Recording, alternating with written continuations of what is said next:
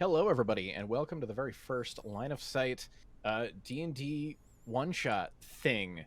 I probably should have come up with a slightly more functional name for that before kicking straight into it, but hey, we did it. As you know, we are a highly professional program. We got on, for anybody who doesn't know me, my name's Chandler, one of the regular Line of Sight hosts. I'm here, of course, with Jaden is here, Hi. who many of you may already know. And we've got a few super exciting, fun guests on here as well today, as we're going to go in and have a good time with a little bit of an adventure. So I'm going to go around real quick and have everybody just say hello. We'll go. I don't know if everybody's in the same way. Ian, why don't you start? Say hi. Who are you? Hello, I'm Ian. I'm a friend of Chandler's. That's his That's credential. what I got. Yep, Ian's a very, very old friend of mine who I've been playing D&D with since junior high. And yeah, it's been a minute. And of course, we have the wonderful Brent, who some of you, if anybody has seen our old Requiem one shot, you were the guy who spent the entire time getting crit by dread rats. Yeah, that was an awesome time. Yep. And of course, we got Ryan here as well. How's it going, buddy? It was great. Pleasure to be here. Yeah. So yeah, this is, for anybody who doesn't know, kind of connected actually to our Patreon to a certain degree. While these are friend of ours guests that we're bringing on for this one, but it's actually one of our higher Patreon tiers is being able to jump in and hop in and do something like a D&D one shot with the whole of us swapping around between myself and Jaden DMing games, and we're going to be spending a little bit of time together writing out this world. Although this one's a little bit of a fun one, especially for Jaden because he doesn't know anything. I don't. I've kind of kicked off the process, and then after this, we're going to be collaborating on it a bit. I think it's going to be a super good time. So that's really about it. I'm going to have you guys actually introduce characters and whatnot while we're in there, so we don't have to worry about that right this minute. And I think we're going to get this show on the road. So welcome, everyone, to the dawn of the Black Sun. Such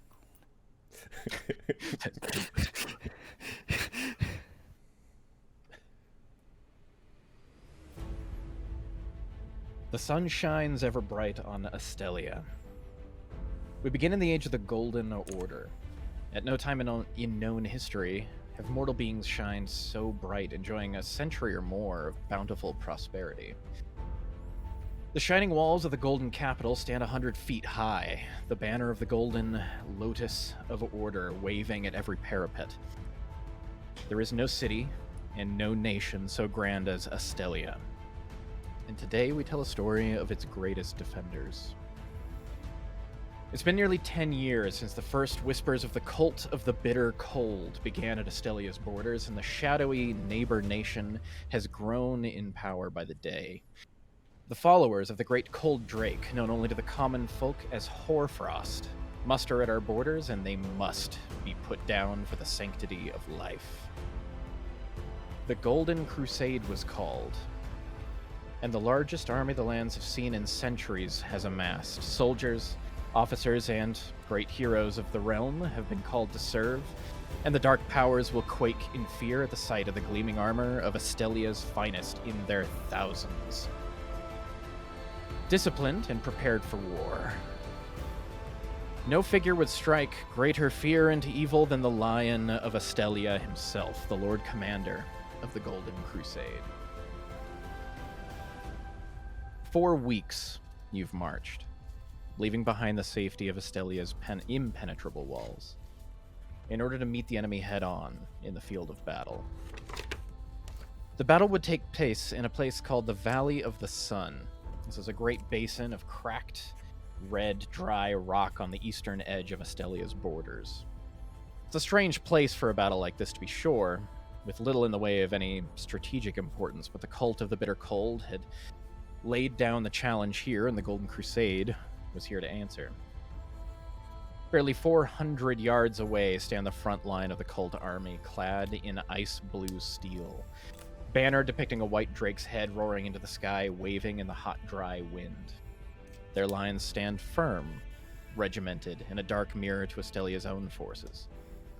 But smaller, far smaller than the Golden Crusade's army. How they could hope to stand here against the full might of the Lion himself, no one can say. You all have a place in this battle, and a place that you would be waiting before things begin. So we're going to go around the table for a second here, or the Discord, and talk a bit about where everybody is. So we're going to start off by introducing Galen Finch. You want to tell us a little bit about, describe yourself, and describe where you think you would be right now. Galen Finch, legitimate businessman, normally found towards the back of the army in the followers' camp, running perfectly legal means of taking coins off of soldiers. At this point, would probably be invisible at the outskirts heading towards the enemy force. Yep, sliding along, kind of along the outside of things. There's always this sense that the armies are honorably standing across the field of battle, set up in lines, and nobody knows all the sneaky things going along on the sidelines, and Galen is the forefront of most of that.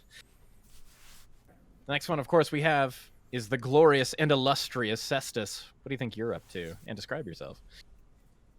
At this stage, Cestus is going to be standing, getting advantage of what's coming up.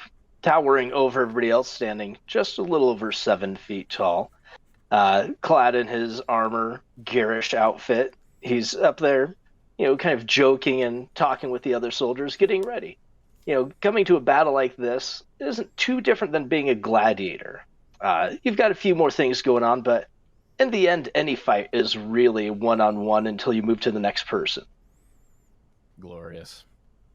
Yeah, and definitely no stranger to battle and conflict. Cestus is definitely here for the glory and the wonder and the joy of just ripping into some guys. And of course, we have the slightly concerning, somewhat disconcerting Toland. Can you describe Toland and tell us a little bit about what he's probably up to? Toland's ghostly, ghastly features would almost catch your eye if it wasn't for the dark cloak he wears over him that seems to absorb the light, ambient light, making it darker anywhere he's standing. He's probably over some patience of his as he, before he heals them, watches the life slowly seep from them as he studies the balance of life fade and death rise as he watches over them before he heals them. Estelia is very much a place that honors life in the biggest sense. And while Toland is perhaps a disconcerting figure to be around, there is possibly nobody more interested in life than Toland. And of course, we have our last friend. Would you like to introduce yourself? Kai Daka Shizuki-san, a towering Loxodon, 9 feet in height, the most gentle of creatures that you would ever hope to encounter. At this moment, he is standing in the main pavilion, distributing arms and armaments to the glorious soldiers of Astelia. There are few places where one would less expect a pacifist to reside. One who does not fight and refuses to harm others, yet here he is, helping in his own way, standing here with the lion as the rest of you, in your own ways. From your various vantage points, and from any vantage point really, you can see the powerful frame of the lion himself, standing at the head of the army, resolute, holding his legendary blade, the sword spear of Estelia. His armor gleams, gold and silver shining in the bright light, and with a massive banner adorned with the heraldry of the Golden Order, a shining golden lotus strapped to his back. He would be a visible beacon of hope anywhere on the battlefield to all of his allies, no matter how dire the situation. The banner of the lion, as they called it, would inspire all. He turns to address his forces, calling across them in a voice somehow not yelling, but carrying well across ranks nearly 4,000 strong. A month we have traveled across the beautiful lands of Astelia. We've left our homes, our families, our friends at the behest of these people. He points across the way to the cult lines. They assaulted citizens along the border, people like you and I, tending their crops and minding their own. This cult has denounced the tenets of the Golden Order as falsehoods and trivialities, threatened the lives of our people, and forced us to respond. We stand before a foe that would see our beautiful city rent and razed. We stand before a foe that would burn our fields, destroy our homes, and murder our families. They see the beauty and warmth of all we created and wish to see it grow cold. This we cannot accept. This we cannot allow. No force, no army may threaten so many lives and be left unanswered. No army, no white drake in a far-off land may threaten the sanctity of our lands and be left unanswered. We, the sons and daughters of Estelia, will drive these fiends back across the Red Rocks. We will push them back to their homelands beneath the Draken Spire.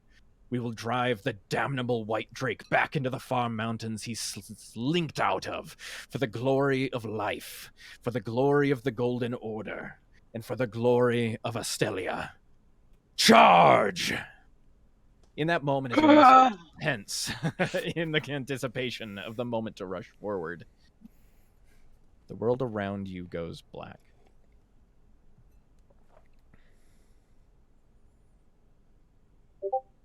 You wake slowly. The air around you is very cold. Bitterly cold. Biting at your skin. A harsh change from the intense heat you had felt only moments before, it seemed.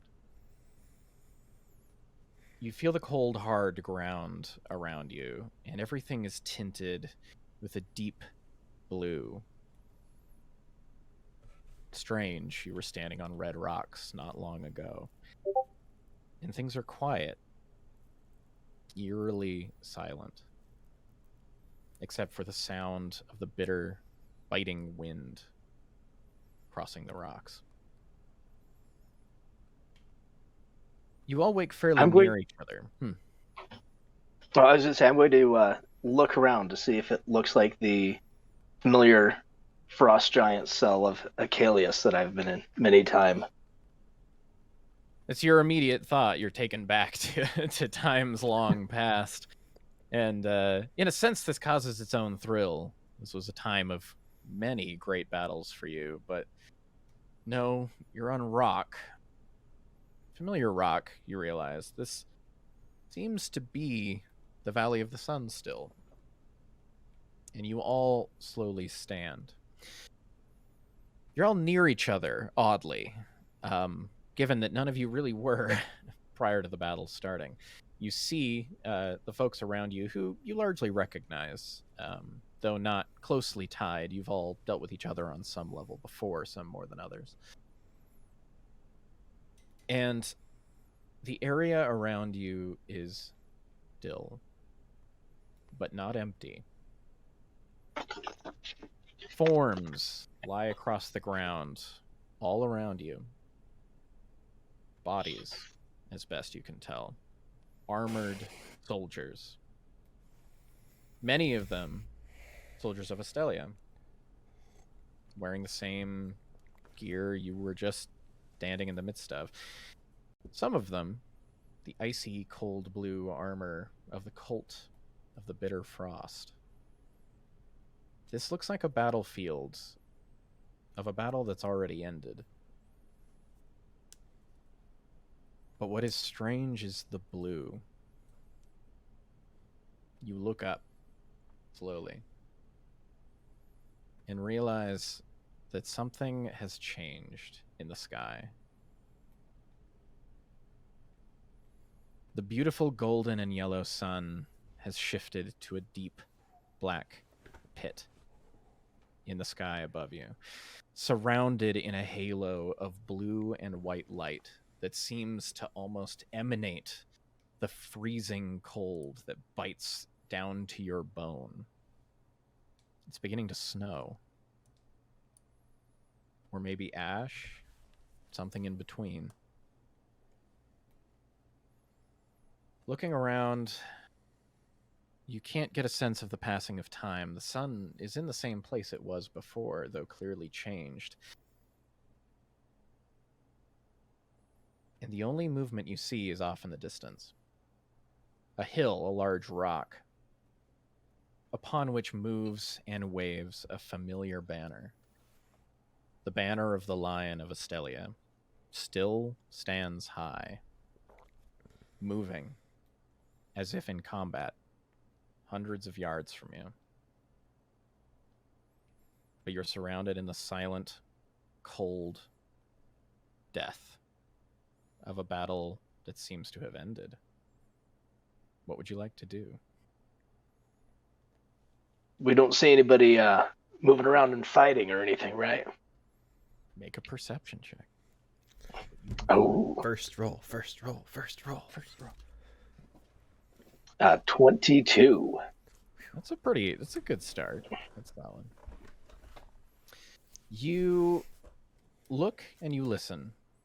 And at the moment you can't see movement, but you do catch what's almost like little flashes of light, like a bluish light that kind of flicker in the distance. And you look now, as you actually kind of look across, you can see the Valley of the Sun is quite a large valley. It's got a lot of there's a lot of verticality to it, lots of crags and big rocks and things like that. So you can't see cleanly. It's not a big flat valley, but you can see pretty far, and you can see that this is whatever happened here happened across most of the valley.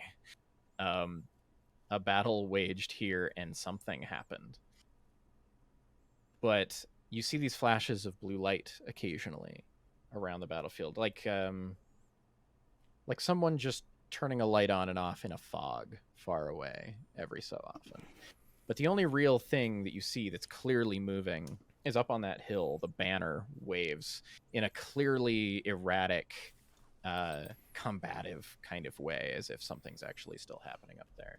And you can actually hear, listening very closely, the distant, through the cold especially, the way that sound carries through cold air, the distant tinking and clanging of metal, as if a fight was happening in the distance. But other than that, you don't see any movement. Kaitaka is going to get out the banner of the Krieg rune, which has a matching insignia as the lotus of the lions, and he's just gonna start charging off that way. The lion, I owe the lion a debt. Yeah, I owe the lion a debt. I'm going that way. Also, of note, if anybody's close to me, I can see invisible creatures within 20 feet of me with that out. Nice. As I see Keitaka begin to head above, I'm like, friend, it is best to wait and investigate, see if we can learn anything. Something quite peculiar has happened here. And with that, I'm gonna turn on as I move towards the bodies.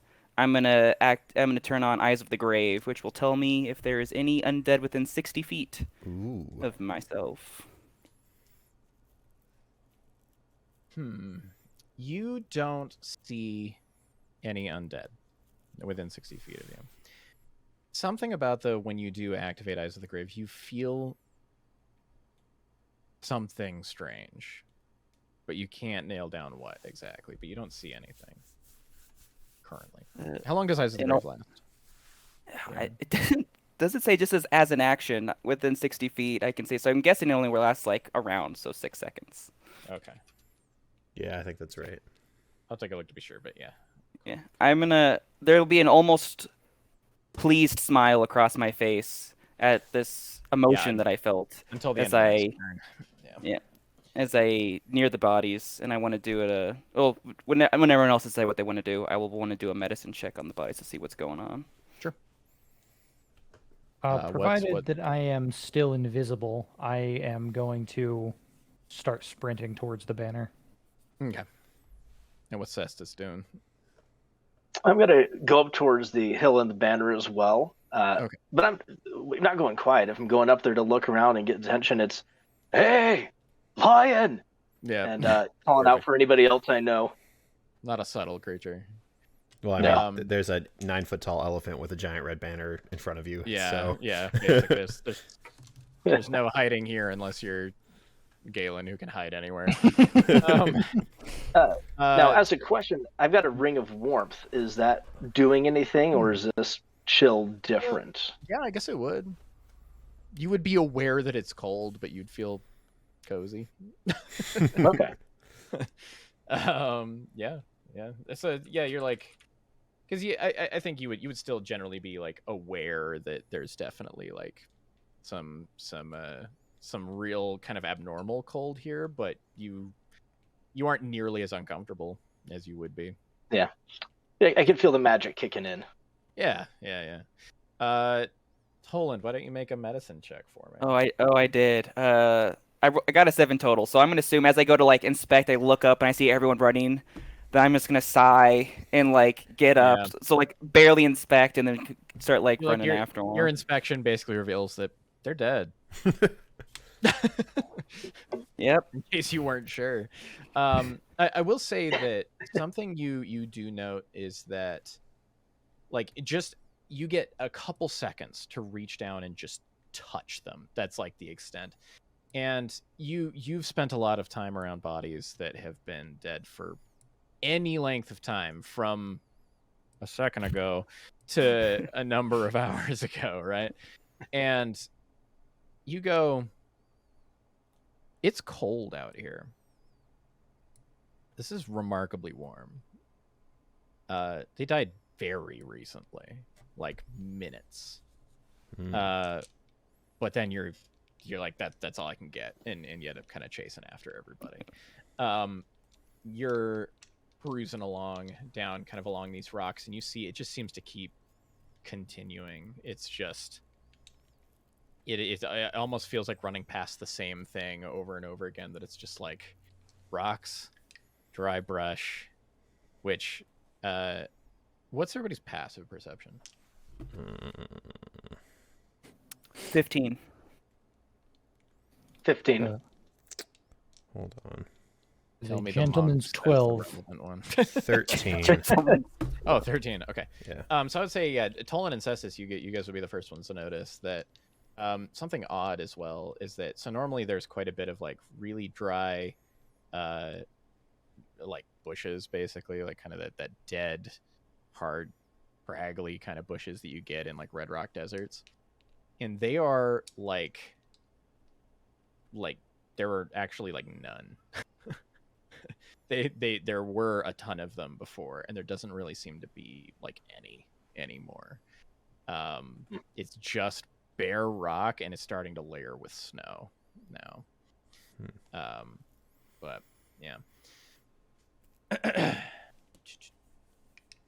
So there's no snow already. The snow is just starting. Just starting to, yeah, you can see it's like just starting to stick to the ground. And it's like starting to get heavier and heavier as you kind of continue along.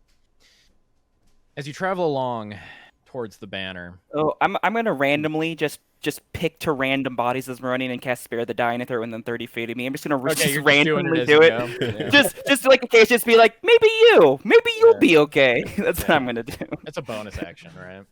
Yeah. Fate has a very bonus special action. plan, and you. It doesn't slow you down at all. 'Cause it's not like you have anything else. Yeah, to be it's a doing. bonus action. Yeah. Yeah. Strictly Bonus action speaking, within 30 feet. I was gonna say, I think strictly speaking, Galen would like brutally outstrip everyone just because that's how rogues work. I know monks are fat. Well, yeah. if you were using key points to step of the wind, Yeah, you'd I'm be not. faster, I mean, but yeah, that my seems base like speed is like that seems like a 55. slightly silly. Yeah, How fast is Galen? guess you'd 30. 30, So but I actually, could it's basically No, I'm triple actually move. faster. I'm Yeah. faster than him. I'm 20, Even if 20 I'm- feet per... Yeah. I'm going 110, Even if he's I'm going triple 90. moving? Oh, fair Yeah. enough. because he would go 110 to your 90. That's kind of funny. Seeing how far, like much farther ahead they're getting, at least ahead of me. I don't know how fast our friend Cestus is. I'm gonna yell out, maybe we should stay together. Yeah, you guys would be stringing out a little bit. Tolan, I'd probably be a little in front of you, but yeah. I'm not working on booking it. There's no need. Yeah. So yeah, you definitely be like a couple of you going a little bit ahead, but you string out a little bit. But so Toland, you would be the first to reach kind of a small clearing where this is the first moment where you actually see something moving. Toland wood or Kaitaka wood? Sorry, Kaitaka. Okay. Yep. You actually see some movement. Mm. And it appears to be sitting, and it, like, you almost don't notice him at first, but a figure is sitting on the ground. It appears to be an Estelian soldier who is sitting on the ground and just rocking back and forth just a bit. Very slight. It's the only reason you even notice him. He like blends in, and like the snow is starting to kind of stick to his armor a little bit. So he's like, he almost just looks like rock. Do I recognize him? You actually do. Okay. As you approach, you realize this is this was a captain. And as you are kind of standing there by yourself, because the others haven't caught up yet, you are taken back to something that happened sometime prior. Mm-hmm. This was probably about a week ago. You sat in the mess tent. It's the officers' kind of mess hall, where mostly kind of the higher ranking sorts sit, and you're just kind of enjoying a drink. What kind of drink do you think you would be having? Something very boring. Yeah, just the blandest, like some kind tea of of some tea with sort. nothing in it. Yeah. Yeah, just like it's leaves boiled in water. Yeah. Yeah. So you're kind of just sitting like by yourself. You've had a tendency towards a certain degree of solitude within the army, just by the nature of being like, people know your beliefs, and people know, that this is a community of soldiers, right? These are people who are trained to fight, and many of them have been basically told throughout their lives that fighting for Estelia in battle and basically harming and killing those who would aggress against Estelia is the most honorable thing you can do. And so you can see how there'd be some split there. Right? Yeah, it'd be weird for them. And, well, this always shows up in the same way. There's a sergeant named Farkas, was his name. He's been around for some time. You knew him to some degree. And looking at him, you're immediately reminded of a moment of what felt like a gauntleted finger jabbing you on the back of your head. As Farkas and another sergeant by the name of Davin, who you know, have approached and started harassing you. Not for the first time, but as these two upstanding soldiers of Estelia stand around you, Farkas kind of leans down and goes, "You enjoying your drink there? Don't understand why it is they waste drink on somebody like you that's not even gonna fight with us." There are more ways to combat the enemy than to kill them yourself. Your army would fall apart without me. You can see immediately like looks up at Davin, and he like, you see him kind of like reach a hand up like he's gonna jab you on the side of the head again. Do you react to that? I probably just like raise a very large eyebrow at him. So just you do that, and just as his hand moves forward, it stops suddenly, and you immediately feel the presence that is the Lion of Astelia holding this man's wrist, and the lion's like good 7.5 feet tall. He just fully lifts this guy off the ground by one hand and to stare him like dead in the eyes. And he's just like staring at this guy, and the lion's got these like ice blue piercing eyes as he stares him down. I would like you to go to your captain, and you're going to let him know that you're on extra duty for the rest of the week. Don't think I won't know if you don't do it. And then just like crumples this guy onto the ground, like just tosses him a little bit, like a little, just like you would toss like a pencil. This guy just collapses onto the ground. Farkas and Davin go bolting out of the room. The lion kind of leans in and puts a hand on your shoulder. Are you all right? Gnats cannot bother a mountain. He kind of keeping a hand on your shoulder because he's got some long arms. He like steps around the table a little bit and sits down across from you. And you can see he's got like his own cup of something steaming.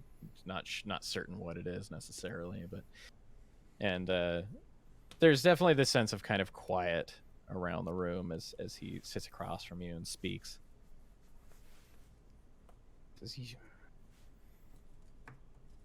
Very few understand your worth here. But I do. And I always have. We've got a long history together, you and I, Kaitaka.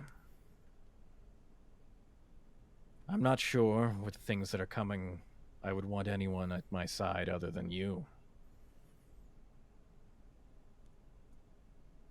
We're heading across a long distance to meet an enemy we know barely anything about. What do you think about this?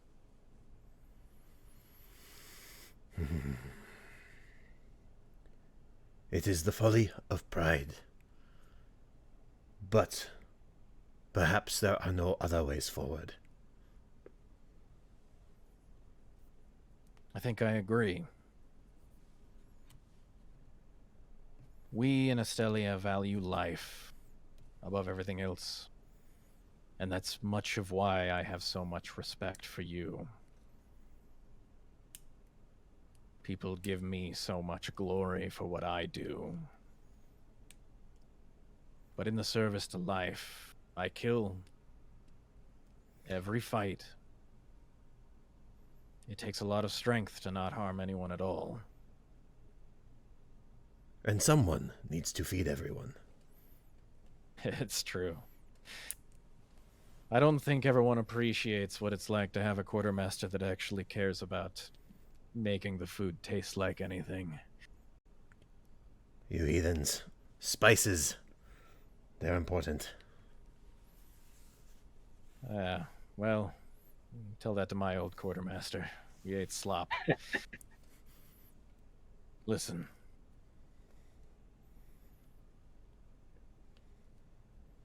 Everyone says that this is going to be easy. Based on all reports, their numbers are small, and they're not as disciplined as we are. But I always worry. I never want to underestimate anyone. And I know that if things go wrong, you'll do the right thing. I will follow you, as I have. That's all I've ever asked. And he stands to walk away. I probably stand up as he does as well. He kind of gives like a kind of a half bow. He's like trying to suss out your customs, kind of like he's been around you for a while, and he's just sort of like mimics things you do sometimes, but he's got a little bit of a smile, and it's he turns and steps out of the tent, and as that happens, you return to the moment that you were in.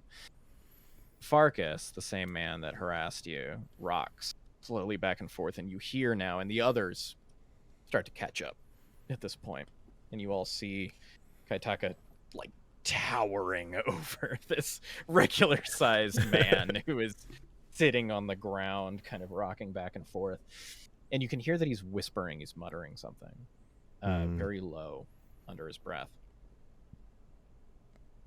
but very quiet and it's hard to hear him very well. Okay. What would you like to do? I would like to walk up and see if he looks injured, and if he does, I'm going to use a healing hand on him. And you're all arriving at this point, so if there's anything else you all want to do, you see this. Yeah. You see this situation as well. Make a medicine check. 17 plus. Hold on. 25. Nice. It wasn't especially hard to find, but get some detail out of it. The thing you notice immediately is he appears to be burned. And it's funny, like, you kind of walk up to him and he's sort of facing, like, you're getting a profile of him. When you step to the other side, it's like almost the entire other half of him is crispy. He is burned badly. Batman Two-Face level. Yeah, a little bit. Yeah, very similar to that. You see his skin is just charred and blackened all down one side of his body, but he doesn't seem to be reacting to it as if it's painful. And I would say with that high, you make an Arcana check too. That one's not going to be as good. 11 plus 11. 11. So this just confuses you, and you're just having a hard time figuring out how to kind of reconcile this. Is that this burn looks very fresh, but like it looks like somebody got seriously burned and then put into like ice cold water somehow, enough that it didn't spread. Yeah, it kind of stopped in a way and got kind of cooled off very suddenly. So it's a bit strange. You can tell that this is a very recent injury, though. You still wanted to Yeah, I'm gonna put a massive punch paw some on health it. into him. Put a massive paw on his shoulder and like. I just like the idea that you fully deck people. That'll be 5 hit points back. Okay. You don't see any visible change, but you know that the effect seems to have happened. But as you kind of lean in, as you get closer to him, you can start to hear as he's kind of muttering something, not really repeating the same thing, but sort of the similar theme of he's rocking back and forth as he's muttering things like, "I've seen it. I saw it. And it saw me. The cold is so cold. And I saw it. And it saw me. And the cold burns." And he's repeatedly saying things like this as it appears completely does not notice you're there. Huh. So, interesting point here. I'm also going to get rid of the stunned condition on him as I do the healing hand. Okay. You don't note any particular change. Okay. But There you go, shake him a bit, like, "Hey, what'd you see? What's going on?" you as you actually like physically kind of shake him, you see he like jerks in this kind of startled motion and turns to face you, and you see now that the eye on the side that had been burned away was closed, and he turns and opens it, and you see his eye is filled with what looks like blue flame. The eye socket burned away, and this gleaming bright light coming out of his skull. My character just like is like, and I want to make an Arcana check and start like touching him and like try to figure out what's happening. Okay, make both a medicine and an Arcana check. All right, medicine, natural 1. I'm crushing it. Arcana though is great. I might be too fascinated with that. Arcana is 22 total. Nice. Oh, and Kaitaka, you have a point of inspiration. Sick. What What dice 22? do I use for that inspiration? Yeah, 22 for Arcana. So how natural 1 for this inspiration works is it basically after you do a roll once, you can choose to gain advantage on it. Oh, sick. Okay, cool. It's like having a luck point from Nice. the luck feat, kind of. Okay. you're looking at it medically. This is an absolute mystery. You're like I've never. I mean, that's fascinating in its own right. You're like I've never seen something like this before. Like, what is this thing? Arcana. Again, nothing you've ever seen before. The only thing you can note is that you did see some of the flashing lights off in the distance, and they had a similar, like, the color is very, very similar, and kind of the feel of them is very, very similar to this blue flame. As you're kind of intent on this, Galen, what are you up to? What are you doing? What are the chances that I would know that Kaitaka can see me? Pretty low, I think. I imagine you would have no idea. Okay.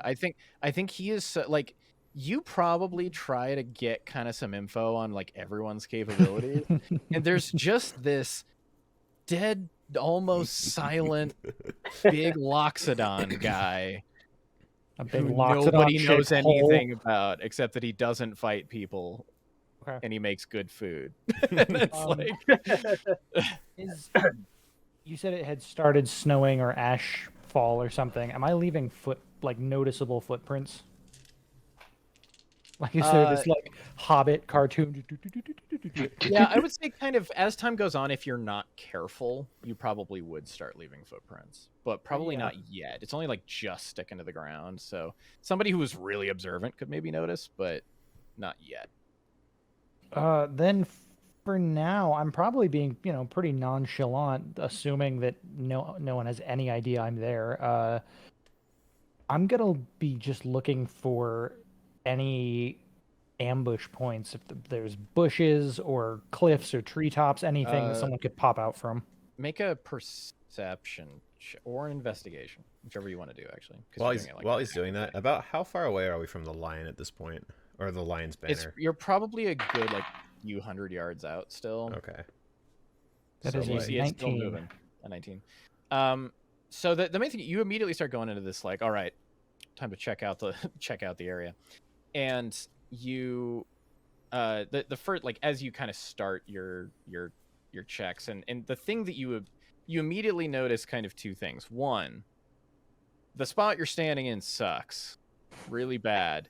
You guys, in order to walk up to this guy, you guys kind of walked into this alcove in the rocks, kind of, where you're like, boy, if somebody attacked us from that side, we'd be very stuck in here. The other thing that you notice is movement. As at first you think it's like flurries in the snow, almost like wind picking up bits of like snow or maybe sand or dirt. But start to see that this movement starts becoming more deliberate, like tiny little dust devils almost, of like ash and dirt and snow and some combination of these things. And you all start to realize it very quickly as everyone starts to turn and sees that this number of figures and forms have started to appear in the area around you. I need everybody to Kind of roll like they're materializing out of something. Or... Yes. Initiative. Yes. What? Man, I really hope my rolls start picking That's up. cocked. Alright, let's... My experience Yeah, with clerics cool. is clerics roll bad. Yeah. Yeah. Clerics are bad. After the fact. There's so many abilities to keep track of. There it is. Starting at 14th level. Yeah, so. Mhm.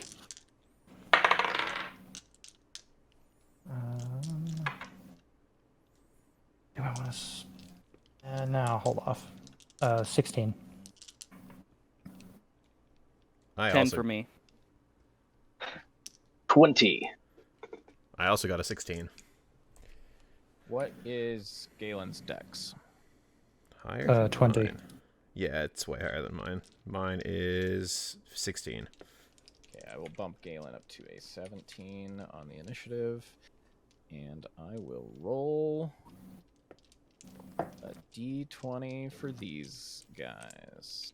These guys. Nice. These guys.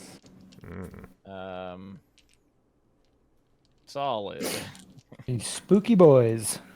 Them Stinky boys. spookies. All right. We're gonna bring you guys over. Ooh, Ooh. Oh boy. loading. All right.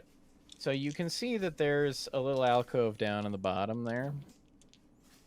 And I should have put something for this, but the guy you were talking to is about here, if you can see my ping. You guys are going to want to pull your tokens onto the field wherever you think you would be. So wait, where's the guy at? If you go down near the bottom of the Down map, here. I'm kind of pinging a spot. Gotcha. I will Oh, resize there's a lot the- more to the map than I was seeing. Actual size. Okay. My token won't shrink. A bit bigger. I can control the shrinking. Hold on. I'll get everybody into it. I just need to put you in one of the grids so I can see it. Okay. And where are the tokens at? So if you go to your journal, which is Yeah. over in the top right there, your character It's the should be up there. Okay. And if you just click and drag your name onto the map, it should bring your token in. So I should probably be bigger. Are you a large creature? I think I am a large creature. I don't think Loxodons are. I don't think any character. Oh, you're Yeah, right. I just count as basically large not. for everything except for size. You're Yeah, right. So you two would probably be kind of here because the guy is right next to this spot. Yep, sounds Okay. sounds Yeah, perfect. I to would me. be Galen, right you'd be there. out. Yeah, you'd be out near Talking to the entrance for sure. Okay, so you guys are all like right there.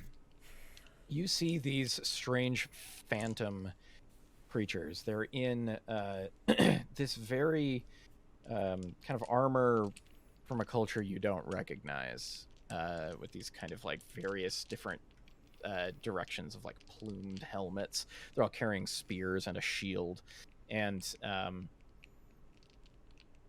they've risen up from the ground around you, just silently. And the first one to go is Cestus, speedy boy. All right. So they're up here. I'm going to start off just to see what they are. Just yell out a challenge. Hey, which side are you with? They don't appear to respond in any way.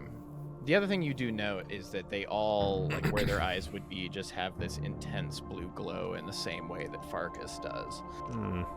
But they are like, they look up and they're not moving yet, but they're all holding up spears at the ready as if they're like trying to keep you in this space, kind of. But they don't So to not respond. move forward. Maybe. Okay. All They right. haven't, it's possible they just haven't had time to move yet, which is always the thing. Okay, I'm going to kind of size up the distance. I don't know for certain yet who they are, what they're doing.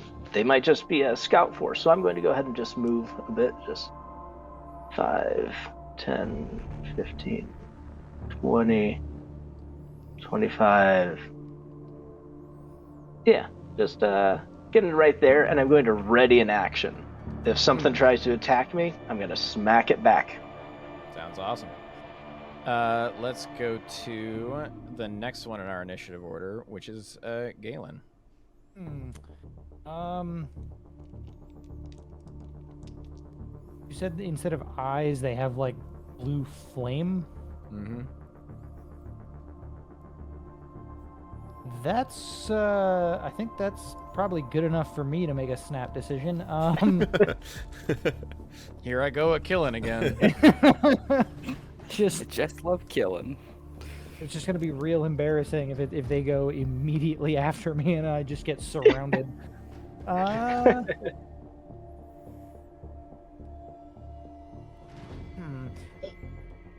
I think what I'm going to do for now is I'm going to use my action for Divine Sense to see if any of them are celestial, fiend, or undead. So you get two things at the same time. These are absolutely undead creatures. That you know for certain. but something within the glowing lights of the eyes reads as celestial to you. Weird. But the beings themselves are undead. Deeply disconcerting. Then, with that, I am going to. First, I'm gonna move I'm gonna move to there. Do any of them look like they are noticing my movement? Make an insight check.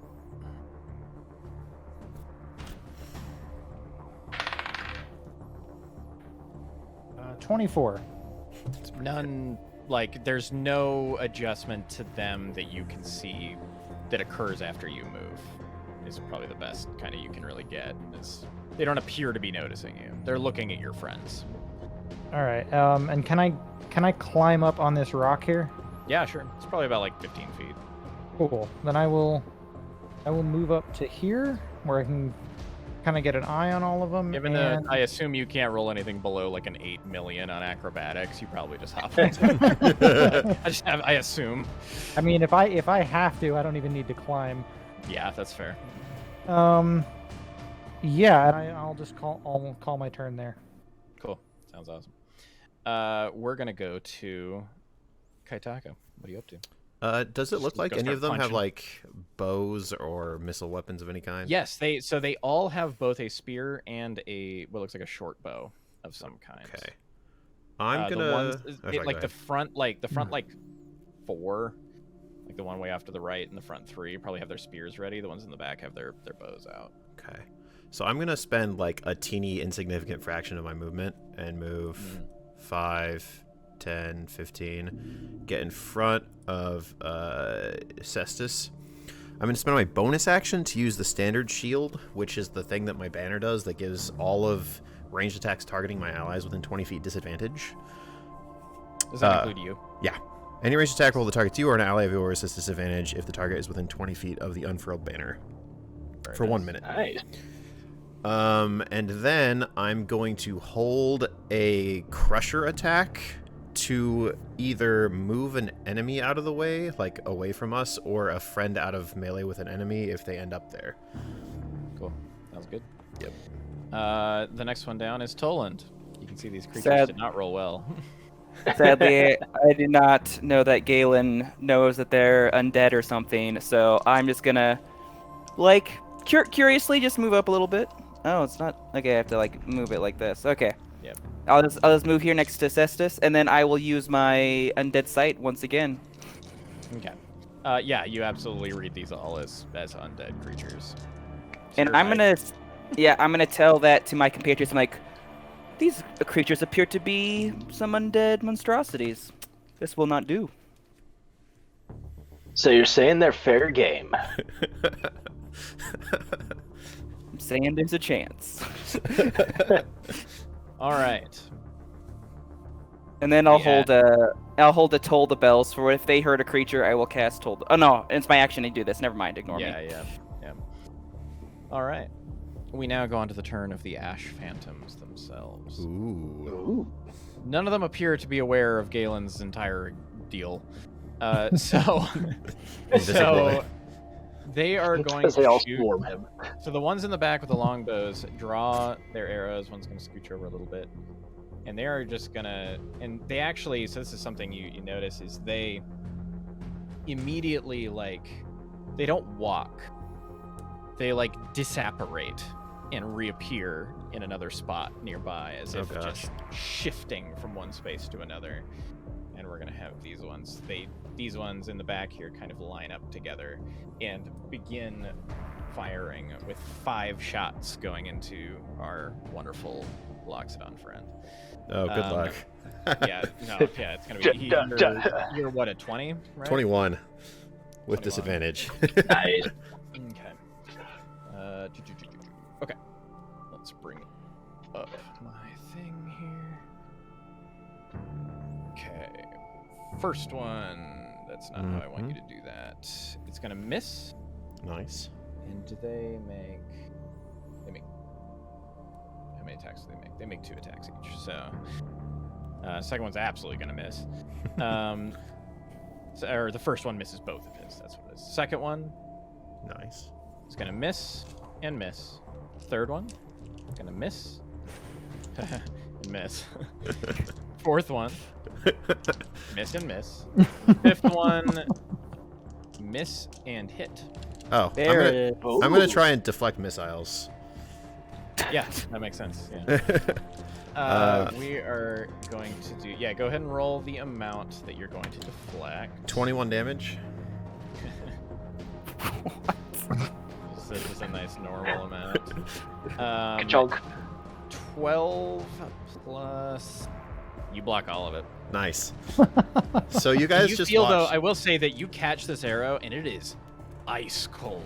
Oh, that's this not definitely does some cold damage as well as its base So damage. what you guys just saw was like this massive, normally like kind of lumbering elephant, like start to just like do this dance with this banner spear and like knocking missiles aside and just like dodging out of the way. It's like the most choreographed thing you've ever seen anybody do. You do catch the missile. You could throw it back for... If you I don't do wanted. that. Oh, yeah, you don't do that, do you? I just like shatter it in my hand. If you wanted to, you could. I could. Yeah, you just snap it in half. Yeah. Awesome. I love it. Shooting at Kaitaka has more misses than a beauty pageant. Wow. We're starting, Brent.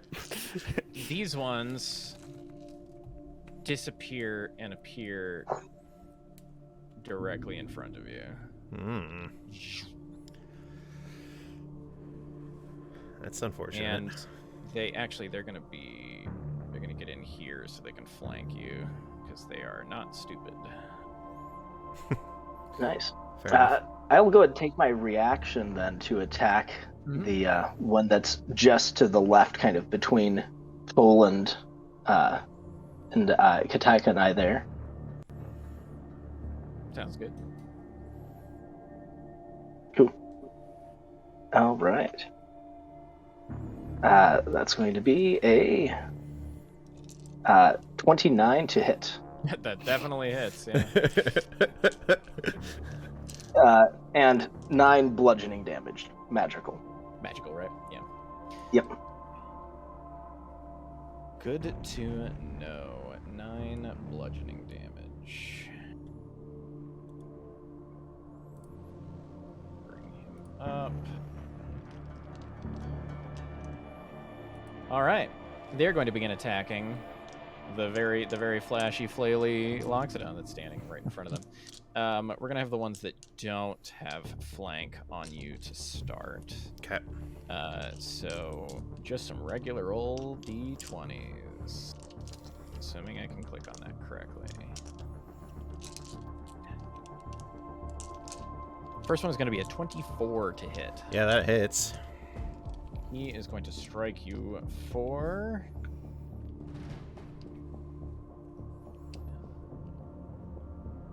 Oh, does your ring trigger up this? I trigger it when I want to. You do it on purpose? Yeah. Okay. Yep. Cool. So this is gonna be...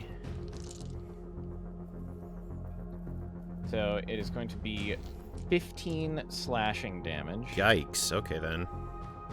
And 10 cold damage.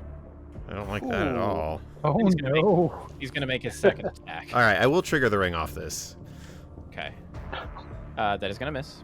Okay, nice. So he has to hit you to use a charge, right? Yeah. Now we've got 2 of them that are gonna have advantage. So the first one. I'll probably use the ring. that is- I'll probably use a ring charge until one of them hits the ring. Okay. So this is a 25 to hit. That'll hit. Okay. You roll a d20 and it's on a what? I have to roll a 6 or higher. Okay, go ahead and roll it. That's an 8. Okay, so he strikes. You guys see as this spear heads towards Kaitaka, and it seems like it's gonna hit him. That's not where Kaitaka was, and it's you can't reconcile it for a second. You're like, I guess it missed. Very strange. but he's gonna make his next attack Yep. with advantage. Yep. That's a 25. Yeah, that hits. He's gonna do It's a bad. wonderful. Yeah, these guys, they do hurt. Ooh, that was spicy. He is gonna do 25 slashing damage. Oh my gosh. Okay. Ooh. Oh, stymie. Hmm. And 4 cold damage. Okay. So that triggers the thing, Chandler. Okay. Make a wisdom save. Okay. That is a total of 14. Okay, it's not gonna happen yet. Okay. We're gonna go to the remainder. The last two going into me? Yeah. What was your AC again? You're 21. 21. Yeah. Gonna miss. Woo. And it's gonna miss. as Yay. well. Those are the last ones. They are all done. And so you're ducking and weaving, but they hurt. It's Mm-hmm. the thing you immediately notice, like you kind of think, you guys have had long travels and you probably have some sense of what it would be like to fight like a skeleton or a spirit or something like that.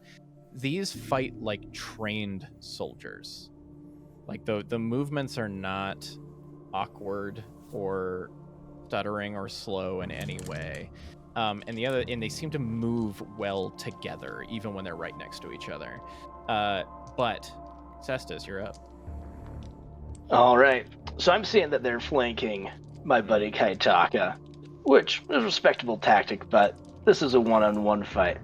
So I'm going to say, I've got this one. You guys take the others. I'm going to attack the one that's right next to me there.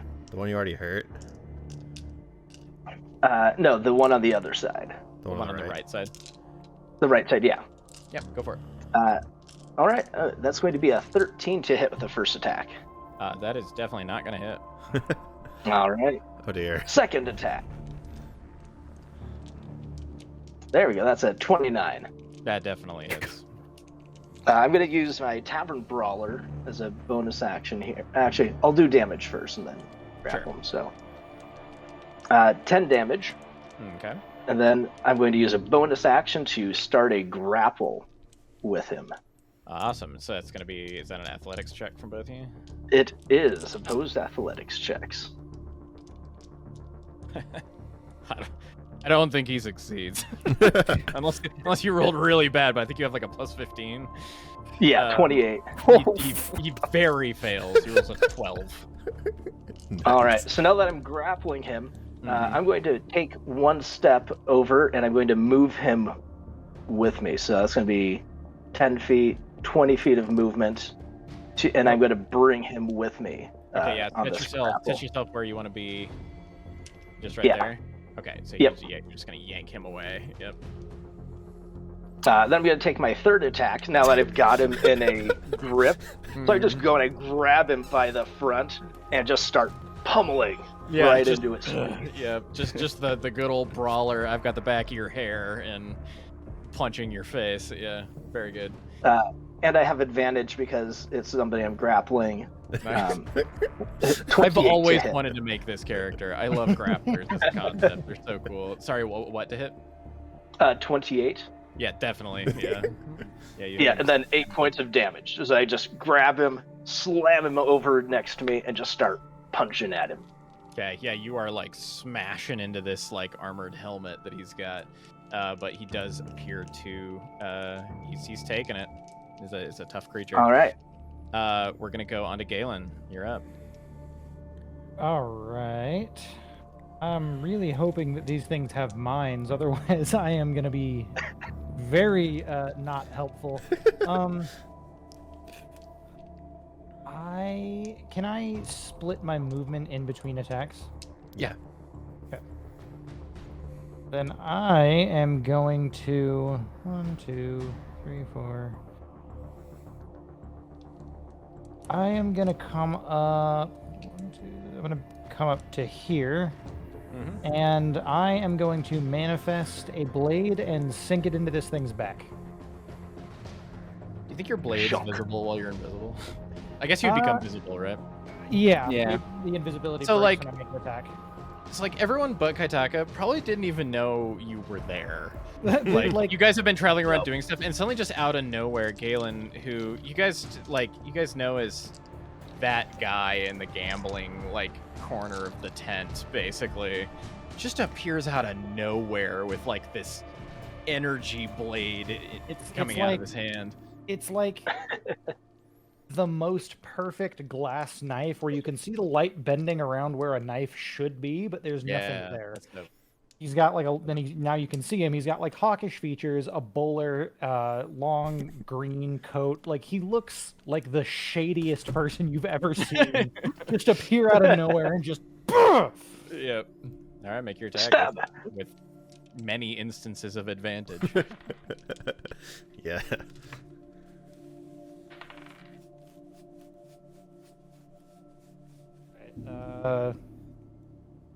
Very high, I'm imagining. 28. It definitely hits. Yeah. So we've learned 12 doesn't They have- hit, and if it's a 28 plus, then it will hit. Yeah, I was gonna say slightly behind the curtain. They have a way to they have a way to boost each other's AC, and you guys are just blown so far past it. Okay. It's like, nope, okay. Yeah. All right, so I assume that I will get full sneak attack here. 40 trillion damage. Let's go. 8 bazillion D damage. They are undead as well, so you I If don't- he's your I only have Yeah. one Only be physical, so I'm gonna. Wow. All right. I on my sneak attack I roll a 5, 2 2s, and 2 1s.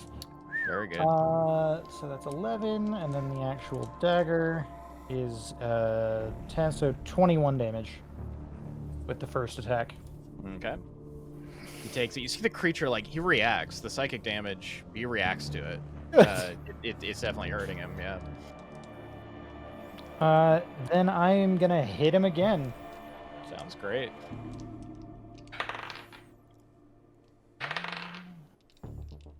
Yeah, with advantage as well. Say again. 21. 21. So here we go.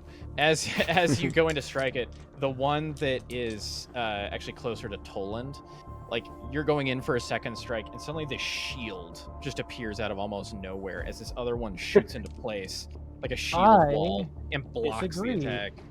I'm Just going to use a deflects it away. psychic power die to try Okay. and make that land. All right.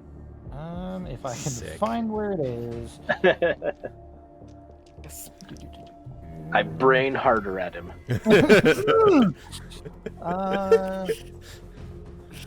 Attack roll. Roll one of your psychic energy die. Add the die to the attack roll.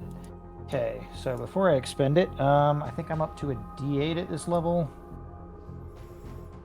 which is that one. Add a 7 to that, so 28. So you see this shield coming in to deflect the attack, and you actually like teleport past it. Like you're suddenly just a little bit closer, and the shield just totally misses your attack. So that one has used, the one next to Toland has used its reaction, and you still hit. Great. This is going to be significantly less. I don't know. Your sneak attack was real bad, so. This guy, yeah, you guys see the shady guy appearing out of nowhere, and then is just like almost like phasing in and out of reality, like attacking this thing. You're like, since when could this guy do all this stuff? So that is another 10 psychic damage, All right, he takes another 10. and then I am gonna hit him one more time with my offhand. Cool. More than 30 health each. This is bad. Let me make sure that, yeah. So that is a crit, natural 20. Very nice. Very good. Of course, it's on the one where I only get a D4 for the attack.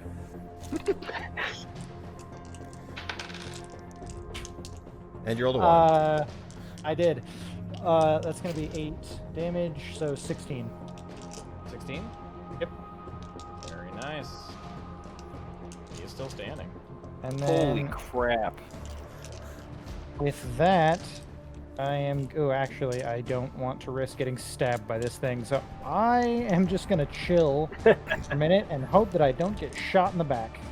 Yeah, well, you'll have they'll have disadvantage, right? Still. Yes, they will. The banner. So you've got that going for you at least, and it is now Kaitaka's turn. Okay, I am real hurt. Start rubbing yourself for the healing. We might do that at some point here. So first thing I'm going to do is I'm going to use an attack that is not an attack to use my Crusher ability. So I'm going to hit the one that is between me and Galen.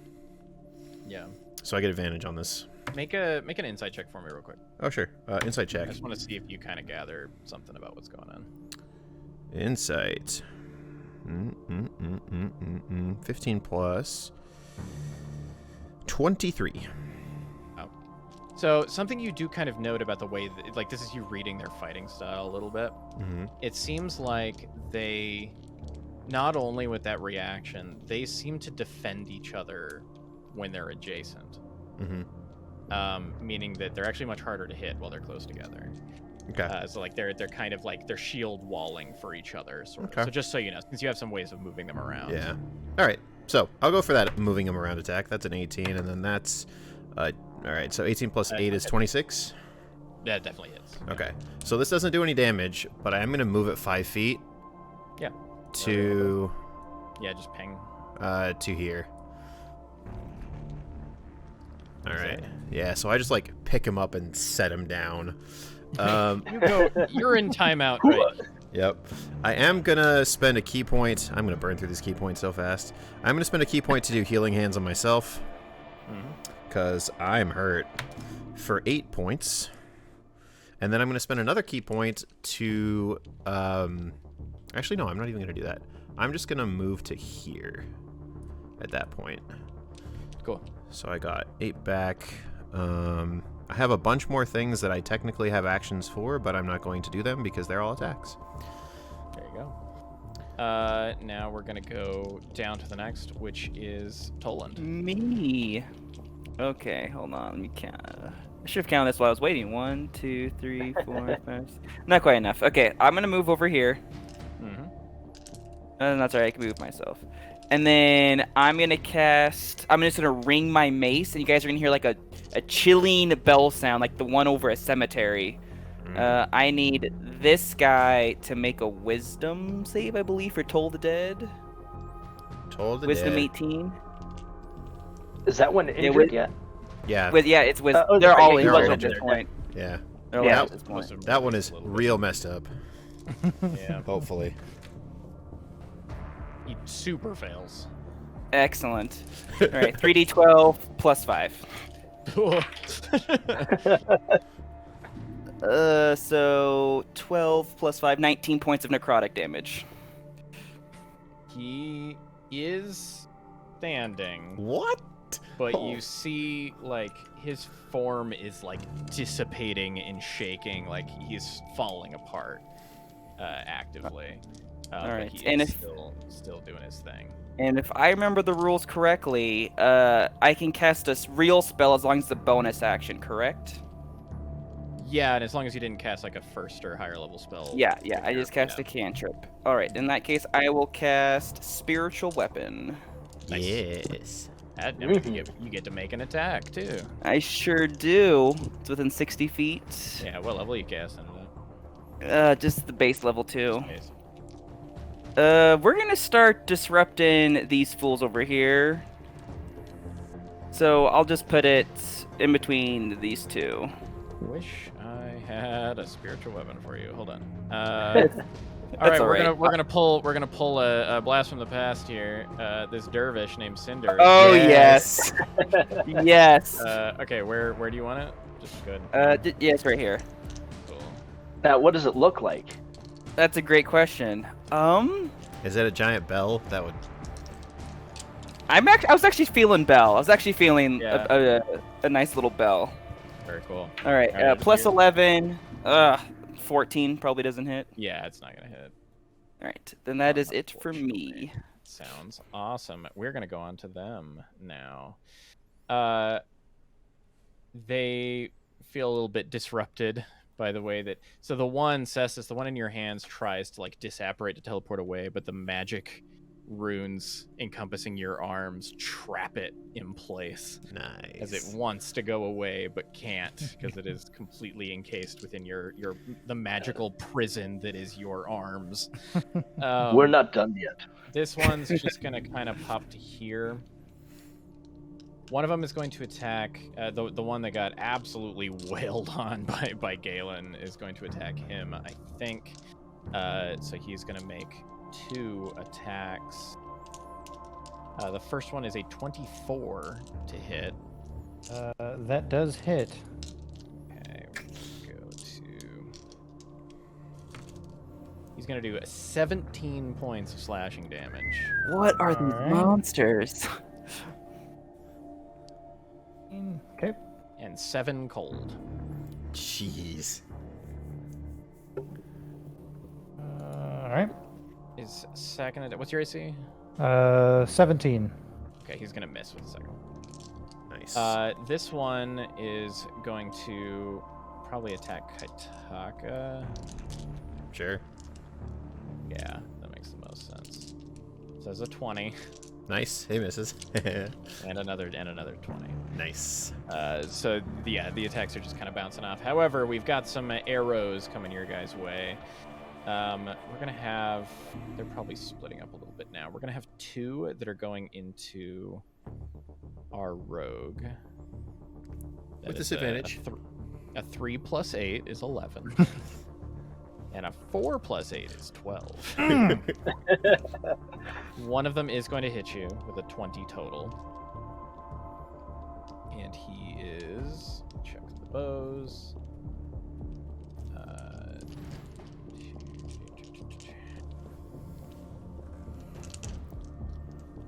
He's going to do. Oh, he rolled really good. He's going to do 15 points of piercing damage. And 3 points of cold damage. Oh, Alright, thank goodness! Thank goodness the cold from the arrows is way decreased. You said 15 and 3. Yikes. So how does that get split up if I uncanny dodge? It's the total number, so it'd be 18 down to 9. All right, let's do that. Okay. Fair enough. Now we're gonna have. Let's see. We're gonna have probably like 2 at Cestus and 1 at Toland. Oh, have they just given up on me? That's fair. Now, does the guy in front of me get in the way of the shot at all, or? I don't think so. Okay, fair. Unfortunately. But they are still gonna have disadvantage. What's your AC? 19. One of them is gonna hit a 19. Exactly.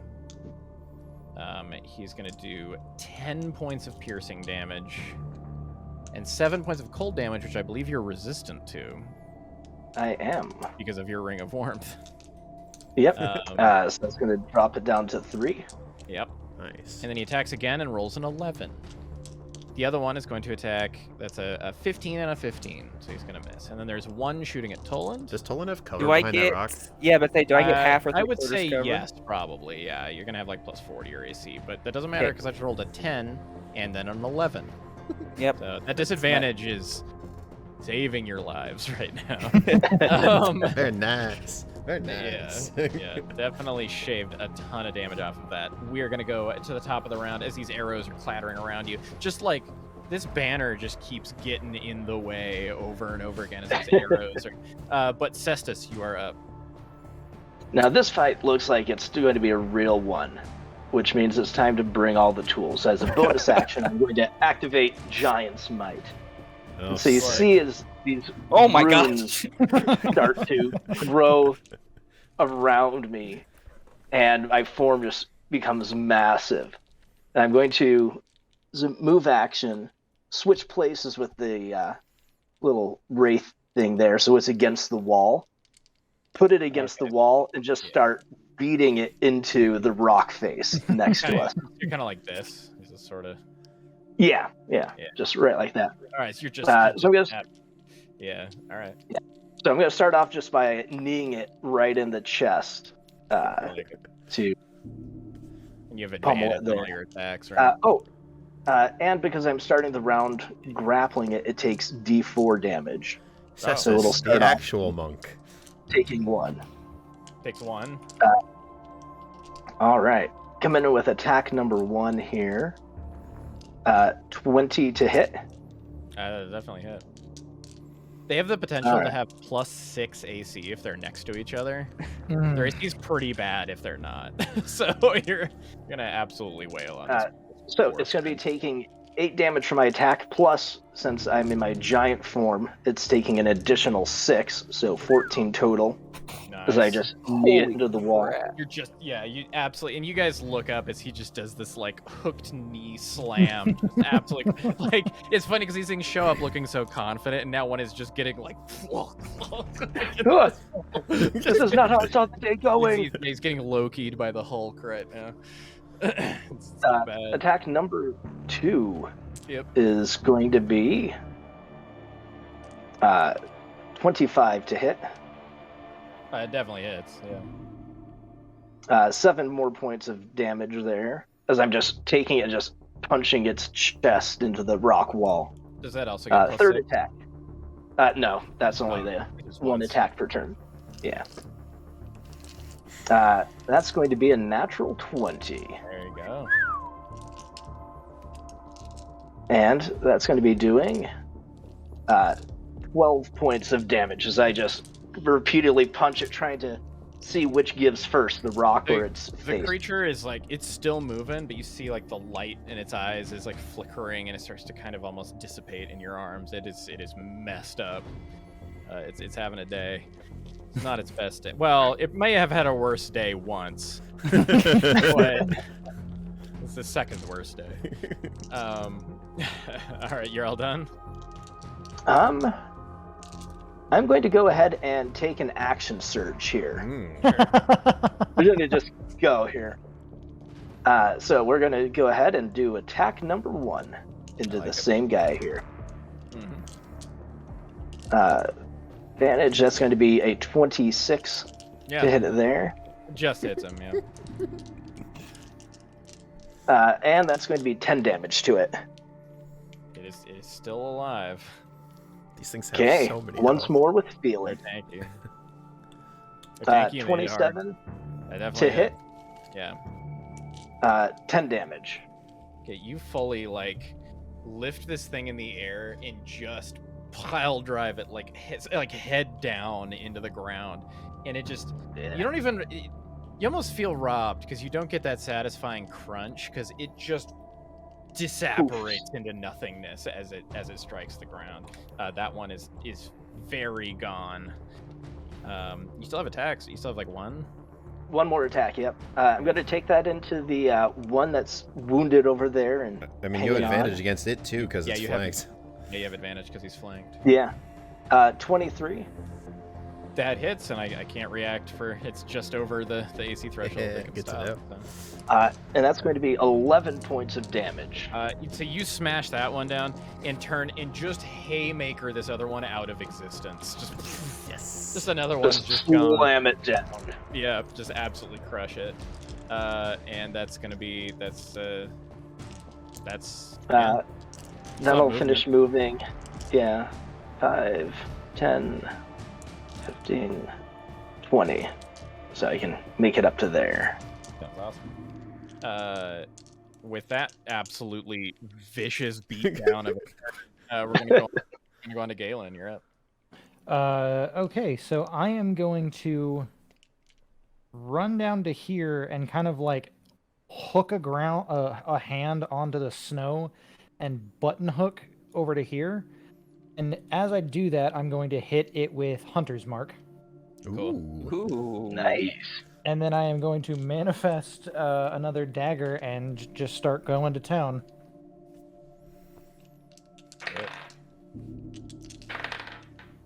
Okay, that's going to be 27. Definitely hits. I am going, let's see, so that's 2d6 because of Hunter's Mark, plus 5 from sneak attack. So I'm going to roll those in beyond because I only have the one on me. Just roll one die over and over. Yeah. You just need to be around me. I got 65 of those right here.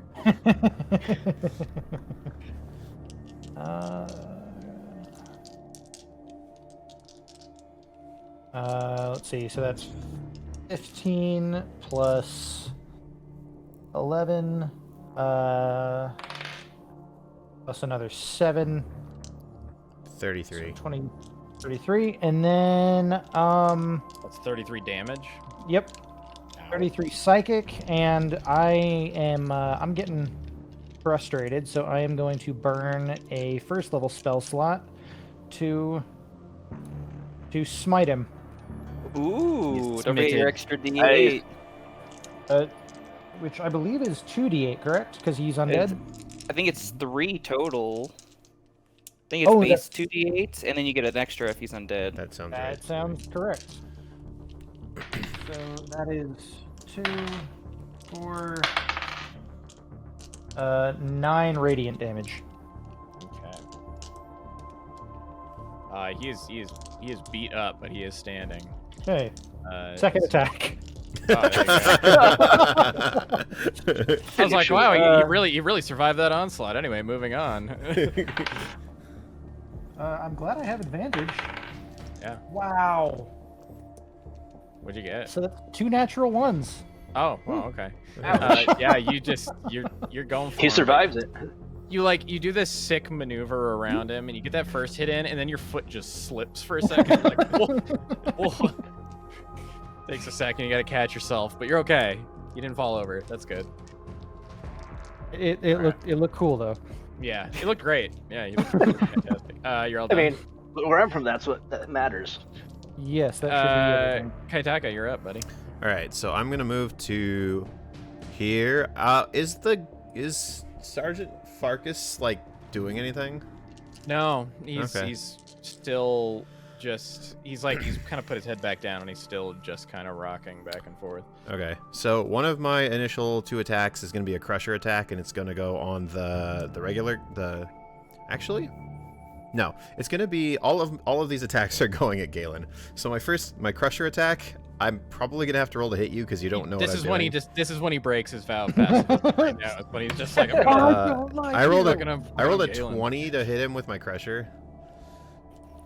Yeah, I believe that hits. Okay, so if you wouldn't mind moving your character to to here.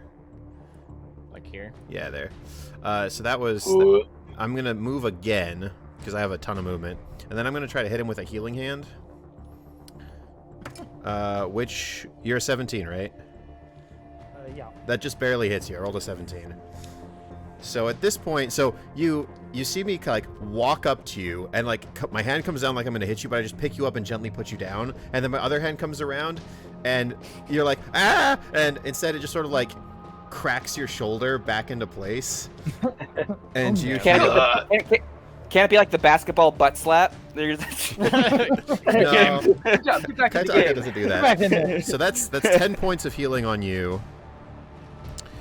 And then I'm going to use an action surge to do it again.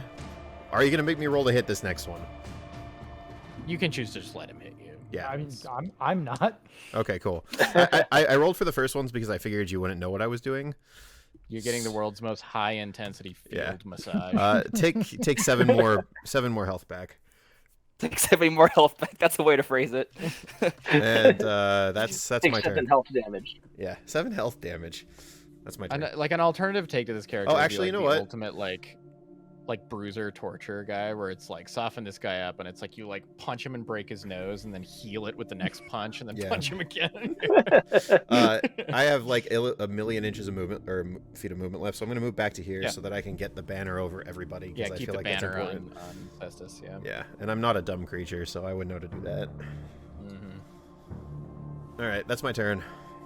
So that means my go. It is.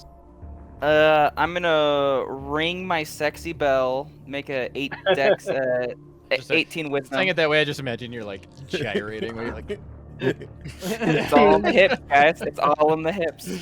I'm gonna roll. That is a 15. Not enough. Wisdom 18. That's on the guy right next to you, right? Yep. He's hurt. I He know is. things. It's very hurt. Oh, that wasn't great. 4 plus 5, 9 plus 14. 14. 14 No. points of necrotic damage. Enough to get rid of him, unfortunately.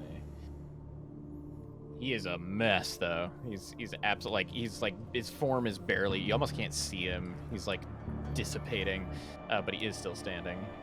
Ugh, that's a shame. And then I'll make this attack this guy in the back. Sure.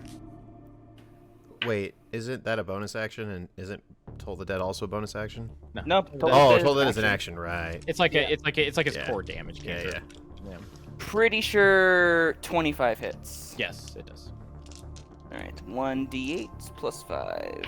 Take 11 points of radiant damage. Nice. That was this guy back here, right? Yep, Yeah, the the one guy in in the the back. Cool. All right, and I think that's all for you, huh? That is all for me, since I wanted to move over by this rock, but this dickbag got to live, so I don't get to move. Yeah. All right, we're gonna have the one next to you in frustration with you daring to attack it is gonna roll a 27 to hit you. With its first Rude. attack. He's gonna do 19 points of slashing Oh my gosh. Holy crap. and 8 points of cold. I'm going to use my reaction to activate my shadow cloak Okay. to reduce that by half. So what was that, 24 total? Yeah. So okay, so he down to 12, and then I get to basically Misty Step, Yeah. and I oh, will nice. go over there. I should be still within 20 feet of Ketaka, right? Yeah. Yeah. Am I still within 20 feet? Uh, Okay. So he'll just adjust and make his second attack on Kaitaka, and he will miss because that is a 14. Yes. We're gonna have, let's see, these two are apparating forward, but they're switching weapons. Yep. So they are Ooh. into sword, they're into spear and shield, but that's kind of all they got right now. These two are gonna port forward as well, and we're gonna have one shooting at Toland, one shooting at.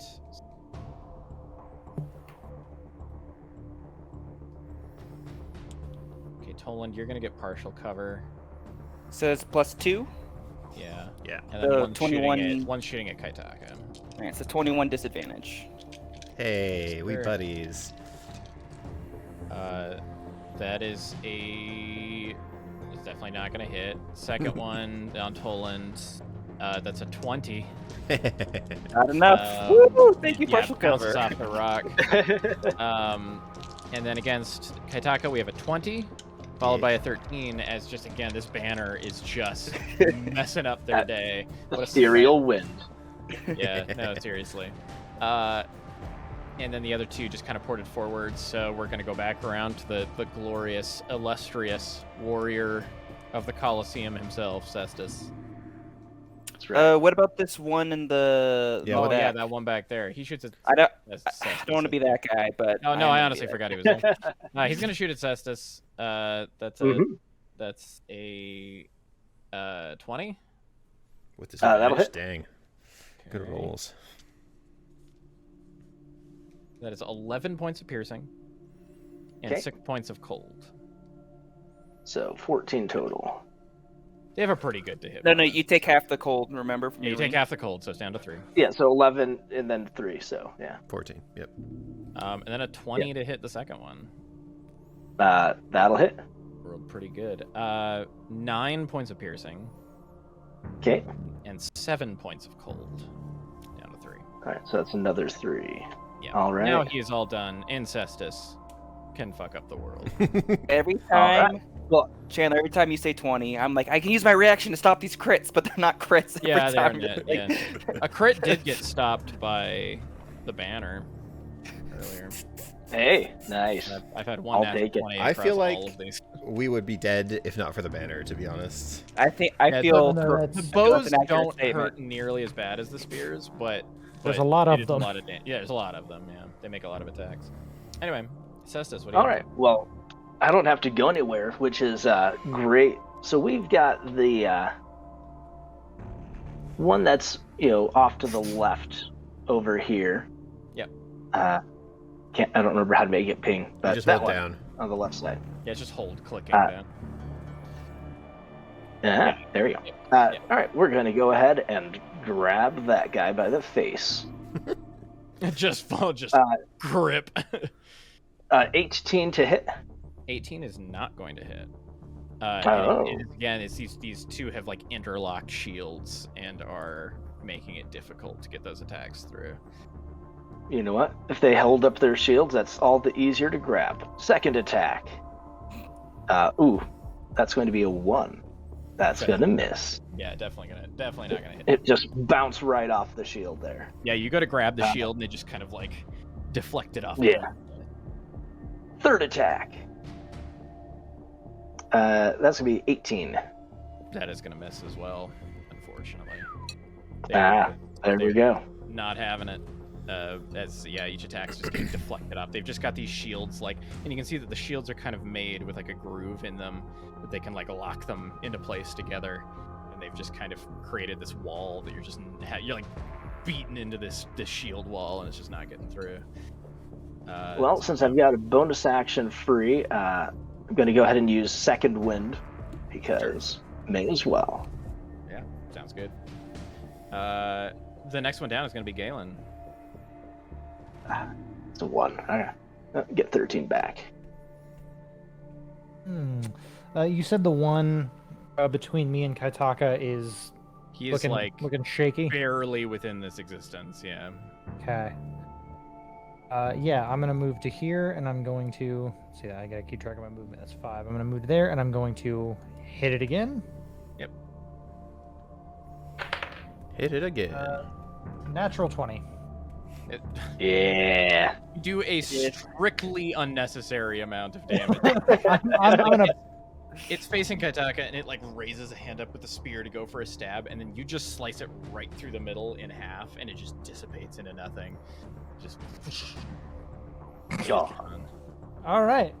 I'm assuming because I was only going to do I wasn't going to do my sneak attack on that one because I figured sure. it probably wouldn't be necessary. Yeah. Do you want me to roll? No. It did not have the hit points. Can you roll lower than a 4 on damage? No. No. It had 4 health, so yeah. Yeah, it is very dead. Then where do I want to go now? 10, 20... Oh, wait. 10, 15, 20, 25, 30... I don't think I have a means of getting advantage on anything on the field yet. So, well... You could bonus action hide and then rush out. Yeah. Go right behind the rock over there. I am going, let's see, 5, so that's 10, 15, 20. I am going to use one of my, 4 Misty Steps to teleport. Aren't they to... all from different sources too? Yeah. Yep. So I'm going to use, there are so many places to keep track of all this. I think, where is it? There it is. That's the one that I can do once per long rest. All right, so I'm gonna Misty Step there with my bonus action, and then I'm going to use my other attack to put a psionic blade into this one. Sounds great. That is a 27. 27 to hit, yeah, I think that hits, yeah. You're you slip behind the shield wall with your teleport, and you're just stabbing him in the back of the head. I distracted it for you. Yeah. You are very distracting. So that will be 4, 7, 11, and then shove some sneak attack in there.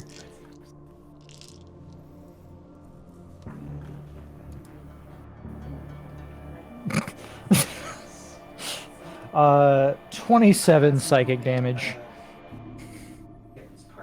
Good start.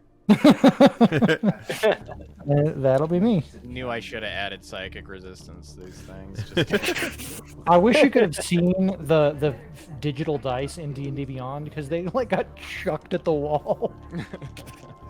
All right, Galen is just savagely cutting into these phantom creatures, but we go to Kaitaka. Cestus looks pretty hurt, right? No. Okay. In that case, what I'm going to do is I'm going to go 5 to here, 10, 15, 20, 25, 30, 35. Note that I still have 20 feet of movement left. We're going to take a crush. Well, I don't actually have to declare that it's a crusher attack until it hits or not. I'm going to try to, like, touch the one on the left so I can maybe do something to it. So I will be rolling to quote-unquote attack, although that's not what I'm doing. 16. That is not going to hit. Okay, second one. 27. That definitely hits. Okay, so I'm going to do two things with that. First of all, I would like to move it to here.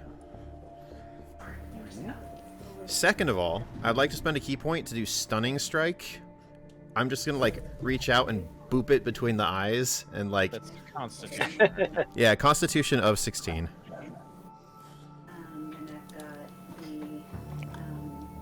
And I've got the 90% sure he fails. I've got the blackberry. What was it? What was the DC 16. DC 16? He does fail. Okay, so he is stunned. Yeah. And then I'm going to Flurry of Blows, quote-unquote. I'm down. And, I just took an omeprazole or whatever.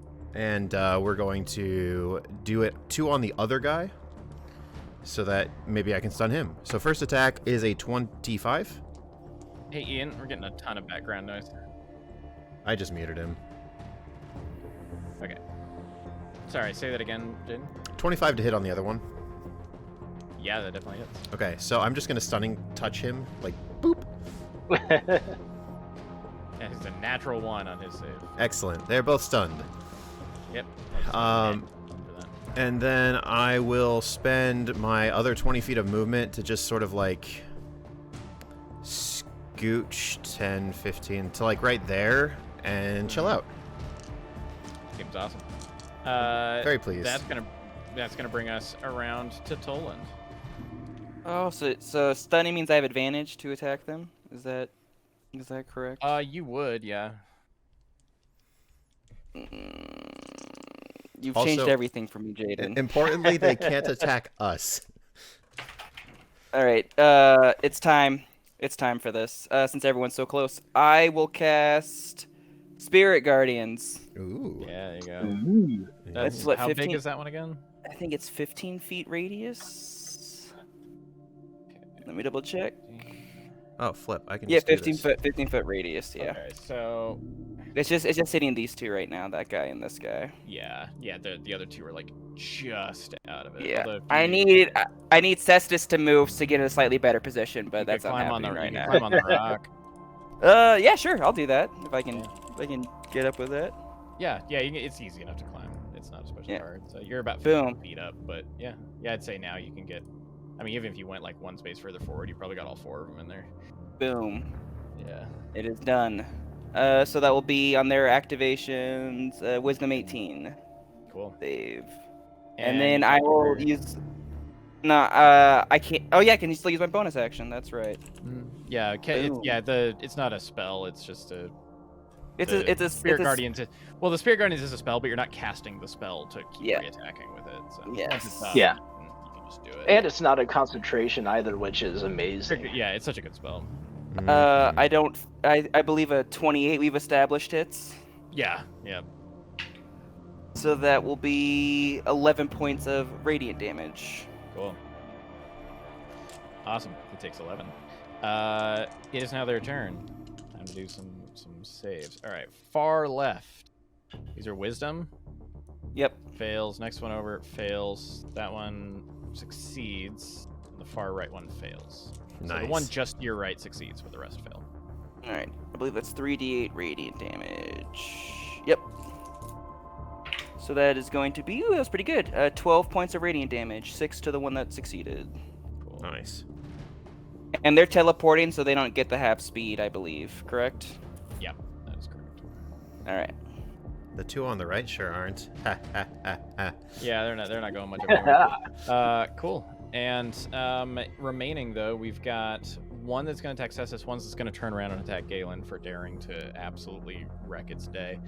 On Galen, that's a 13 and a natural 20. I will use my reaction. Aha! Saw it coming. Yeah.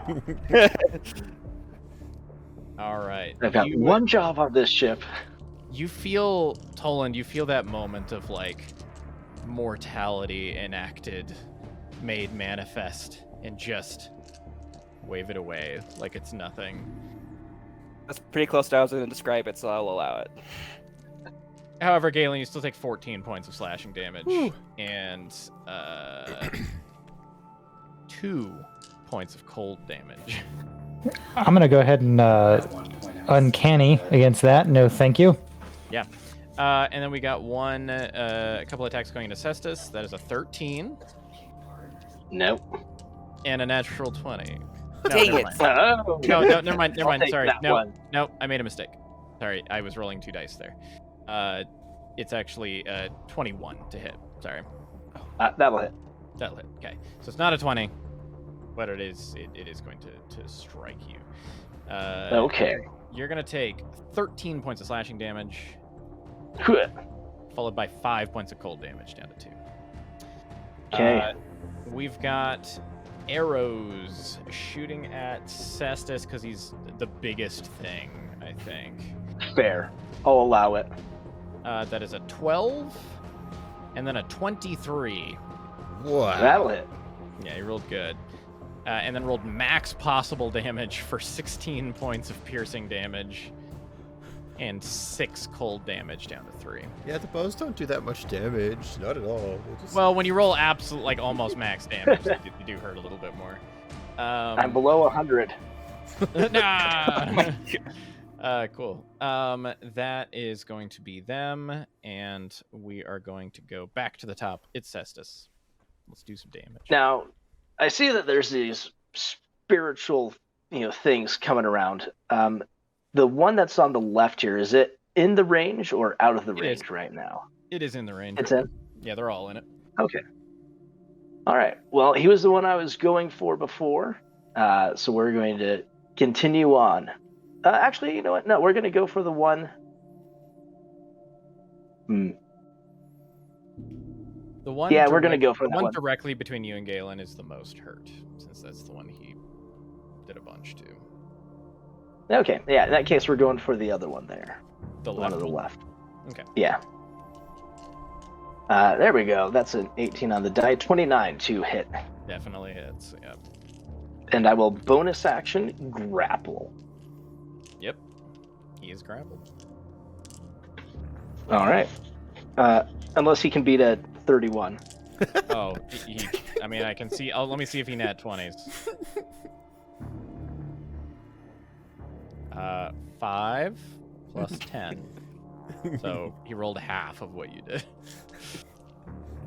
All right. Then I'm going to do some moving here. Because I've noticed they like to get their shields together. You So do I'm going to first move. attack, right? Yes. That's going to be 9 damage plus my d8 for size. Oh, D8. So 12 damage total. Okay.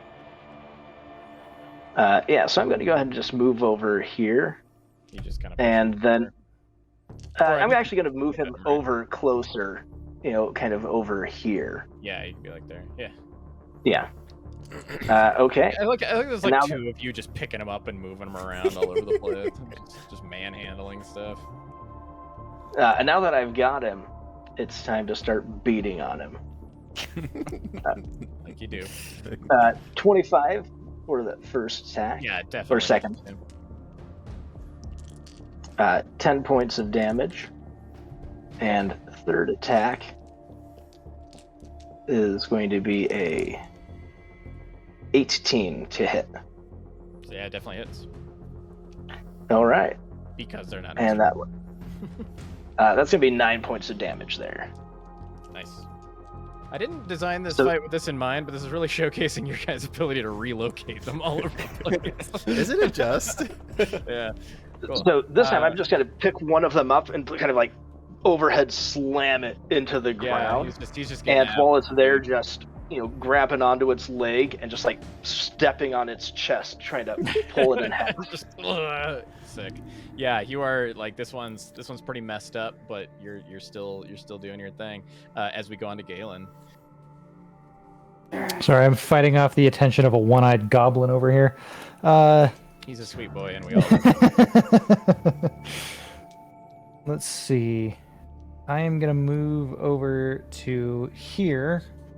I'm gonna use a bonus action to assign him as the new recipient of my hunter's mark. Ooh. And then Did you roll concentration? Didn't you get hurt? Oh, I did. I think I took 8 damage. Yeah, it was something like that. You just need a 10. Oh. Then yeah, that's good. I got a 12 on the die. Cool. All right, so to return the favor, will be 27 to hit. Definitely hit. All right. 9, 11. So it's gonna be 11 psychic damage, and then I'll. 76 sneak attack damage, basically. Seems do I good. do sneak attack or do I smite? Yeah, I'll drop my sneak attack into this one.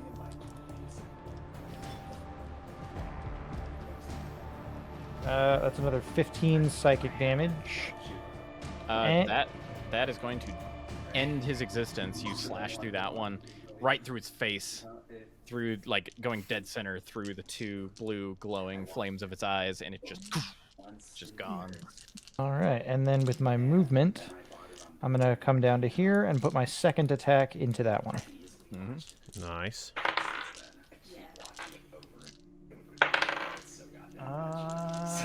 29. That definitely hits. Yeah. That'll be 10 psychic damage. Sorry, how much? 10. And he is alive. He's having a bad time. Not having a good day. Oh, Galen actually, and just because I can, I'm going to burn another spell slot to smite him. Oh, sure. Schmite, schmite, schmite, schmite, schmite. Yes. 3d8, yeah. 2, 7. That'll be 13 radiant damage. As you make this next attack, you cut into it, and you guys see this burst of like white radiant energy as this one also dissipates into nothing in your arms. You're like trying to pull it apart. So it's like you're stepping on its chest and pulling its legs up, and he just cuts through the middle of it and makes it easier for you very suddenly. It's just you almost like fall over, like you had so much weight on it for a second there.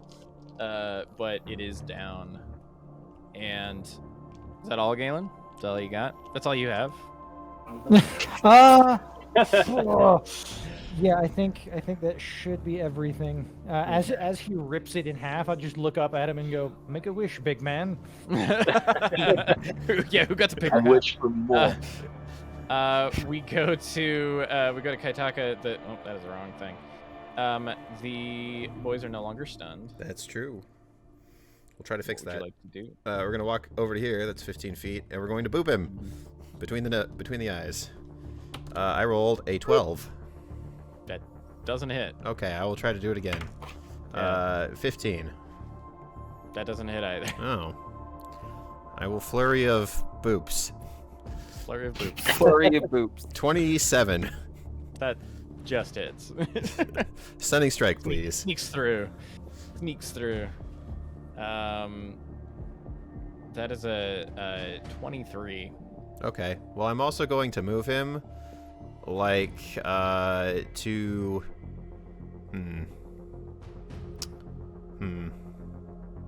I guess I'm just hitting him. So I'd like to move him to, like, here. He's there. And with my second flurry of boops, that is a 26. Ah, that'll hit. And I would like to stunning strike again, please. That is an 18. Darn. Okay. Save. They have a pretty good constitution save. Okay. The Well, other ones I failed. staved it off for a hot second there. I'm just gonna use a little bit more of my ridiculous amount of movement to walk to there. Sure. Sounds good. That is going to bring us to Toland. What are you up to? Spirit Guardians just keeps happening, right? Like I don't need Yeah, to like. it's just up. I think it's a concentration spell. I don't Yeah, think it is. But I think it is. Is it? Okay. I'll Spiritual double check. weapon is not. Spirit Guardians is. Ah, okay. yeah, but I mean, you can just have that up and spiritual Yeah, weapon and be casting Toll And Dead. okay, sweet. I'm fine. I'm perfectly balanced. Yeah. This far away one will make our classic spirit weapon attack. That's gonna be another 28. We really like these 28s, Yeah, 29. Yeah. Let's see if you do 11 damage again. Ugh, I don't. I only deal 9 this time. To protect my buddy, though, I will toll the dead this one. Okay. That is an 18 on his save. That's exactly what he needed, the jerk. Yep, you rolled high. All right. Anything else you got going on? Yeah, I will drop off that rock so that guy can't shoot me as easily, All right, where do you want to be? and stay between my two Oh, boys to make sure within Yeah, 15 hide feet of down me. there. Yep. Awesome. We're gonna go to them now, so we're gonna make some wisdom saves. The guy on the left makes an 8, the other guy makes a 9. So go ahead and roll. They both take maximum damage. Yeah. Ooh, that was good. 14. Oh, sorry. No. 7. Yeah, that's 16 actually. 7 plus 7 is 14. So 16 damage. Nice. It's pretty Alright. good. That was 32 damage you just did. Would have been more, but we killed the Prostitute. other ones already. Sure. Yeah, so this one is gonna port to here. We're gonna have one attacking Kaitaka, one attacking Toland, I think. Don't hit me. Kaitaka, that's a 25. That hits me, unfortunately. Yeah. So let's see, you've done 1. Okay.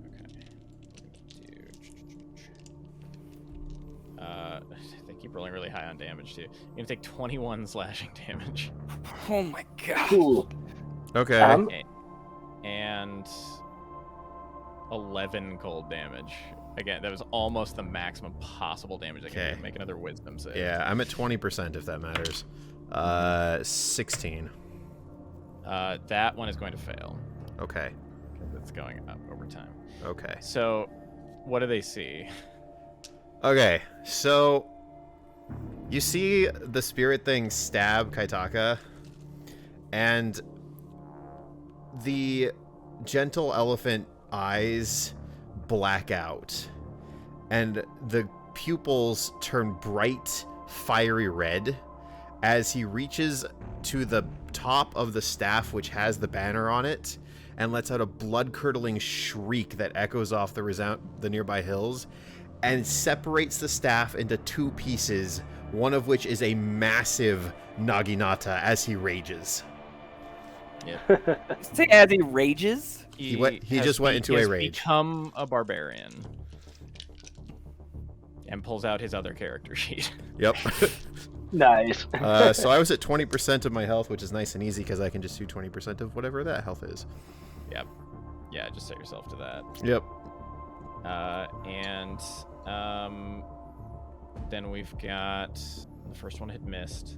Mm. We've got 2 on Toland. Yep. Those are both gonna miss. Yes. They're very low.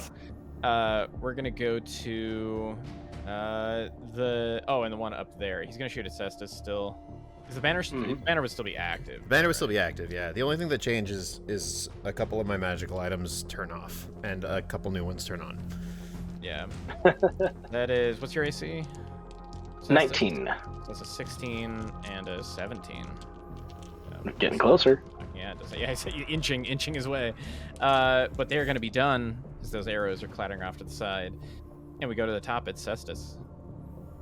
I'm going to look over and say, it's 3 on 2. You guys have this group. And I'm going to run up here. Now, can I occupy the same space as the spiritual weapon? Yes. I would say, yeah. Yeah, it's I'm just pretty a, sure you okay. can. 5, 10, 15,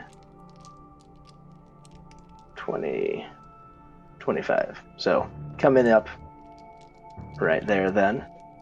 And we're going to grab us a little ghost thing. Nice. It's going to be a 21 to hit. Oh, okay. Yeah, that it's going to definitely be hits. Yeah. taking 14 damage from the initial attack, and then 8 more from my size, so 22 total. Takes it. He's alive. Yikes. Attack number 2. And then opposed grapple checks, bonus action Oh, grapple. yeah, sure. I'll roll that die. What do you got? 'Cause I you got rolled a 16. 5 this time, so it's a 17. Yeah, Oh no, like, 20. he- Sorry. Yeah, I was gonna. He got a 16, so you're definitely ahead of him. Yeah, so got him. Yep. Okay, so this next attack is going to hit. That's going to be 14 damage to him. How do you? And the how do third. you obliterate this one? Because he's dead now. So this one, I'm going to go ahead and grab and just put him into like a headlock and keep twisting until the head Oh, he's pops just- away from the Just vanishes out of your hands as you twist. You're like, I guess we got him. All right, I'm going to yell, "This side's clear. Have you finished up over there yet?" Galen's Haven't started yet.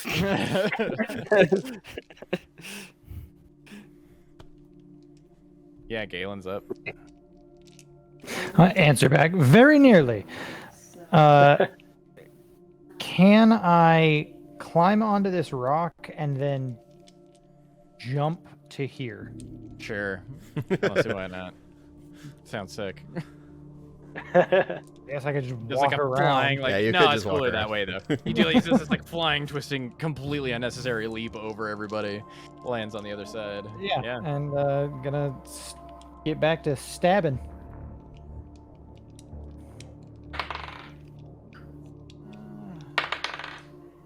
So 24. Definitely hits. I did not put Hunter's Mark on him, so it's just... That'll be 10. We're gonna hit him with sneak attack. I'll get it again. I'll get it again. It's gonna be 33 psychic damage. He's not dead. He is alive. But Technically. damn.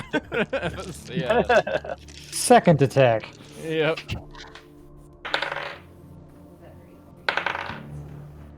What's it like? Is it right? That is a 19. A 19 is Mhm. not going to hit him. All right, well, I'm going to burn another psychic power die. Now it's a 23. A 23 that even get past their reaction, so that is enough. All right, then let's do good start. Oh no, just the one. So that is 13 more psychic damage. You cut him down, dissipating that one, and there is only one single entity left standing. Do you have anything else you want to do? I turn to look at that one, and then I'm gonna come loop over here, and I'm gonna get him with my bonus psychic dagger. Nice. Bonus daggers. Bonus psychic dagger. And that's a natural 20. There you go. Ooh, there we go. Do you want to Finish it. you want to stop that crit, Brave Cleric? Hold on, let me commune with my deity, see what he wants from me. No one gets to crit ever. Yeah. Balance I mean, in you're- all things. Grave clerics, so they're all about saving the undead. Yeah. So that is gonna be. I roll a 4. Am I doubling everything or just the die? Just the die. 4 plus 7. That's going to be 11. How's this one looking? I mean, he's messed up a bit, but he's not. Oh, so 4 dead. plus 11. So that would be 15 psychic. And how many? I'm getting impatient. I'm gonna use a second level slot for smite. So 4 dice. All doubled. Oh, that hadn't even occurred to me. Yeah. Alright, so Welcome to why critting as a paladin is the end of Oh, the apocalypse. It's so strong. All right, so that's 8. So the church is not. Another 8, 16. He's not a part of 20. this. If I ever move back here, he's like, 36 radiant damage. You obliterate Nice. one. It's just absolutely obliterated.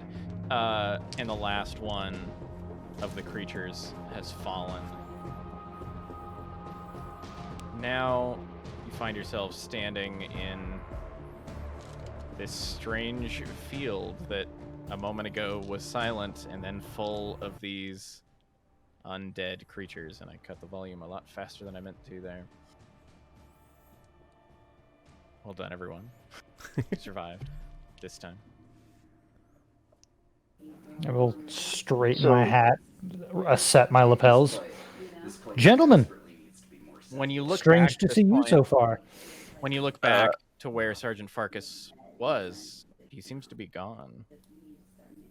So, Who was watching Sergeant Buttkiss? Where'd he go?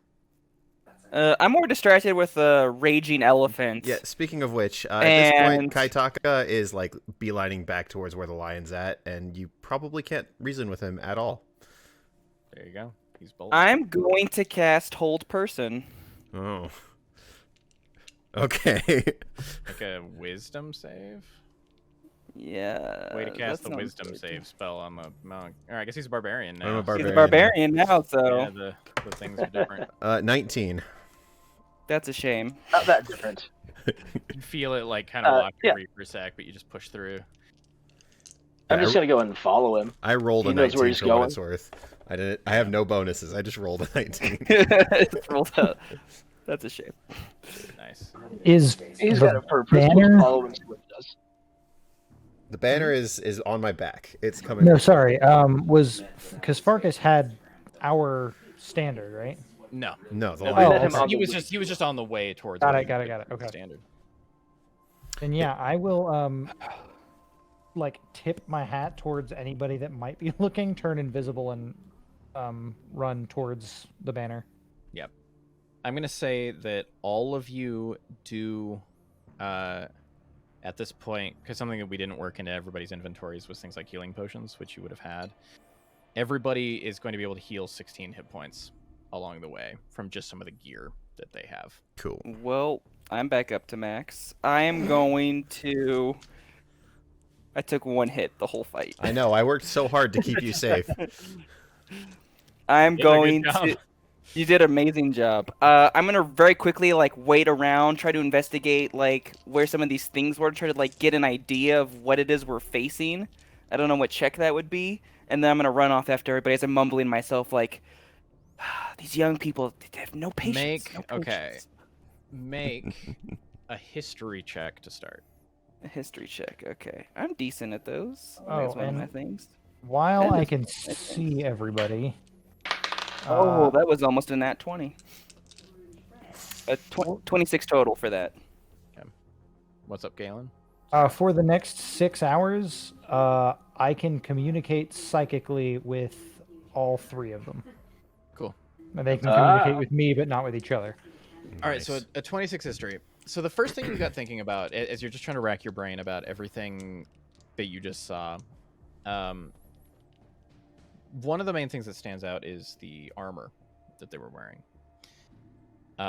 In that it's not consistent with any nation that you're aware of that currently exists. You do know that not actually that far, so like some miles south of the Valley of the Sun, there was a archaeological dig some time back that did find a portion of what looked like a helmet from likely some very, very old civilization that nobody's ever found any other trace of. You've seen it at one point. It's set up in a museum in Estelia. It's kind of an oddity that people are like, there was some ancient civilization here that had the ability to work metals and war armor and things like this, but we don't know anything about them really, or where their civilization was centered out of, or really very much about them. You feel that the helmets that you saw were remarkably similar to that piece. Something very like esoteric that almost nobody knows about. It's like something you saw in a museum once level of like, I can't even believe I remembered that, basically. beyond that, you're not sure what's going on. You're like, obviously, this is something very old. That gives you a sense of time in that it is something quite old, prior to kind of known history about the world. But beyond that, it's hard to say. I mean, they're undead creatures. You've seen undead before, but the nature of these, and you don't know.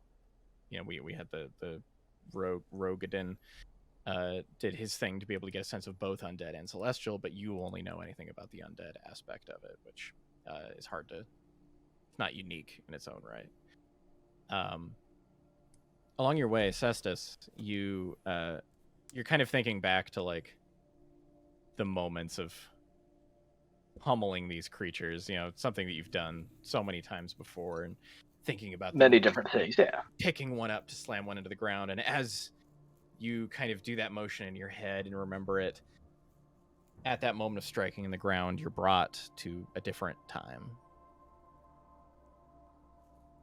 Sometime back, this was actually prior to leaving Estelia, it was not uncommon for soldiers to challenge Cestus to all kinds of matches of feats of strength and whatnot, feats you virtually never lost. But it trained the soldiers well, and it was a really good pastime to kind of get you through the days. And you remember one particular time as you absolutely smash some poor kind of new recruit, really big guy, blacksmith in his old town. He was like the biggest, strongest guy in his town. He's probably only like 19, and he's like, who's this guy? Like, I was a big deal in a very small town somewhere. What can this guy do? And you're just absolutely ruining his day. But you know, it's all in good fun and good competition. It's not to harm each other. It's to build up and be better. But as he limps out, you hear kind of a hush go. You know, there's always cheering and yelling, but you hear a hush go through the whole of this little kind of dirt arena that they have set up in the barracks. As the familiar figure of the Lion of Astelia enters. And it's not uncommon for him to go through the barracks. He's always known to be kind of making a point of knowing everybody's name. He knows virtually everybody in that army. But he walks up towards the kind of the dirt ring that you had all created. And so he kind of looks over everything approvingly and goes, "Are you up for one more, Cestus?" Is there an audience? Then yes. He like puts his hands up and kind of he's like, "Let's give a cheer. I think he's got one more in him." And he starts like unstrapping all of his armor that he wears and pulls it away. And you see, you know, his body is covered, and I hadn't entirely explained, he is a large lion man. You know, it's enormous mane and feline face, but his body is covered in this you know, golden fur, but is absolutely massive.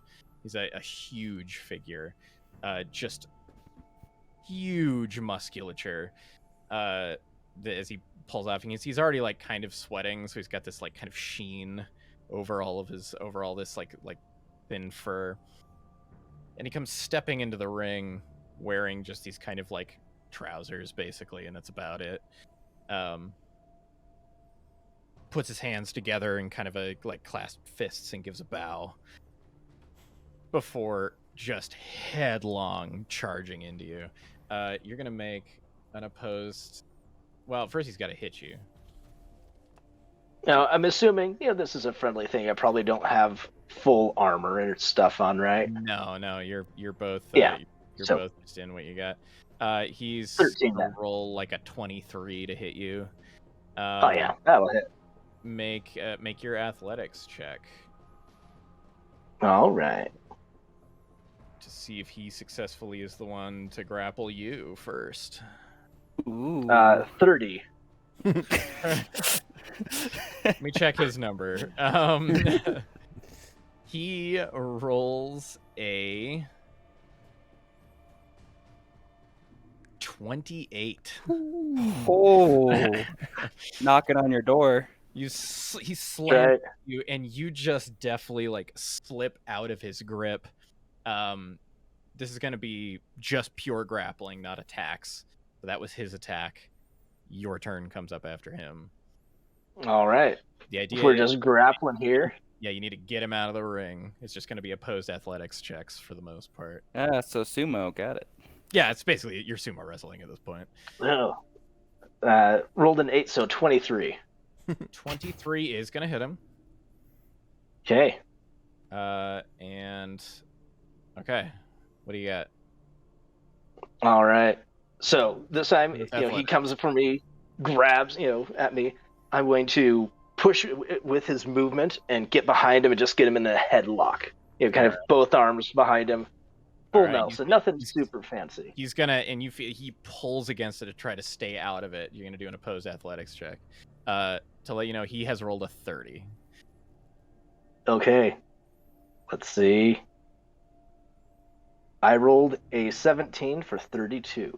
32. Oh, that means you get the first It's grapple. like watching gods fight I each other. know, Like it 30 is like the realm of deity. At first there's cheering, and then it's just like every time you guys strike, it's like bassy, right? Like the ground like shakes as these two just absolute titans of physical strength just bash into each other. And what's Morpheus is like, fighting Neo. yeah, it has what's your actual strength score? 20. Yeah, because you get a lot of your bonus out of expertise, right? And Yeah. so it's interesting because the lion is far stronger than you are physically. Like if it came down to just pure lifting, he will just absolutely shred you. But you are quick, and you know how to slide. Like even when it comes down to what looks like a test of strength, you just twist in the right way and get him into spots that he did not expect. You are a far 20 better... years in the arena. Yeah, That'll do it for you. You are he is a fighter, and he's immensely strong, but you are deft and you know what you're doing. And you get him into this grip and push him a good 8 feet towards the edge of this arena.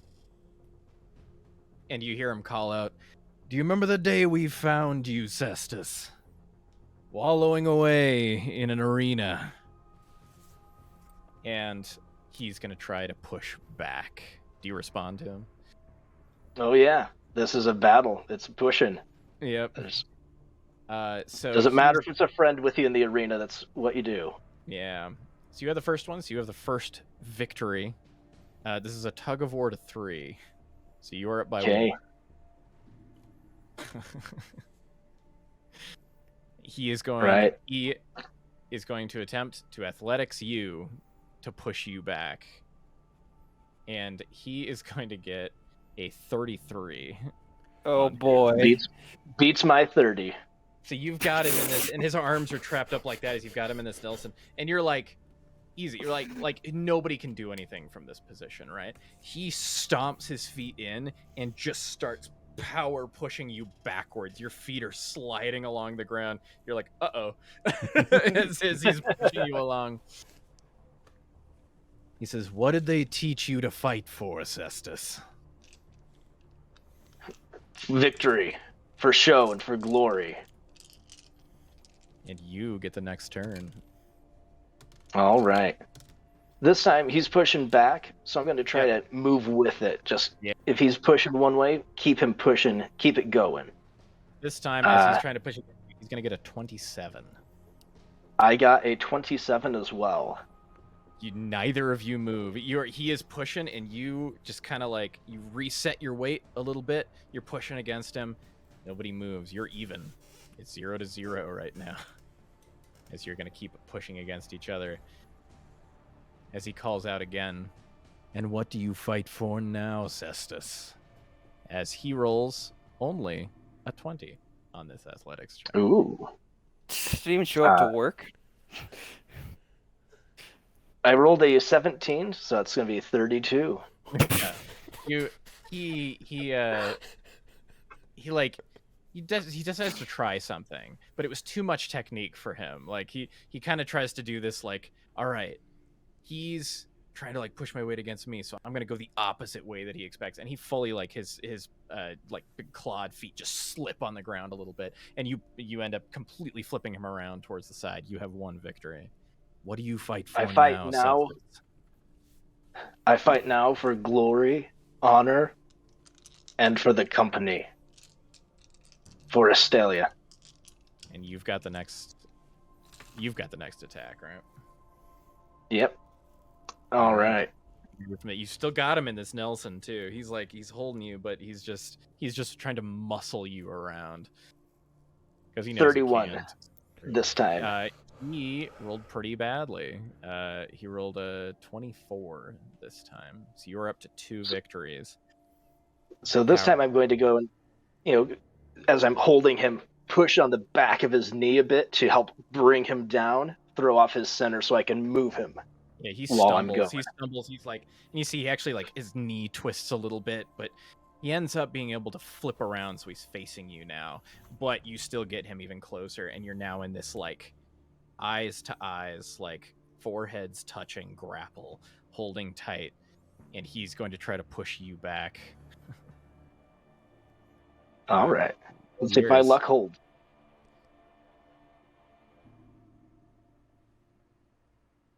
What do you get? 18. 18 on dice? No, 3 on dice, 18 total. You only rolled a 20. It's like the two of them are getting tired, right? Like you see them starting to wear down, and it seems like you had him. You had him in that moment. You had your 2 victories. You were right near the edge, and he just muscles it in a little further forward. You are up by 1. I gotta finish this off. This time. Let's see. 18 on the dice, 32 or 33 total. Now he's pushed you away from the edge, and you flip around. You're behind him suddenly, and he stumbles forward. You've got 2 victories up. You're on the edge again, but he stops himself with you behind him. What brought you to the cave, to the arena that day? What brought you to the Giants?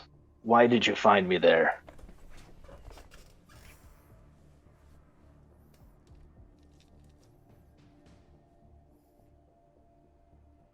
Those battles, the arenas you fought in were to the death, weren't they? Every time. Often. Astelia is a bastion for life. We won't abide pointless deaths again and again. We came there to save you, and now you can use what you do to save others.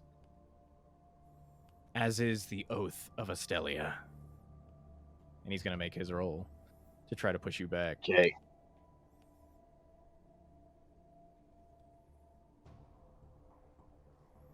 What'd you get? 12 on the dice, 27 total. He eventually, as you're just bearing down, he's trying to just use his overwhelming physical strength to try to push you back. But again, you're just too deft, too quick for him, and too skilled. This is your arena, not his. He's the Lion of Astelia, but that doesn't mean anything in this circle. And you deftly twist around and flip him entirely out of the ring. The lion, flat on his back for a moment, laughs loudly. It's a booming, just roaring laugh that goes through the whole room as he slowly stands and Reach down. He grabs your arm, gets pulled up, and goes, "I'm glad we found you that day. You're as great a warrior for life as any I've ever met. And it's not going to be long before we'll need your skills on the battlefield again." I'm more than happy to put them there. I'm glad you took me in. In all honesty, this is all I've ever known. Beyond fighting and entertaining the crowds, I have no idea what I would do if I was set loose in the world. I have no job, skills, or family. And so it is an honor to serve and be here. He leans in kind of close and like clasps one, the the very manly, like, need to show my bicep hand on your head kind of thing. And you have a family, Cestus. We're always here for you. And he turns and he leaves the arena. As you return to this place of bitter cold and the undead creatures you fought as you rush your way towards this man that saved you all that time ago. And you will also now have a point of inspiration. Nice.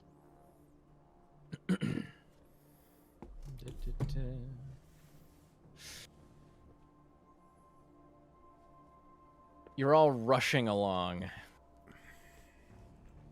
just cruising rapidly towards the banner of Estelia. Each of you keeping an eye out in your own way, and Toland, you start thinking about all the dead around you, all these dead soldiers. You know, nothing new to you. That's kind of been your place within that army for some time. And seeing all of it takes you back as well. You're in your kind of personal, the tent they have set up for you. In a sense, it's kind of a chirurgeon type surgical tent. This particular day, only about 2 weeks ago, as the army traveled along, a soldier had died suddenly in the middle of the night. Nobody was really sure why. People thought foul play at first or something, but of course they were brought to you. You know, was he sick, or is there... obviously, these are important things for the army to know. Is there something wrong with the water? Is there something wrong with the food? Something like that. So they brought in this body of a soldier to you. And sitting kind of quietly to the side of the room is the lion himself, waiting patiently for your diagnosis. If you would like to make a medicine check as you go over this body to try to determine what happened. Oh, I finally rolled a good one. Thank goodness, and I look like an idiot in front of him. 21 total.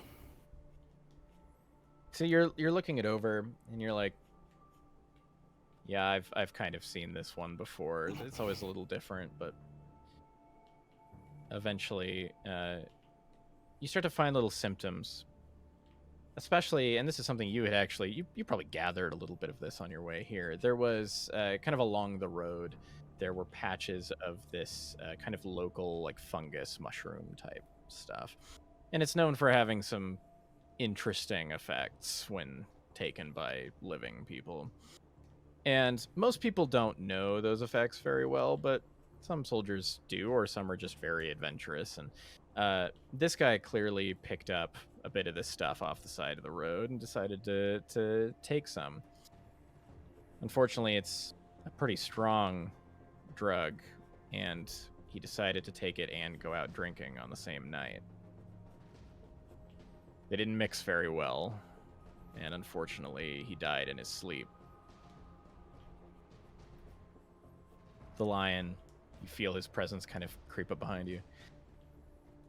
What do you think? Illness? Poison? It is poison, but one of his own ignorant making. Something I should let the soldiers know about. Sadly, most likely. Most should know by now to not mess with funguses or mushrooms, especially while drinking, but fools must be reminded. I see. We'll put a call out, let everybody know. Frankly, that doesn't feel like it should be necessary. But it is what it is. And he kind of... It seems like he's done, but he sort of lingers for a moment. And he's looking around at your somewhat macabre kind of tent that you have set up. It's fairly common for people who've felt a disease or poison, or even just fights or accidents within the camps are usually brought to you first. It's in preparation for for burial rites, but you get a little bit of time with the bodies to do a little bit of checking in to learn a little bit more about things. But that does mean you have a lot of kind of strange samples lying around. I have a The heart lion- that's still beating in a glass. Yeah, in a jar. Yeah, you get like some stuff in something in fantasy In from 5 days now, it's a new record. Yeah, right. Yeah, it's wild. And I think for a moment you kind of forget he's there. So you're kind of doing your own thing, and then his voice booms across the room again. He goes, "You fascinate me, Toland. I understand that. Well, I'm not sure how you feel, but you stand out a bit among the camp. I don't see you have a lot of friends or interact much with the others. I think you are very much of a single-minded goal, which I can appreciate. Estelia is sworn to the upholding of life in all things. That's why even in your unique state, we bring you in, for you are a living being. But what fascinates me, I think, is that I've spent my entire life dedicated to life. But to do that, I have become a bringer of death, a soldier, a warrior. You are entirely devoted to death, and you use that to bring life. It's a strange mirror we hold to each other, isn't it? I probably stare at the lion, probably for a little bit longer, with my eyes unblinking, since I no longer have a need to blink. Give him the No extra creepy breath. stare, you know? Yeah, no breaths coming or going. Never seems And- uncomfortable. I give him a small smile and tell him that most people fear death. They see it as something evil, something to be conquered. And many who look upon me will think that I am embracing that, but death is simply a passing. It is a part of the journey that everything, even the greatest dragons, must go through. And I am simply an observer of this leg of our journey, because while you fight for life, that life will eventually pass. But that does not mean it is gone. That does not mean what it has accomplished is over. It is a stepping stone for those that come after. And that is what I protect, to make sure what comes after flourishes and is nourished by what came before. I never thought about it that way. I think we in the Order get so single-minded. We want to do everything we can to make sure that a life is not lost. And that's it. And if a life must be taken to make more lives not lost, is it just math? It's arithmetic about what is good and what is bad? I feel like your vision is much clearer than ours in some respects. And I respect that immensely. I just wanted to let you know. I'll see you again before long. And he kind of just- Nod and thanks. Before he leaves, I want to tell him that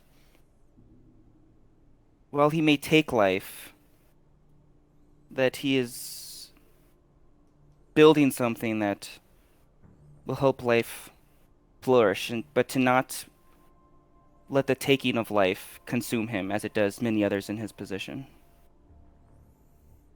kind of facing away as he was sort of about to walk out the door. I think I understand. And I'll do my best to remember that. And he steps out of your tent as you also receive a point of inspiration.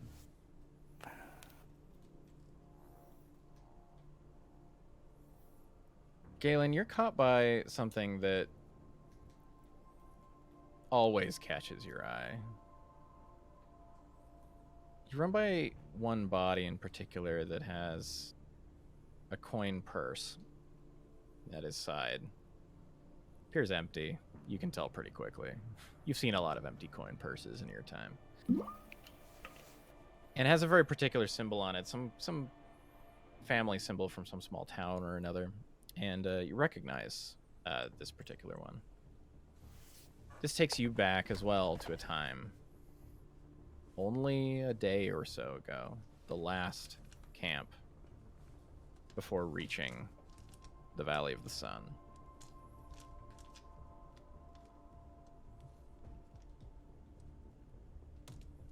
You're rolling dice in the back tents the same as you do all so often. There are many soldiers who, you know, their salary's pretty alright, but you can do a little bit to try to make it higher, right? It's all just luck. It's not like you wouldn't cheat. So they're gonna come in and they're gonna try their luck a little bit. Well, unfortunately, Frederick hands over his last coin for the night. Unable to continue as he looks a little bit defeated, a little stressed, a little unsure. And just as he seems like he's about to say something, a massive hand drops onto his shoulder, almost appearing from the darkness, it seems, as the lion stands over him. He smiles down at Frederick and goes, "Head to bed, lad, before Galen takes your clothes off your back." And Frederick kind of like, this is kind of a junior officer who hasn't spent a lot of time around the lion, not in the way that you have. And he gets up and kind of scrambles out as the lion sits down across from you, massive tankard in hand, like huge. It's like big as your head, this massive tankard. It's like his. He brings it from his tent every day. And he just kind of looks across at you for a moment, and after a short time, he pulls out what looks like a small satchel, likely with coins in it. That's something you haven't seen before. And he slides it across the table. He's handing it towards you. Apologies, it took some time, but for the last contract. You'll see it's all there, as usual. I always have to make sure. The rest of the council always tries to short you on these, I know, but I won't let them.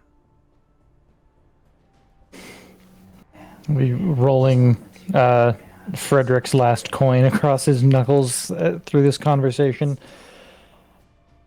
Well, Commander, I trust that your appreciation for less palatable talents will not go to waste. Of course not, Galen. I understand how everybody else thinks of you. Seems like a necessary evil, I think, for most of the council. But I've always had an enormous amount of respect for what you do. It might seem hypocritical in its own way.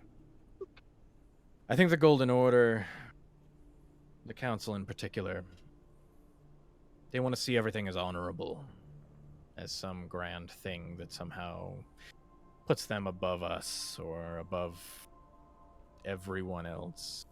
That by doing things above ground and looking everyone in the eye, they're somehow better. To tell you the truth, Galen, I think what you do for our goals is more honorable than what we do.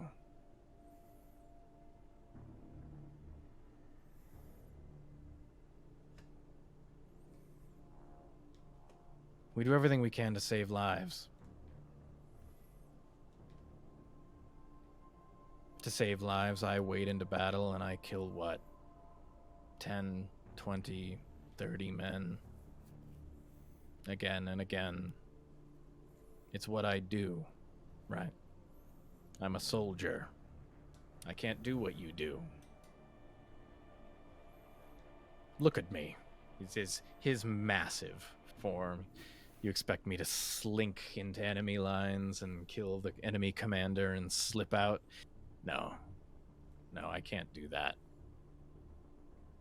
And truthfully, I think I'm held to the same idea of honor that the Council is. But you kill one. Every time. One life taken. And how many saved every time? Is there anyone that follows the tenet of Astelia better than that? We all serve Estelia in our own very special ways.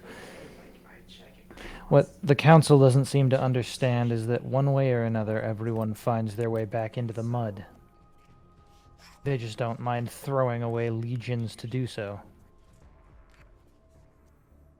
And that's why I'm glad we have you. We don't need a legion, we need one man. Although, unfortunately, it doesn't fit every circumstance. Sometimes you do need an army.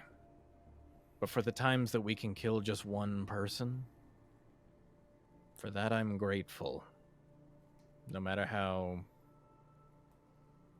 unsavory everyone else thinks it might be. That's why we keep you around, Galen. Wouldn't have it any other way. He like holds up this mug. You've got your little glass. He wants to toast. And it just like it's like you have to shock it against it to not instantly shatter your glass. And he takes a drink and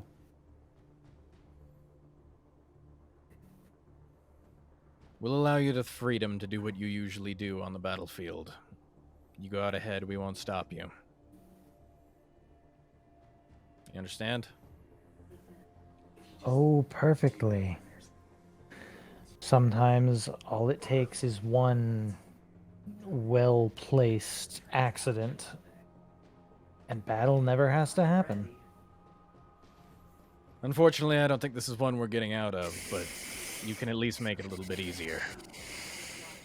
And he kind of does that like almost like awkward, I'm not sure how to end this conversation, like double fist tap on the table and kind of gets up and walks out of I'm the like, room.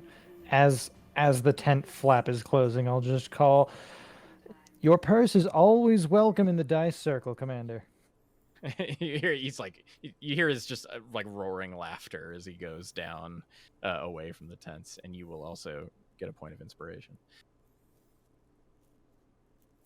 You've all been running for some time. It's a weaving path, and over time you see what looks like more of these undead creatures. But you go past them quickly enough that they don't stop you or attack you. Many bodies, and they seem to pile up more as you get closer and closer to the center. No understanding what happened here and what led you to this situation.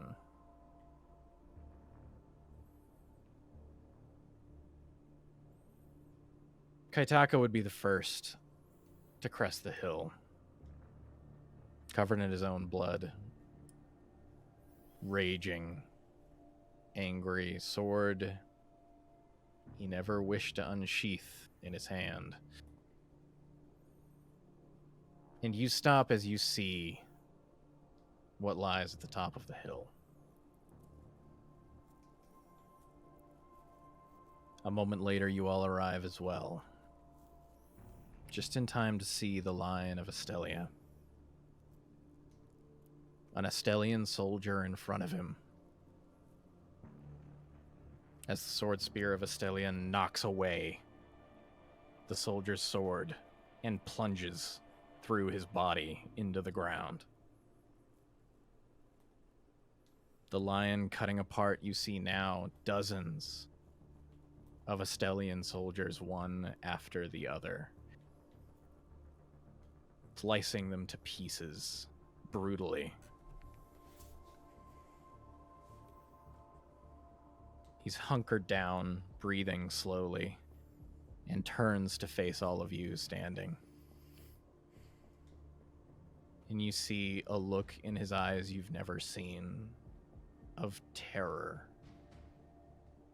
fear, despair. He looks at all of you, people he knows, people he respects and trusts. So it didn't kill you.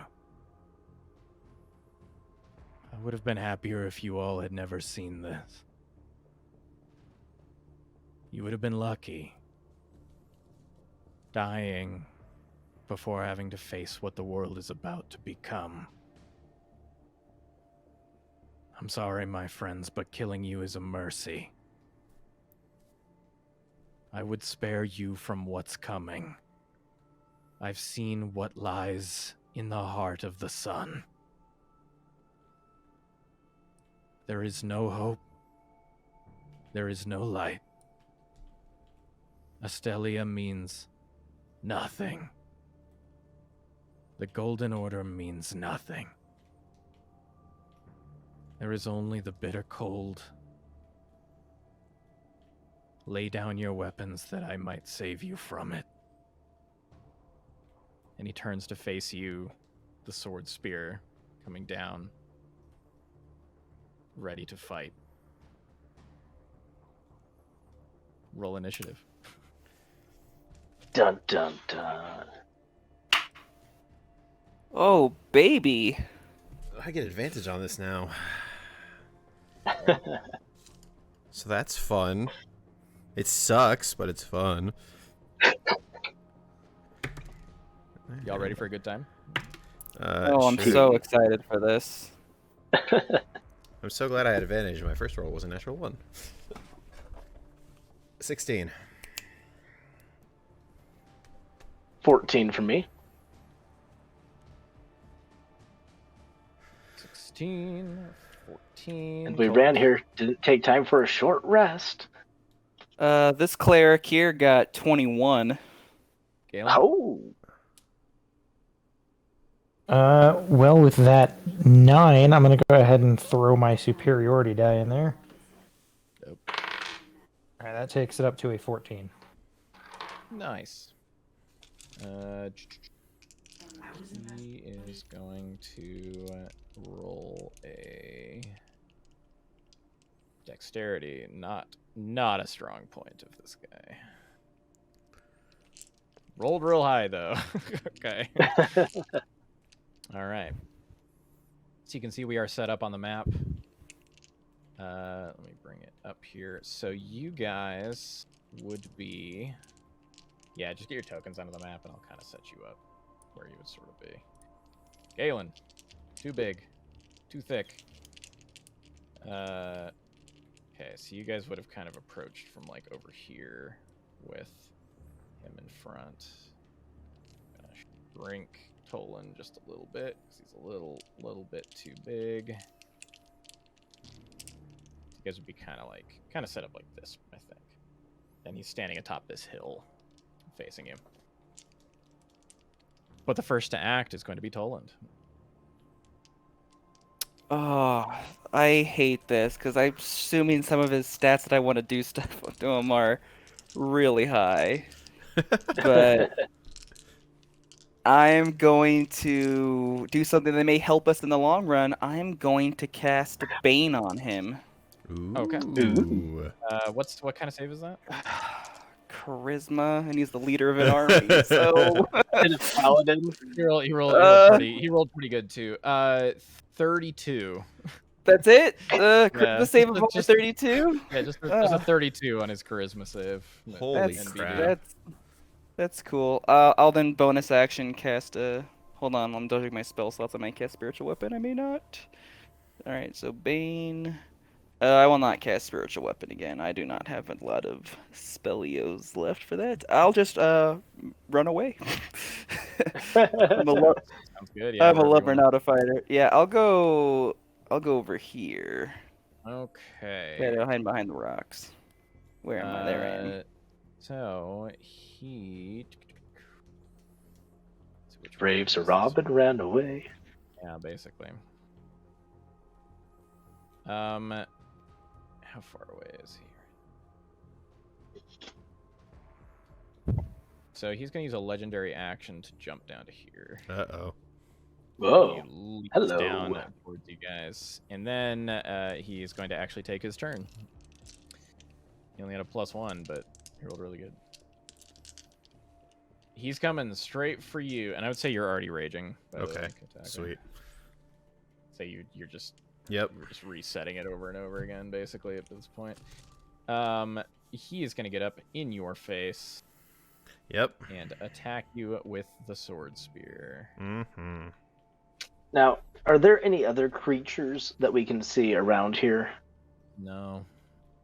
It's I mean there's just bodies, a lot of them. He is gonna roll a 27 to hit. That hits. I'm going to go ahead and use my reaction to do Runic Shield. When another creature you can see is 60 feet is hit by an attack roll, you can use your reaction to force the attacker to re-roll the d20 and use the new roll. That makes it a 24. Still hits. Yeah. Ah, That is going to be 18 points of slashing damage. So 9. Okay. And that is 24 points of radiant damage. Oh, I am going to die very quickly. Okay. His second attack, that is only a 19. Still hits me. Does it? Okay. Yeah. I don't think we ever talked about if I could use the ring while I was a barbarian, so I'm not using it. You should be able to. Oh, okay. Well, then I'm going to make him hit the ring. Okay. He hits the Roll your- ring. Roll your I have to roll an 8 now. I rolled a 3.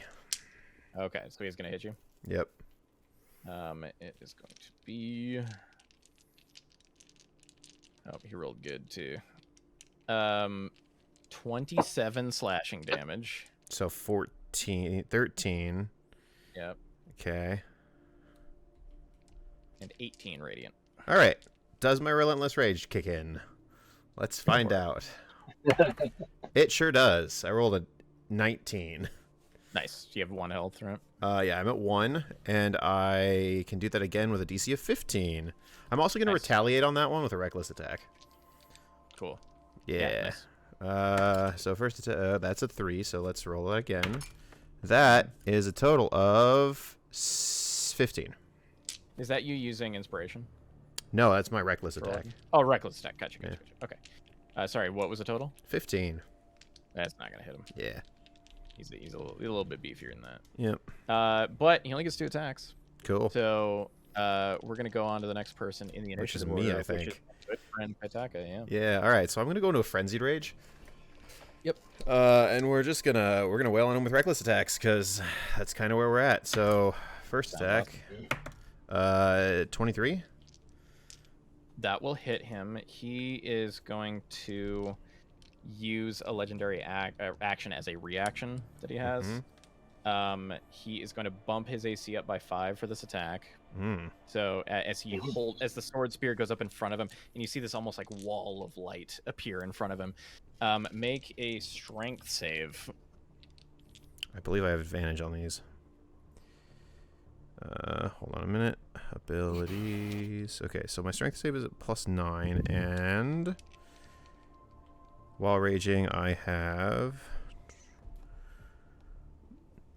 advantage on strength saving throws. Cool. Nice. So 17. A 17? Yeah. It doesn't matter too much. You're going to get blasted back 10 feet Okay. and knocked prone. Okay. But that's it. Okay. You can just get up and Well, walk right back. my at him. move speed is plenty to get back over to here. Yep. So Yeah. second attack, also reckless. Yeah. All right, here we go. Come on. Oh, that's pretty good. 27. Or sorry, Definitely 28. hits, yeah. All right, so this is a great sort of sharpness. I don't roll damage; it just maxes out. That's pretty good. So it's 12, 16, 19 damage. Nice. Takes it. Yep. And then I will take my frenzied attack. Mm-hmm.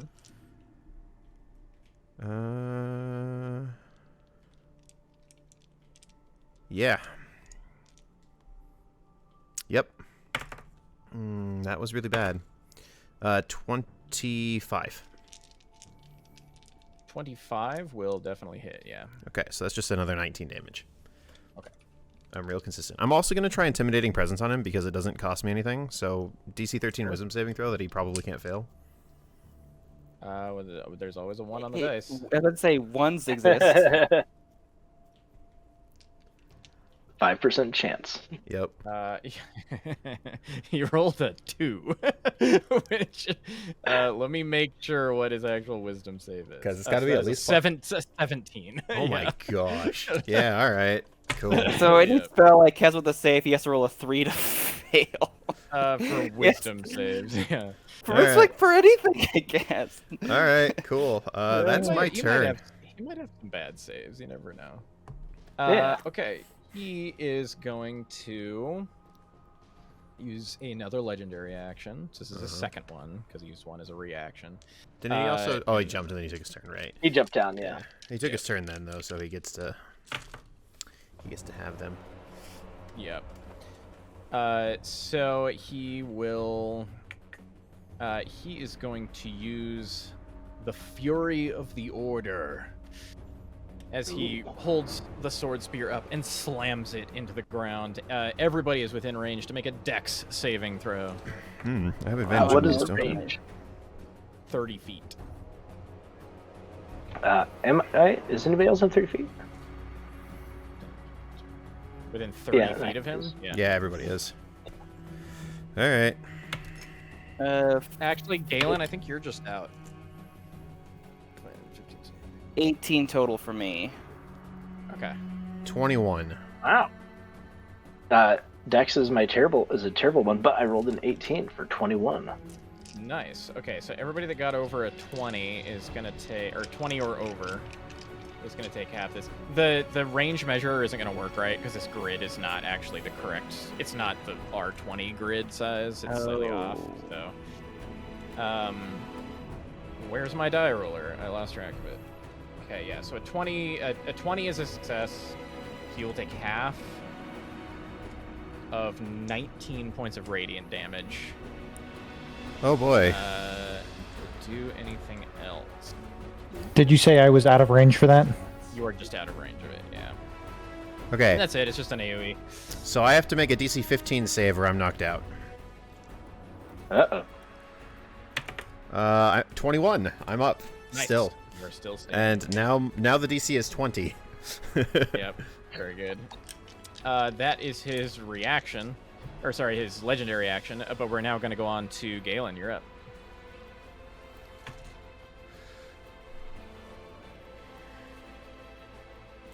I think you're muted. Yeah,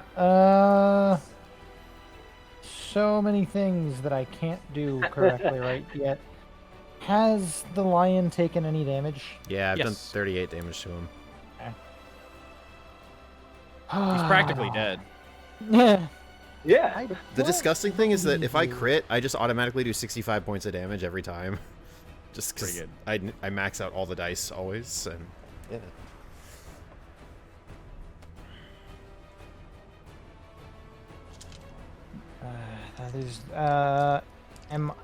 To the best of my knowledge, can the lion see through invisibility?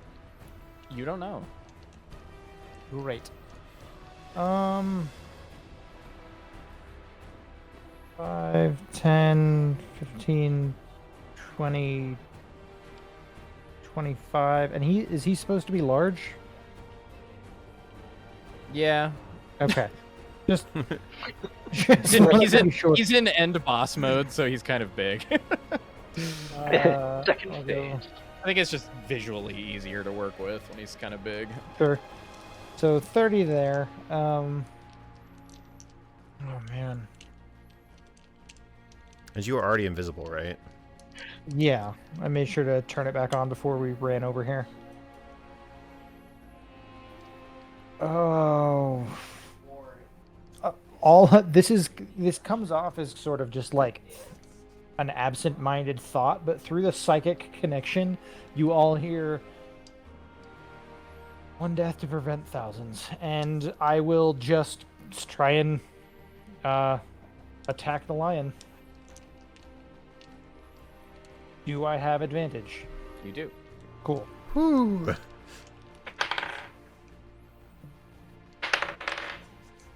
All right, that's gonna be a 29. That'll definitely hit. Oh,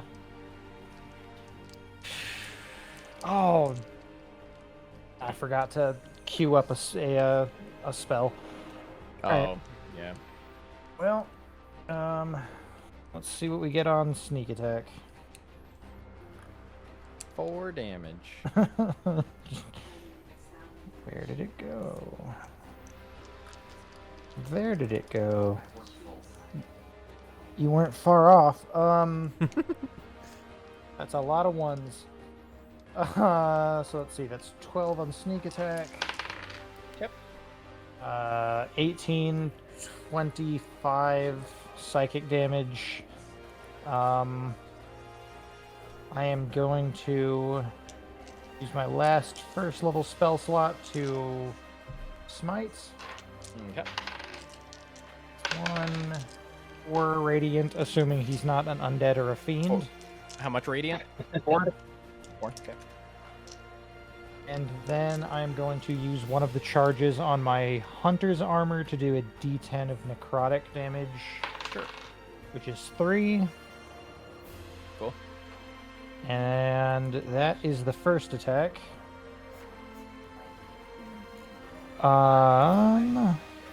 I assume that now I'm visible. I'm probably not going to have advantage on this. Yeah, you won't.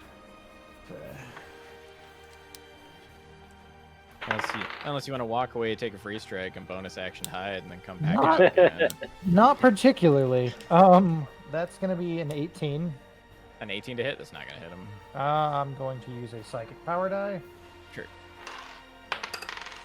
That pushes it up to a 25. 25 is going to hit. Does he want to... He's already used his reaction, right? He used his reaction. Yes. Yeah, he did.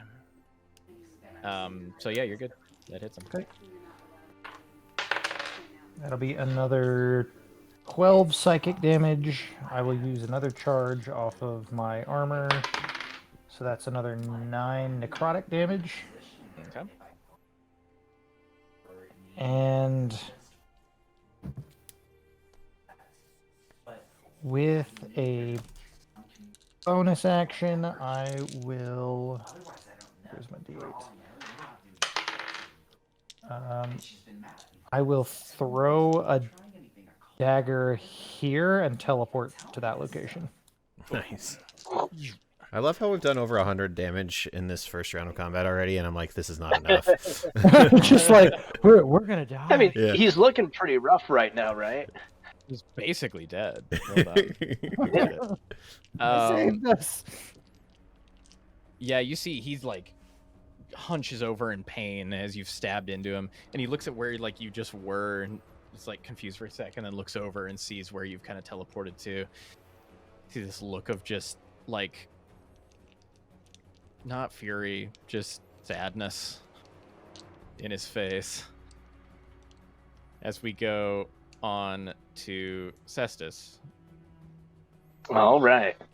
Well, seeing as he's big, I too shall match him. So bonus action using Giant Smite to Good. grow large. Nice. All right. Then we're going to move in. So we're going to go 5, 10, 15, 20, 25, 30 over here. Just keep him from...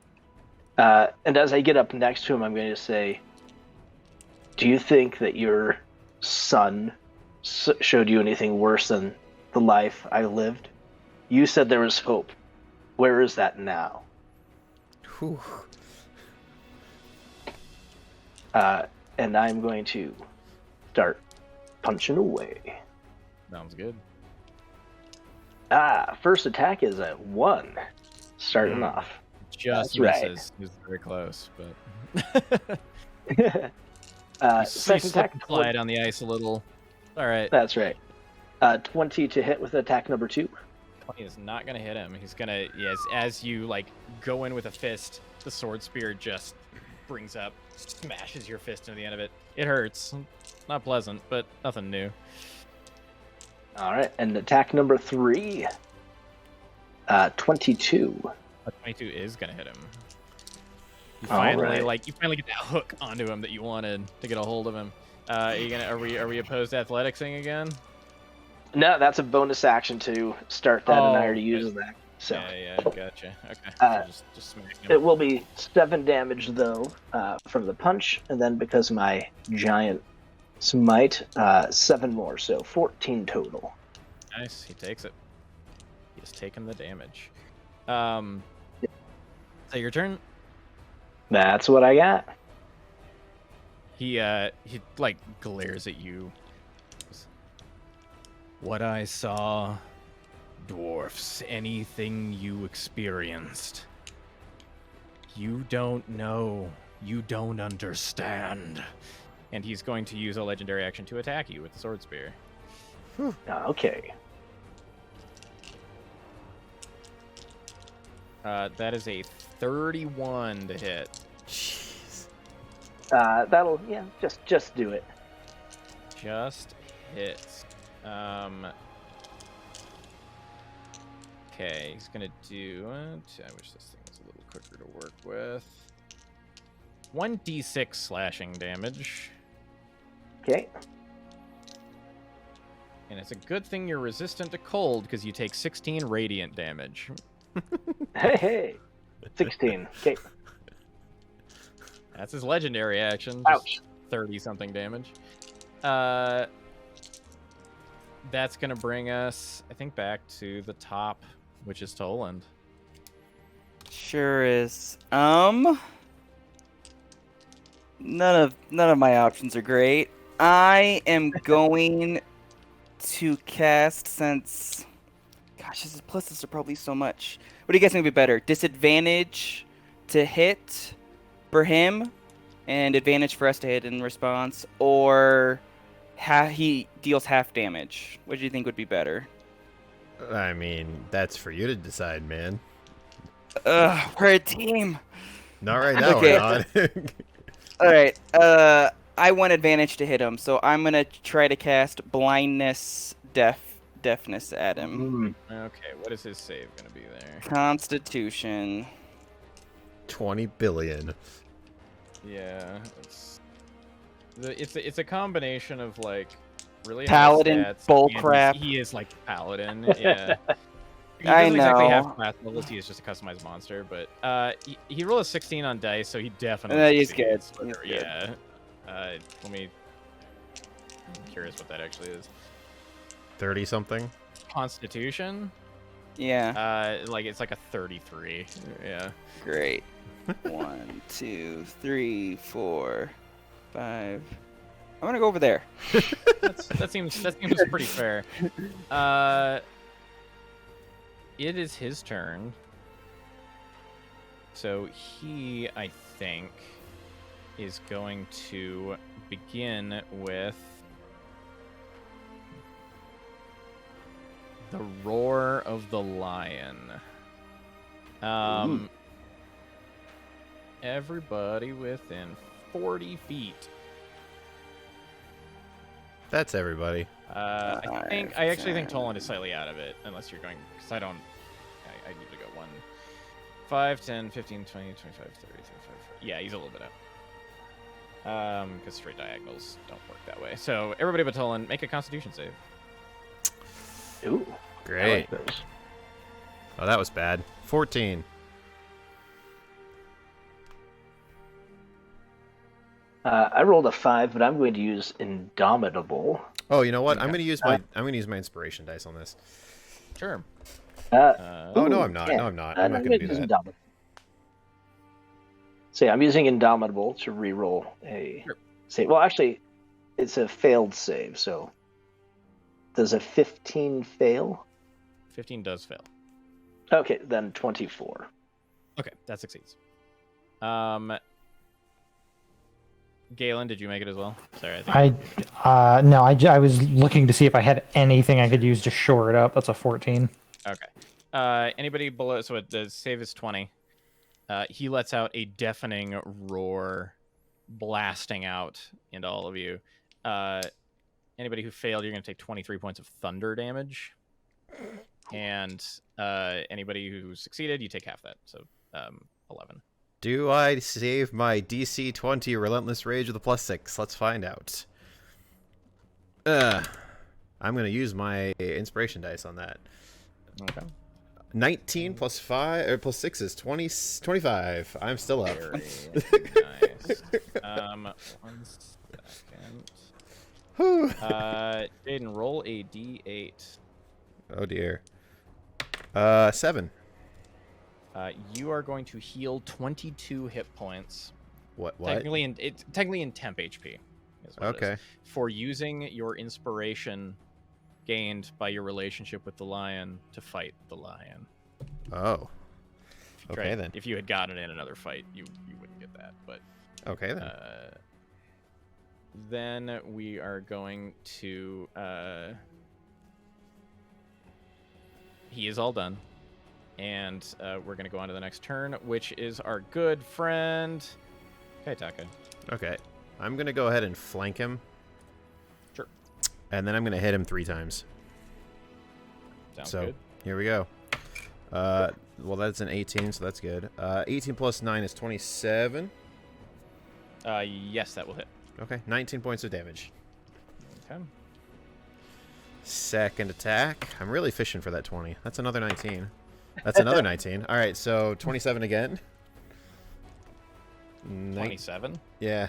Oh yeah, to hit. Yeah. Yeah. Sorry, I was like, that's not what the damage was last No. time. 19 points 19 of damage. again. Yep. And third attack. I rolled another 19, so 27 to hit and 19 points of damage. Takes another 19 points of damage. There What you a go. Wild idea. Nice and consistent. Yeah. As you're slashing at him, he turns. This was not the time to take up your weapon, Kaitaka. And he's going to legendary action to swing at you. Okay. He's not reckless, right? No, I did not. I have advantage. I You're just had flanking. flank. I'm gonna use the ring. Sure. So I have to roll an 8. Good, because you rolled a natural 19. Well, I so- rolled an 18, so he's hitting the ring replica. All right. He goes for you with the sword spear, and again, that's not where you were. Nope. And it just phases past you as we go on to the next glorious turn, which is Galen.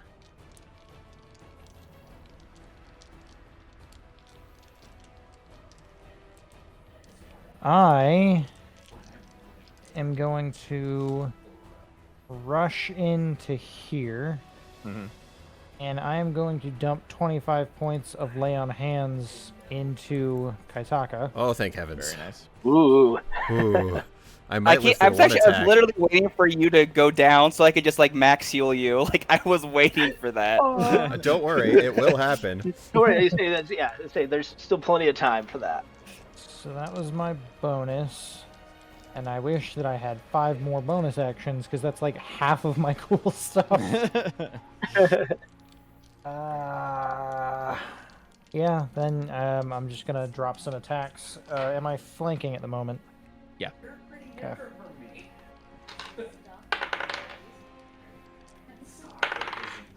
Alright, that's a 28 to hit on the first one. And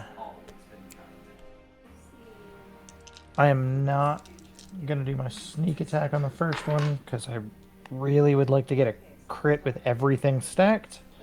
Yep. So that is going to be 10 psychic damage. Okay. And then on the second attack,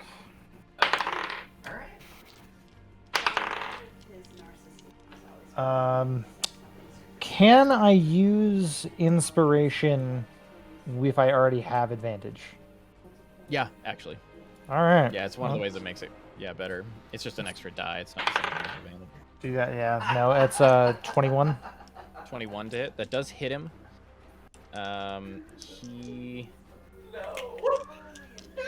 He won't do anything. Okay. We'll just take it. Then that is going to be. I'm gonna try and hit him with everything now. That is going to be a much better sneak attack roll. That was 16 psychic. This one, 7, 24 total.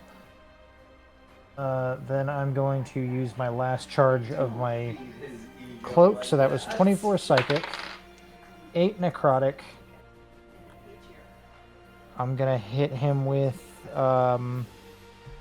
my last spell slot on smite for 3d8 radiant. No, 48 radiant, because it's... No, it is 3. Never mind. Yeah. 2, 5. That's 12 radiant damage. Okay. He takes it. And don't think I have anything left, so that's me. He turns to look at you, and then his eyes again shift to Kaitaka as he's going to legendary attack the Loxodon. I will once again try to use my ring for the third charge. That's good. He definitely hit. He definitely hits. So. Okay, 10 up. I rolled a 9. It hits me. 9. He is going to strike you with his. What did he roll to hit? I need so. What did he you roll to hit? Rolled a 28. You know what? Reaction, I'm going to go ahead and do Runic Shield again. Force him to re-roll that. Okay.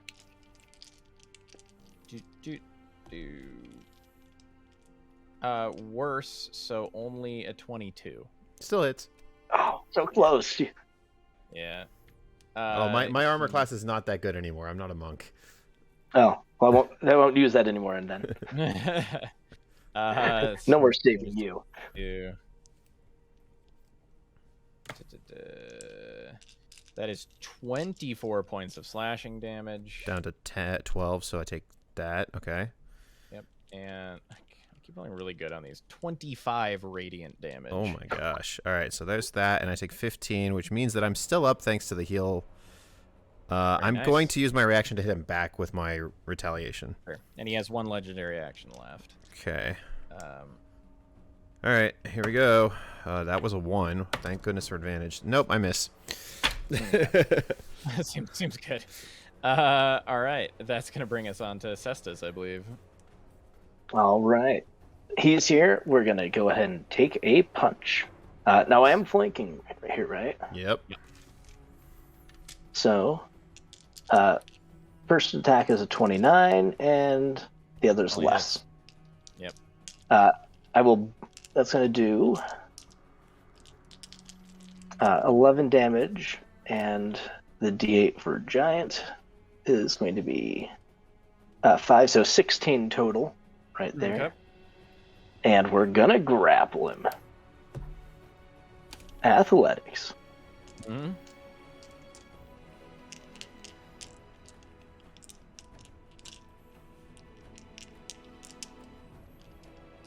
All right, that's going to be a 31 on my end to grapple him. Rolled a 34. Holy crap. Oh, So you I got a in to 16, try so to I'm not grab going to him get much and better. He like grabs your hand and just peels your hand off. Just I'm so brute sad force. that my Bane failed. Yeah. We might have won. Yeah. All right. Well, in that case, we just go with attack number 2. Yep. Which is going to be a 29 to hit. Okay. Coming in with 10 damage. And attack number 3 is going to be 20 to hit. 20 is not going to hit him. He like sidesteps as this next blow comes in. And he is going to use his last legendary action to again slam the sword spear into the ground. Everybody make a, I don't remember what it is, Constitution save, Dex save. I think it was dexterity. Yeah. Except for Toland, you're way out there. 14. Or it definitely fails. Yep. 18. DC is 20, just so you know. Okay, so that's gonna be a fail then. Yeah. Have a natural 1. Everybody who fails, you're Oh. going to take 23 points of something damage. It's okay. You're a rogue. You can just evade it because it's AOE. Oh yeah. Is it? That is Thunder. 23 points of this one's radiant damage. Oh, Does that- radiant? Does that round up? Roar is thunder. It rounds everything in D&D rounds down. Yeah, you're into it. Well, it's So I'm 11. looking at 11. Be 11. Yeah. we can do it more because I don't think Okay, so now I have to make a DC 25 Constitution saving throw with a +6 to save. 19 got or this. 20. Yeah, 19 or 20, 10% chance. Let's go. Oh, it's a 17. Pretty Oh, good, thought but about it. unfortunately, he drops to the ground. Yeah. But he's out of legendary actions, so you got that going for you. And then we're going to go to... that Oh, was I'm just sorry. Cestus. I have a +10 Constitution. That's a 27. I'm good. Oh, okay. A plus still 10 kicking.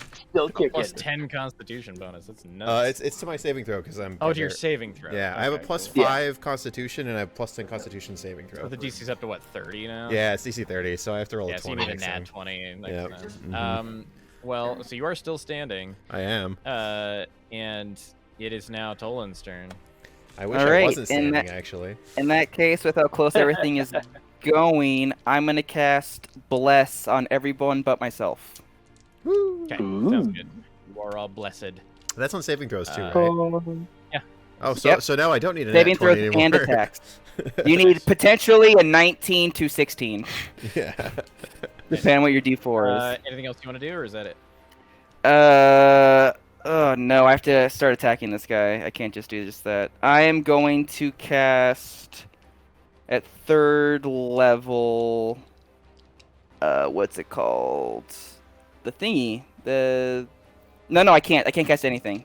Nope, that's it. That's it for me. Oh, yeah. Cast Bless. Yep, 'cause I Um, cast Bless. It is going to be his turn now. He is really done with the fact that this barbarian will not drop. I keep hitting him and he just doesn't do anything. Yeah, he's attacking our Loxodon. All right, I have 3 charges left on my ring, so I'm going to use one of them. Do I roll a 10? I rolled a 13. He hits the ring. Hits the ring. He's going to try to attack you again. I'll use the ring. I rolled an 18. He hit the ring. All right. You got one. I got 1 All charge right. Burn of those yeah. charges. Nice. Does he get... Because his roar is actually a bonus action, but he has to get it back. He does. Oh, no. So he is going to call out another roar of the lion, which... yet another enormous bellowing roar from him. Everybody within 40 feet, so everybody but Toland make a DC 20 Constitution save. Well, I rolled Don't forget Blessed. You get blessed. 30. Nice. You still take half damage. I know, which is what is annoying because I'm going to need that high to get my relentless rage. 20. Bless made the difference. Woo! It is 17 points of thunder damage, halved to 8 if you rolled the 20. That's Or if a you're- 22. So you would've take knocked nothing, me out. you shouldn't laugh. at right? that. You don't take anything, Ian, because you. No, saved that's it. because this is a con save. Oh, okay. Yeah, It's for dex save. Yeah. Okay. Yeah. I'm going to attempt to roll my D4 plus 20 plus 10, 30 here. Let's see if we can. No. I rolled a 25. I'm Alright. down. Our boy is unconscious. Bloop. You fall down. And now I make a death save. You wouldn't Make it yet, right away? Oh yeah, because It's we my got your turn. turn, right? Yeah. Yep. I rolled a 1. 2 fails. You are at 2 fails. Great start. Great start. Awkward. Great success. That's gonna bring us to Galen. You're up. And he does have his legendary actions back. Oh boy. Good thing you got that lay on hands left. I mean, just leave me alone. Ryan's gonna do Ryan things. hopefully. I mean, I'm planning on it. I would like to note that we've done over 250 points of damage so far. So go us. How's he Yeah. looking? You haven't broken 250. Oh, have we not? All right, I missed something somewhere then. You've done 246. Okay. Oh, I am on fumes. I have very little to throw at him now. It's okay. Just crit the sneak attack and roll max damage. Easy. Yeah. You got Misty Steps. You're fine. I have one means of teleporting left. And bonus action disengage, walk away. I've got advantage on him, so I'm just gonna drop attacks into him. Sounds good. First attack. 19. Don't forget bless. So- Oh, I'm sorry. Like 29 total. Oh, 29 total? Yeah, definitely plus- Yeah, before I even roll bless. Yeah, yeah. Well, that's a 8. 8 psychic. I will try and fish for the crit. Mm-hmm. So second attack. There it is. You crit? Yep.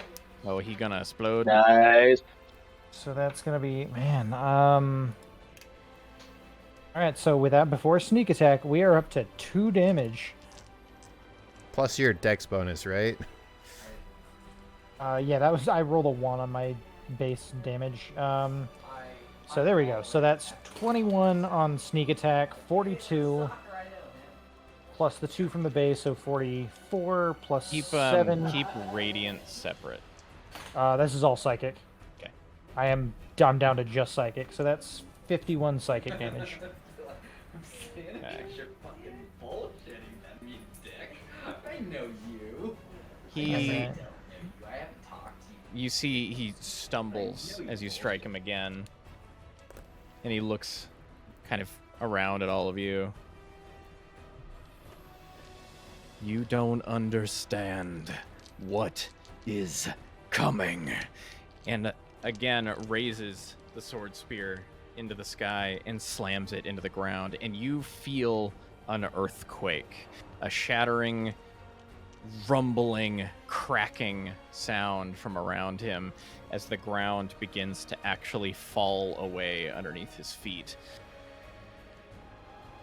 Before you know it, the ground has begun to crumble away entirely, and you feel the sensation of falling. You fall into darkness beneath you. You don't understand the ground could be so hollowed out as if there was a massive cavern below, but you don't fall as far as you would think. Unfortunately, this does do fall damage. Yep. Which means Kaitaka fails a 3rd death save when he Yep. strikes the cobblestone about 50 feet below. Yep. Yeah, it cracks his skull onto the ground. The rubble around you is falling. There's dust everywhere. You can barely see what's going on around you, but you're standing now somewhere new. A massive, almost circular, kind of oval-like chamber that you can tell seems to be the top of some kind of building, a structure beneath the ground. Everything is basked in a kind of greenish, bluish light, and you feel that icy cold surrounding you from every side. Worse, sharper, colder than it ever was before. And what also catches you is that the ground continues to rumble. This structure is moving, raising up slowly. After not very long, first you're in the dark, but you find yourself above ground again as whatever you're standing on is raising up above the Valley of the Sun itself. Something is actually coming up from around, and when you look out, to all directions to see the Valley of the Sun basked in this blue light from this dark black moon from above. There are structures as the ground is shattering and breaking apart the entire valley. A city of some kind raising up from the depths below. You're now somewhere new, but the lion is still here.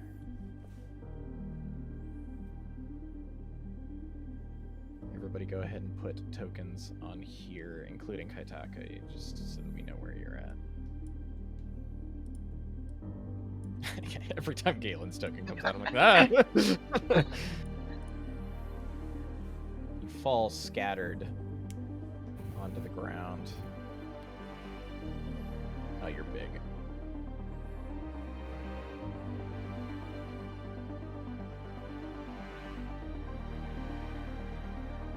Probably right there, I'd say.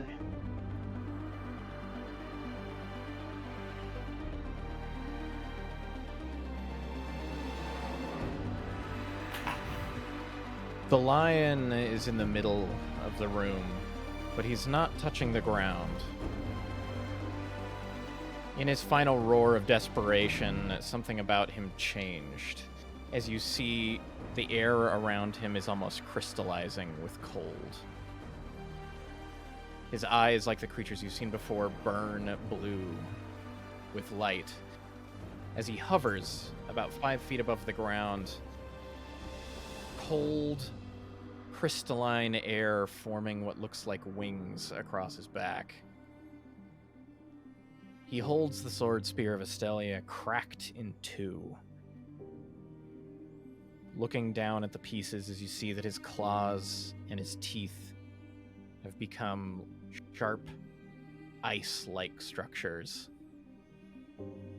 He looks at the spear in his hands and tosses the pieces off of the structure before looking around at all of you, hovering as he is. There is no hope continuing forward. The lives of mortals mean nothing. There is only one way to enact change. And for now, it is for you to die. Galen, you still have your movement and a couple of attacks, I think.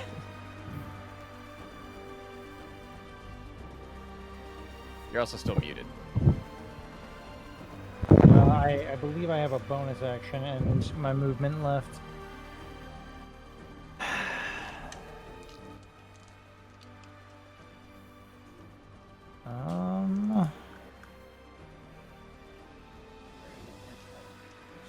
Bonus action, there we go. Okay, give it a try when Can't do any of that, can't do any of that. Yeah, I'll talk about that more later. Keep going with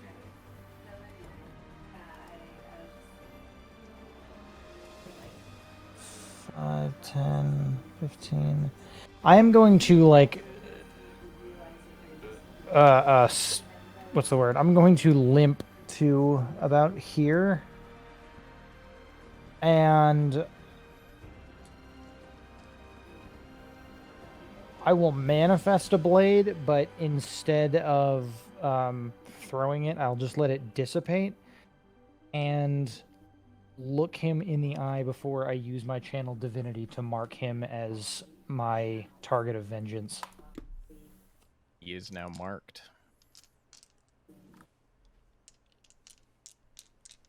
And that is me. Alrighty. listening to Mormon stories. He is going to use a mythic action. Oh Gosh, no. darn it. Oh no. Which he has 3 of, because they reset. He is going to see his eyes turn to face Cestus directly. The burning blue light as he peers directly into your eyes. I would like you to make a wisdom saving throw. Ah, yes, that one. A very good one for fighters, yeah. Hey, that's a natural 1. Solid. You've been struck by the eyes of the cold void. You are basically under the effect of slow I'm like, so I'm a safe at the person. moment. Okay. So So you have 1 attack, specifically- half you have- speed. You have -2 AC, -2 to Dex saves. You can't make more than 1 melee or ranged attack. You can take an action or a bonus action. You can't attack more than 1 time, and you can't use reactions. Yeah. Yep. You don't know how long that lasts. So. Okay. But it is now. Let's see. It is now your turn. Now that you're bad. At All everything. right. So, I don't know I can actually. how put- close. Let's see here. put the So I'm moving at snake- half speed. Yep. Yeah, it's a little hard to So see the it'll grid be on this. Or- 5, 10, 15 to there. Mhm. And while normally I like to try to get up there in melee, I did have a few other skills and techniques after my time as a gladiator. And so I'm pulling out my net, which I hardly ever use, and I'm going to throw my net at him. Alright. Sounds good.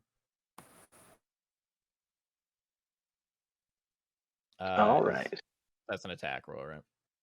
It is. So, I rolled an 11 there, but I'm going to use my inspiration to get this here. So, re-rolling that. Okay. That's going to be a 21. Or actually, then I get the D4 from Bless. I was about to say, don't forget Bliss. So a 21 will hit him, though. 24. Okay, so 24. So, nice. Yeah, you hit him. Okay.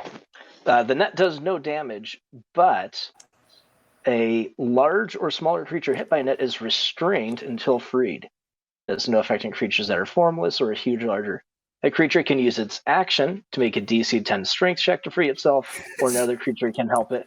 Or it can do 5 slashing damage to get through. But it does take an action to do that. Okay. Well. All right. So that's the end of your turn. Yep. I think that's probably how he's going to use a legendary action. Is just attacking it, which is not what I wanted him to be no. doing right now. But Am I still slowed, or do I get save again? you are still slowed at the moment. Okay. You're not sure what the duration is. Do I know if this is a spell effect or is this just an ability? You're not sure what it is. Yeah, it just seems to be Okay. some kind of an ability that he has. So he's going to use his second legendary action to just claw the net off of himself. And we're going to go to our good buddy Toland. The Alright. Blue Eyes Lion Dragon activated my trap card. Yeah, 5, seriously. 10, 15, 20, 25, 30. I will go there. Mm-hmm. Then I didn't want to cast this with so few people, but I'm going to cast Mass Healing Word on the 3 of us Okay. Ooh. at 8th level. I believe. Oh my and- gosh. Brent, did you say you used your inspiration? Yes. Roll a d8 and add 15 to it. You get that much temp HP. Okay. Oh, cool. Yeah, make That's sure. a- Make sure. That's a 1. The 16. How much health do I get back, Ryan? Well, you're dead, so You're none. dead. Oh, you're right. I am dead. Never Yeah, mind. you are straight up dead. Like, I was planning on using this while you were still, at least unconscious, but you decided to roll a 1 for your first death save. I did do that, didn't I? Alright, I think it's 5d8 at the max level? 5d8. Okay. Mm. So, 10, 13, plus... so 20, everyone gets 25 hit points. Nice. including myself. And that's it for me. Okay. He's going to use his last legendary action. Poland, he knows what you do. I don't do anything. I'm a good boy. So he's going to go up enough to be out of Galen's reach, over and down with his legendary action, and make 2 Does that provoke attack- an attack of opportunity? No, because he was not quite in range of Galen. Ah. He is going to attack with his frostbite claws. He makes 3 attacks with these. But he doesn't have 10-foot reach anymore, so be thankful. Woot. That's like a 32 to hit, something like that. Barely misses. You were so close. Oh, okay. I'm gonna Right roll all there. 3. I'm gonna roll. So he makes Actually- 2. Sorry, actually- he makes 2 attacks when it's a legendary action. Yeah. So you only make 1, and I'll use my reaction to take half damage and teleport myself 30 feet. Gotcha. Okay. He will do. It's 2. You are going to take 13 points of slashing damage. Half And- to 6. Half 6. And 10 points of cold damage. So 11 total. Yep. And then you get to teleport away. I sure do. Just in time for him to take his actual turn. 15, 20, 25, 30. I know. He spins to face where you are. Don't run from me. And just... He's Oh. fast. I do have to make a concentration check for that. Yeah. Which I do make. Cool. He zips to you. He is quick. And it's like... He just hovers really rapidly, kind of. It's not really like a flapping, flying motion. It's very like sliding around, still kind of feet down, almost like he's like sliding across ice in a way. And he is going to... I'm gonna press this button again and actually hit the button. He's gonna just start wailing on you with his frostbite claws. The first attack... I'm just gonna roll all 3 of them unless you stop it with something. That is a 22 to hit. It succeeds.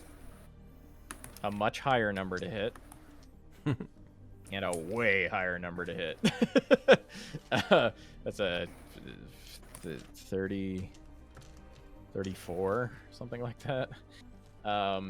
He is now going to do a bunch of damage. That's what he Yes, he is.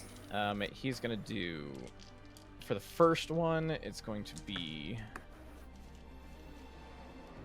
20 slashing damage and 7 cold damage. So 27. All right. Next one is 4 cold damage and 19 slashing damage. Okay. And the third one is 17 slashing damage and 11 cold damage. Okay. That Now that I did need not you to tickle. make a That's all. Constitution save. Excellent. Well, hold on. I have to make a bunch of Oh yeah, make your Okay, so first succeeds, second's good. Okay, they're all good. Thank you, advantage. Poor bastard. I rolled a really terrible number, then a really great number every Yeah. time. Seriously. All right, and then a Constitution save, you said? Yep. Let me find a D4. I just had one. That was an actual 20, so I don't have to even find it.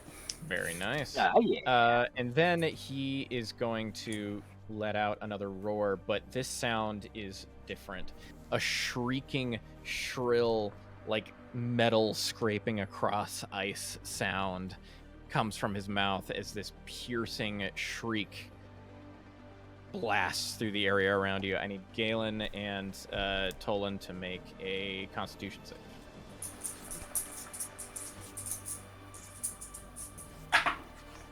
Oh. Yes, Yeah, it it's is. still up. Yep. And I got over 20. I got a 22. Nice. So this one's a little different. It's actually a lower DC initially, but it's going to go up over time. You get blasted by this freezing, cold, and piercing sound as you take a point of exhaustion. Oh no. That's just Galen.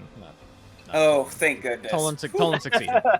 It's actually a pretty low DC, but it goes up over time. He's done. He's got his legendary actions back. What a boss. And we're going to go on to the next person in the order, which is Kataka, who is incapacitated. Galen, you're up. That's a cute way to say dead. Just a little dead. Just a little dead. Just a little dead. You have disadvantage on its like ability checks and something else. I think that's it, actually. Ability checks. It's not I think it's not that's the it, yeah. worst thing ever. It's really the second point where it starts getting real off the rails. Yeah, just ability checks. Level 2 is speed is halved.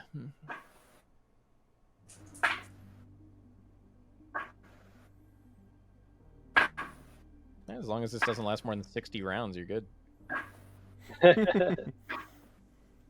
We're here till like 6 in the morning. Oh, the slow effect is not on you anymore. Cestus. Yay! It's just till the end of his turn.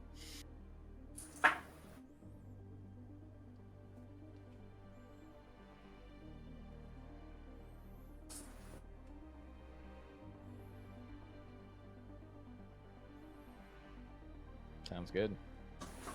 Stabbity stab.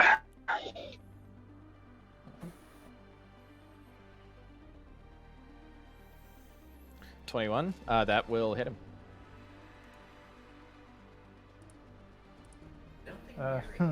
That'll be 8 psychic damage. Okay. He's a pagan name. He takes 8. Second attack.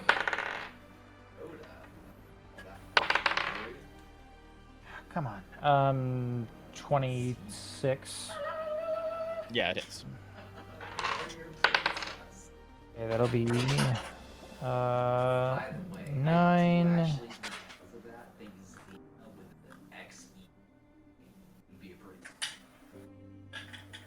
Yeah, because it's still better if I crit on that. So that'll be another 9 psychic damage. And then my bonus attack. I fucking love your princess. I liked it more than Hercules. I did too. It was a better show than Hercules. Alright, well, 27 on the third one. Kevin Only hits. Sorbo is an ass. Alright, so that'll be Whereas Lucy 10, Lawless and then I will is throw in my sneak attack. Did you? 25 psychic. I wouldn't be able to help. I'm just wailing on him. Yeah, absolutely. He stares down at you as you cut into him. He's going to take his actually 2 legendary actions, or mythic actions, for entropic savagery. He's going to make an attack roll against you. Assuming I can find it. That's like a 31 to hit. That will miss. Okay, excellent. seems Let's pretty see how good. easy 31 there. You are at this. He bites you. He You know what? full I'm on- going to use. I've got reactions. I'm going to use my runic shield. Make him re-roll that. He rolls a natural 1 on the reroll. No, he doesn't. Yeah. A clutch runic shield. as That is- Right, he gets to bite down No. and these runes just whoom. It doesn't, and he like looks over at you and roars angrily as we go to your turn, Cestus. All right. He's not quite close enough for me to easily reach, so I'm going to use my cunning action to dash. Seems good. So I'll get to move. So 5, 10, 15, 20, 25, 30. Then my move action. That bite would have been absolutely horrible, by the way. I believe you. All right. I'm going to go there, and I'm just going to start punching away. Do the thing. Do the thing you're good at. That's going to be a 20 to hit. That does not hit. Plus bless. Oh, yep, get Yeah, a bless don't in forget it. you're blessed. 22. Bless makes it into a hit. Ah, yeah. Going for the bless. Thank you, Warcaster, keeping me in the game. Yeah, right. Okay, so that's going to be 9 damage there, and then Giant's Might. Add 1, so 10 damage. Takes it. I wish I could grapple him, but I already used my bonus action, so Yeah. 15 to hit. Plus, even if I got 4, wouldn't matter. Yeah, yeah. And attack number 3, come on! That's going to be a 25. That'll definitely hit. And that's going to do 9 points. Takes it. Plus the Giants thing or not? He only gets it once. That's only Oh, he one only gets per once. Oh, turn. alright, fair enough. Yeah. Yeah. D8. Nice. Yeah, okay. he's taking a beating. He's got a legendary action left. He's going to turn back on Toland. He knows that's... Did he use his legendary action to claw the net open? And then he got his Yeah, turn. That was Oh, then he got his before, turn, then he got alright. his turn. Yeah, Yeah. right. Yeah, so he's only got 1 action left because it took 2 to do the bite that failed. But he's going to make 2 claw attacks on Toland. Does Jaden still count as a creature right now? I don't You think know, it Okay, that's actually a very complicated rules debate, funnily enough. But technically, yes, but he's not threatening Okay. him. If, No, I was just curious, yeah. That is a 27 to hit on Toland. That's a hit, and I'm gonna use my last charge for my cloak. Okay. And that's half damage. Yeah. His second attack is an 18. Oh no, I teleport after the first. Oh, you attack. teleport after the first one. Sorry. Yeah, Okay. yeah. So he'll just make the other one on. I'm gonna randomize it because I don't know.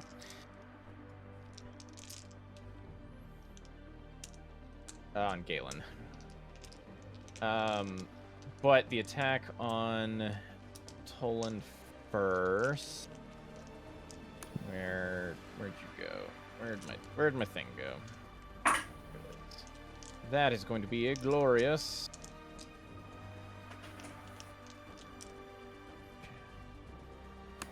15 slashing. Down to 7. 20 cold. Rolled really high on the cold damage. Holy crap! Hold on. So 7 plus 17. Oh my gosh, I have 16 hit points left. Nice. That would have downed. That literally would have downed me without my cloak. Yeah. Galen, that's a 27 to hit you. I'm going to go ahead and use the Cloud Rune on that one. When you or a creature you can see within 30 feet of you is hit by an attack, you can use your reaction to choose a different creature other than the attacker within 30 feet to become the target of the attack instead, using the same roll. So we're going to you're target making him beat on his body. Yeah, on Kaitaka. Slashes Kaitaka's body. Looks a little confused, but yeah, all right. That's his. As the mist, that's you him know, done. runic mist redirect his fist. Yeah, Toland, I think you're up. Guys, things are looking bad, and I'm a cleric. There's only one thing to do. Oh, are you gonna channel divinity? Necromancy. I am going to better the channel divinity. I'm going to divine intervention. Divine Hail Mary. Ugh, please. Let's You're get on a that big board, you're on a 14%. 14%. I was gonna say, thankfully, I'm all 14%. cleric. So. So yeah, I think why. There's a dwarf! There's a dwarf! There's a dwarf! I don't know if you saw it, but I got a 12. Nice.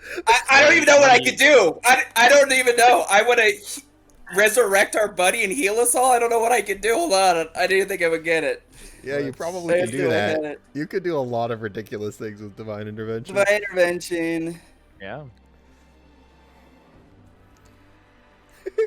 Yeah. All right. I'm I gonna- want to heal us all to full health, and along with our down barbarian buddy. You see this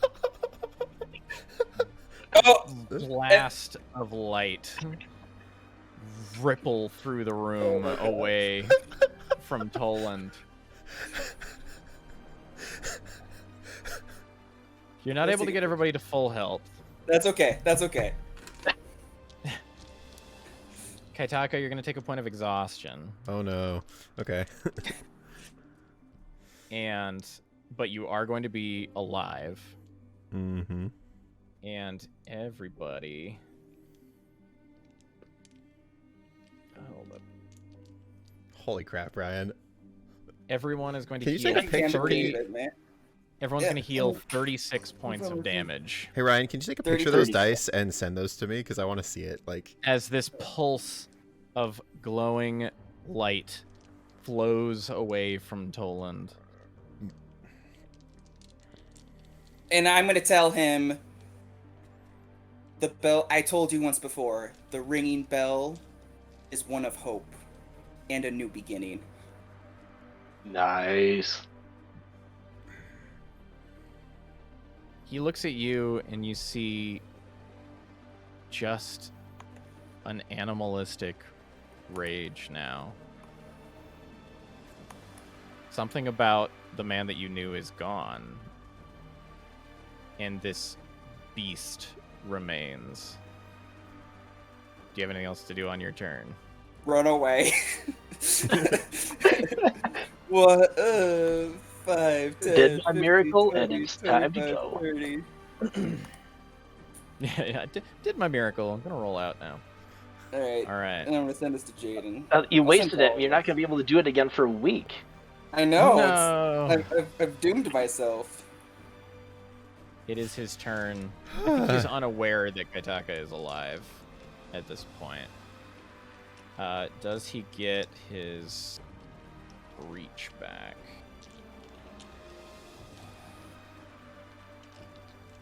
He does. So the first thing he does is he's going to, again, in frustration, seeing what has happened, let out another piercing scream. That means the three of you that are near him need to make a Constitution save. I don't have bless on me anymore, right? I'll You double would. check. Yeah, Okay. I believe the effects on creatures. That's end. super cocked. 13. 13 total. Yeah. Even with my plus 10. I rolled a 19, so 29 plus bless 30. So, for bless, it just says you bless up to 3 creatures of your choice within range. Whenever a target makes an attack roll or a saving throw before the spell ends, the target can roll a d4. I guess you would probably keep it. I recommend Cool. it. I don't think it matters on this 13, but With glowing or green. I mean, you can with, hit 4. 17 is good. I have recommended. with an 18 in my +1 and a 1 from Bless, that is a 20. Very nice. Go ahead and roll the bless, Jane. oh, okay. It could be relevant. 16. 16? Yep. DC is 16, right? No, it is 17. Oh! Sorry. Wow. Sorry. I wasn't sure. I waffled on this one when I designed it if it was going to increase by 2 or 3. It increased by 3. It is 17 right now. Boo. Anybody who failed below a 17 is going to take a point of exhaustion. Well, I have 2 now. As your speed is halved and you have disadvantage on ability checks. Okay. Then he is going to unload on Galen, who is actually doing damage to him. We're gonna go to rolling d20s. He begins just flashing at you with his claws. That is a 23 to hit. Do you have any nonsense, Brent? Can I hit my target? We're gonna go ahead and do reaction runic Why I shield. asked. Okay. Reroll that. It's only a 21 this time. Still hits. Yeah. He'd have to roll real low to miss me. His second attack is a 22. Yeah. His third attack is obscenely higher than that. So he's gonna do 15 points of slashing. This is with the first one. Jeez, dude. 20 points of cold. That is the 4th time you've done 20 I points keep of rolling cold. really high on those. That's impressive because it's on a 2d6. Yeah. Yeah. So it's 26 point of damage from that one. The second one is 9 points of cold. And 18 points of slashing. And the third one is going to be 15 points of slashing. And 11 points of cold. Uncanny dodge on that one. So So that's 17 down to 8. And I need you to make a Constitution saving throw. no. Do it.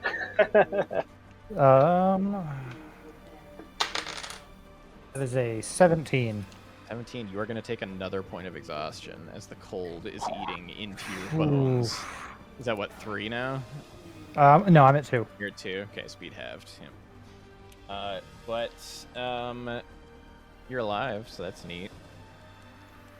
And it is now Kaitaka's turn. I'm gonna stand He up doesn't know he's alive. and take all of my reckless, or I don't even need to do that. All of my advantage attacks onto him. Sounds good. Just come over here. So here we go. Can I roll a 20, please? That is total of 22. Natural 20. Nice. Okay, so I do 2d6 base damage, which is flat 12, double to 24. Yep. When I crit as a frenzy barbarian, I get an additional 2d6 weapon damage, which automatically max to 12. I assume you're raging again. Yeah, so I bonus action rage. Yep. Yeah. So I crit the 24 go, and then I get 2 extra damage dice from the weapon, which is another 12, so that's 36. And then because it's a weapon of sharpness, I just add 14 whenever I crit. Seems good. So that's 50, and then I get plus 7 on top of that, so 57 damage. Ouch. He says. He's- Ouchie.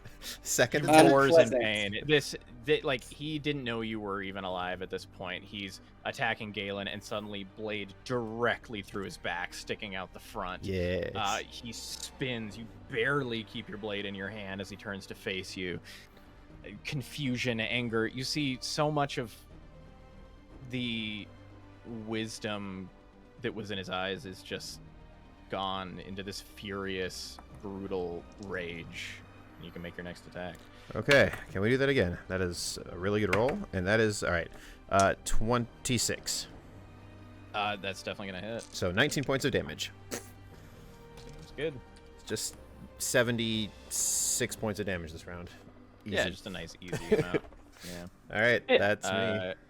Cool. He tears at you in anger, and he is going to use 2 legendary actions to attempt to bite you. I will try to make him bite my last ring charge. Go for it. Can I roll a 10? I rolled an 18. He bites the ring. All right. Again, it misses. He looks around in fury. You're still going. And Can't it is stop now what's Galen's In all honesty, turn. I'm surprised we're alive here. Me too. I don't. Yeah, I mean, it helps when God. God literally puts his finger down to say, "Get involved." It put you back in this fight for sure. Yeah. All right, you said it's me. Yep. All right, we're gonna go ahead and try to smack him and grab on. How many I am action flanking surges do you now. have, Brett? I only have the one. Oh, really? I thought you got more by the time you're level 14. No, you don't get the second one until you're Yeah. at 17. It's one of the last little, like, yeah, have another one. Lame. Yeah, All right. 18 to hit on the first attack. definitely gonna miss. Did you get the Don't bless forget in there? blast. Yeah, that was with the bless. It was. Aw. Yeah. Second one, flanking. So that's a natural 20. Nice. Gosh. He's gonna use. Oh, and you get your ogre strength brave on this one, cleric too. bullshit to say no. Yeah. The luck suddenly spins around very hard on this poor defenseless lion that you're all beating on. That's right. So that's going to be 5, 7 on the dice for 14 plus 6, 20. Okay. And I will bonus action grapple him. All right. A glorious opposed check. What do you got? Let's see. So I've got advantage because I'm in my giant form right now, so Nice.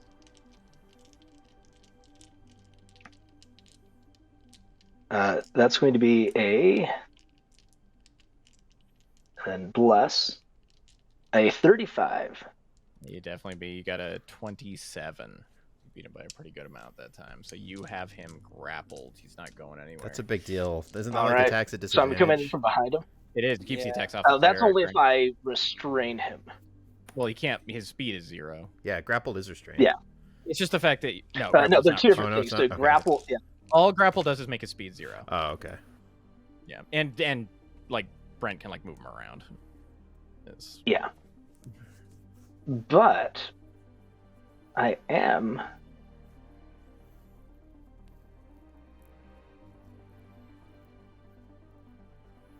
I Uh-oh. could restrain him. If I do the restrain, it would be both of us become restrained.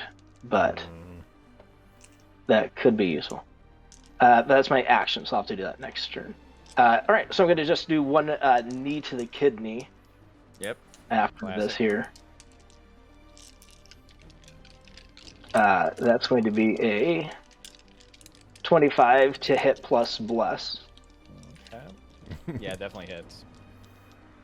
That's going to be 8 damage. This is a knee to the kidney. He takes it. Roars in anger. Is that you all done? That's what I got. Bonus and action. He will take his last legendary action. He can't fly. You know what? Actually, I've got movement. I'm Yeah. going to move Sure. 5, 10, 15, and drag him with me, pulling him Yeah. away from everybody else.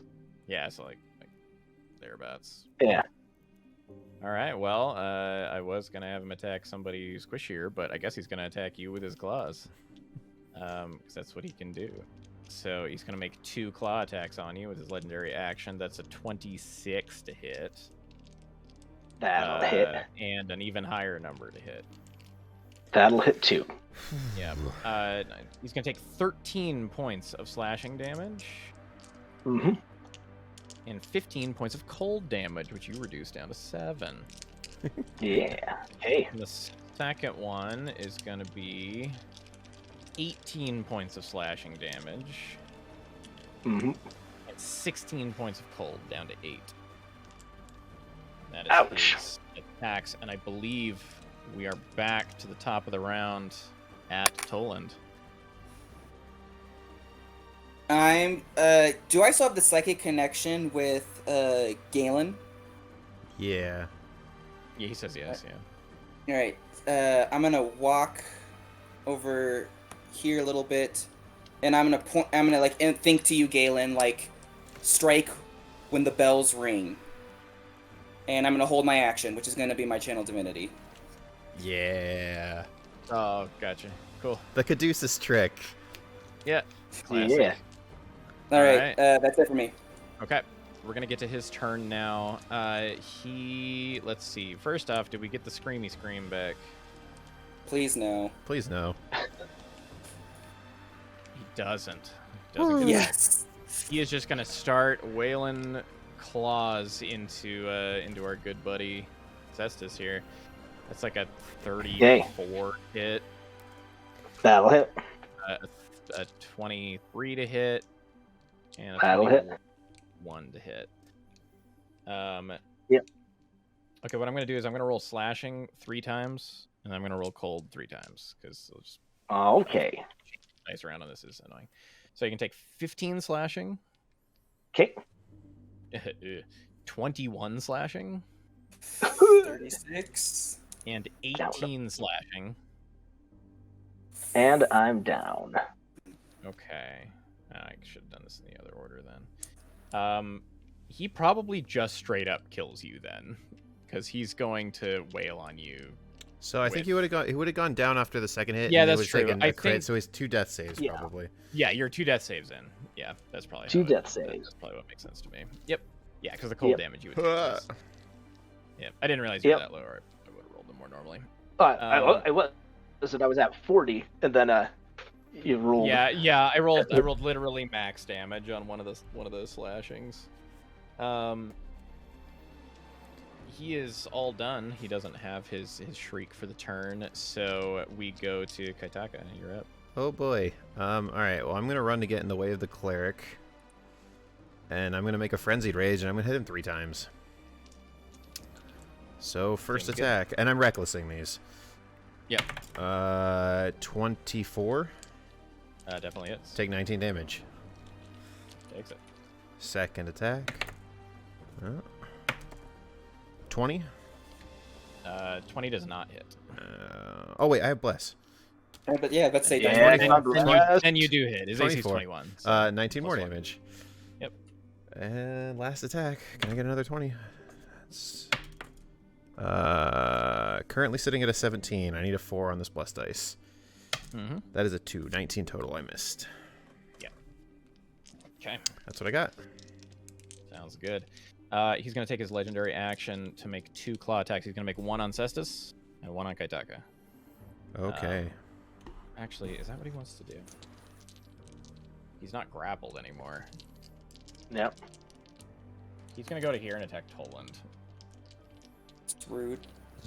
Shoots over I did there. nothing wrong. You healed so much health. How much health are you at? 52. Okay. So I'll do this. That's impressive. That is a 18 to hit. That's a miss, actually. Miss? Yeah, he rolled, By very 1. low. Then a definitely hit, and another definitely hit. Doesn't he only get 2 claws So- with his legendary action? Yeah, don't you think it's 2 with the legendary? Oh, sorry. Yep, yeah. Sorry, this is a legendary action. 1 It's an hit. actual action. You're going to take 18 slashing Love it. and 16 cold damage. So, 18 plus 16 is 34. Yeah. So that brings me down to 20. 18. And your DC on your Imagine concentration check is 17 then. It's 17. Thank you. Advantage. I need a 14 to sustain the bless. Oh, and I get to roll a d4 too, because bless is the best. Come on, bless. I can't fail, because I rolled a 13 plus 3 is a 16, plus whatever the d4 is, so that's good. Sounds good. Alright, he is done. That is one of his 3 legendary actions. And we have reached... You guys got to Galen's turn. So I assume Yep. you were triggering your Channel Divinity. I will Now, did he channel attack, my you god said- again. Did he attack me on one of those? No, he ended up attacking Toland. Me Okay. twice. Yeah. I decided I wanted to try to get the healer down, because it keeps not happening. Galen's up. Yep. I think you're muted still. There will Sorry. be an Yeah. echo throughout the room of just a gong, like the Big Ben kind of going Yeah. off. We're trying to put a knife. But when your blood pressure is so low. I think I can squeeze in. Yeah, you should Yeah, be able to. there's Yeah, he's on the ground, so if you want to oh no, you have advantage all the time, so it doesn't matter. Yeah. I'm gonna run into there, and I'm just gonna channel my. I'm gonna manifest some psychic blades and try and nice. keep going. You got it. Your first attack, all damage is going to be doubled. First Nice. attack that hits. So that's gonna be a 24. Definitely hits. Okay. Come on. Big money. So that's 13 just from the attack, That's good. and Done 13. then It's going to be doubled, all of this. Big money. So is that 13? So 26 from the attack? Yeah. 6 from that. Yeah, So and far. then And then sneak attack. 15 from the sneak attack, so another 30. Ugh. Okay. And then that's done. It's just the one shot from the Yeah, it gets doubled once. It's the next damage he takes is doubled, basically. 27. That'll hit. That'll be 12 more psychic. Okay. And then bonus action. It was a 25. Definitely hits. It'll be 8 more psychic damage. He takes it. He's looking rough. He's a mess. And that is me. All right. He's gonna take another legendary action because I hear good things about those. He is going to make. I think he's just gonna do straight up 2 attacks on Toland. We're done with your healing. We're done with it. Stop pressing that button, Sarah. You probably only need the 1, unless you roll super low. 19 to hit. That's a shame. Yeah. Very low. Yeah, he'll start with that one and he'll redirect the other one if it seems necessary. 18 points of slashing damage. That's it. I'm down. That's exactly You're down. my. Okay. So something very funny happens. After he hit me, you notice I kind of like slump, but you see like a magical energy coming from my boots and it's keeping my body standing straight up. Yep. Still. Yeah. He's actually going to redirect the other one into Galen. That is an 18 to hit.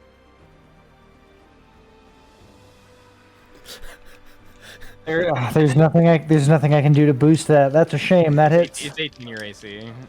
17 is my He AC. keeps rolling like really bad. He's rolled like a 3, a 4, a 3, like over and over again. Start So shaking. he has Step. like, Just yeah, do he has the like, thing. yeah, he has like a plus 15 to hit. So, this is gonna be 13 points of slashing and 10 points of cold. Really kinda bad. Yeah, we'll go ahead and uncanny that. Nice. What's your health at? So we're currently 24, so that takes it down to 11 points. Nice. So I'm at 13. Yeah. So that was Galen. Cestus, you need to make a save. Death save. Here we go. You already have 2 failed. There you go. I rolled a 5 plus a D4 is not gonna get above a No, 10. I'm unconscious. There's no more. Oh yeah, he doesn't even left. have blessed up. Unfortunately, Cestus Third check. bleeds out Oh boy. on the ground. Oh. Toland, guess who else has to make a death save? I think I have advantage for these. I was trying to look. I'm pretty sure I have advantage. That sounds right to me. I thought it was one of my. Oh, abilities. actually, you're I'm down, so I wouldn't have looking. bless anyway. Yeah. Yeah, that's Yeah, that's what what I'm I'm saying. Yeah. I'll just roll the 1 because I can't find it, and if I'm wrong, I'll look again. Seems good. That is a 9 plus my Constitution of 3, so 12. Well, you don't add your Yeah, Constitution you to don't this add one. your Oh, you don't? Constitution to Oh, I this. thought you did. Okay. Yeah. Then that is a fail. Otherwise, that would have been like, totally good. Yeah, it'd make it really hard to kill anybody with like a good Constitution. That's gonna bring us to his turn again. Does he Yep. get the shriek? Does he shriek? Please no. Does it shriek? He doesn't. Does not get it back.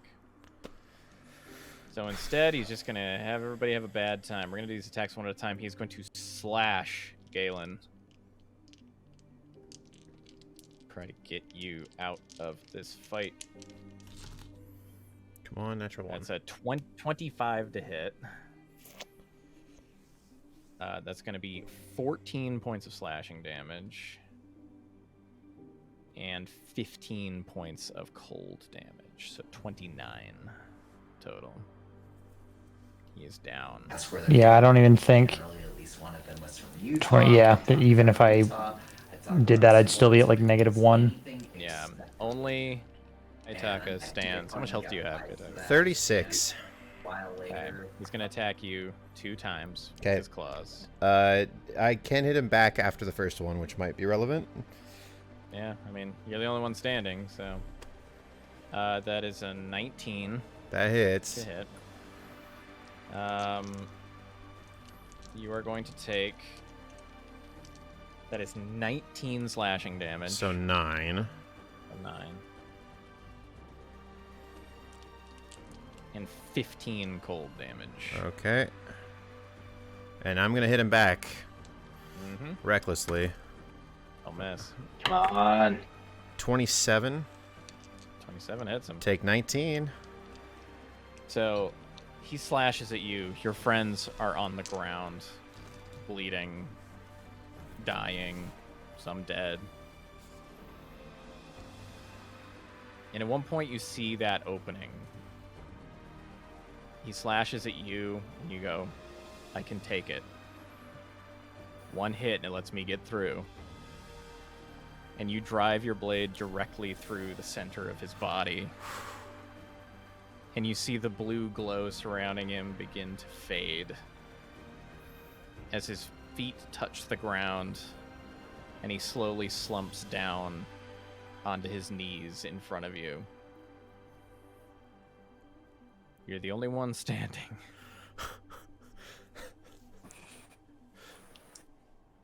The tower you stand on is high above the ground. Has to be a good 300-400 feet now. An enormous city, an architecture like you've never seen, fills what was the Valley of the Sun. And beyond that, you see movement all around the tower, like a swarm of bees. Thousands of phantoms, figures moving along the ground, rising up from the deep, dark depths beneath the Valley of the Sun. Ancient city, long forgotten. The lion looks at you, and you see some bit of recognition re-enter his eyes. I'm sorry, old friend. But soon you'll have to see what I saw. And the world is never going to be the same. And you see the last light leave his eyes as he slumps to the ground.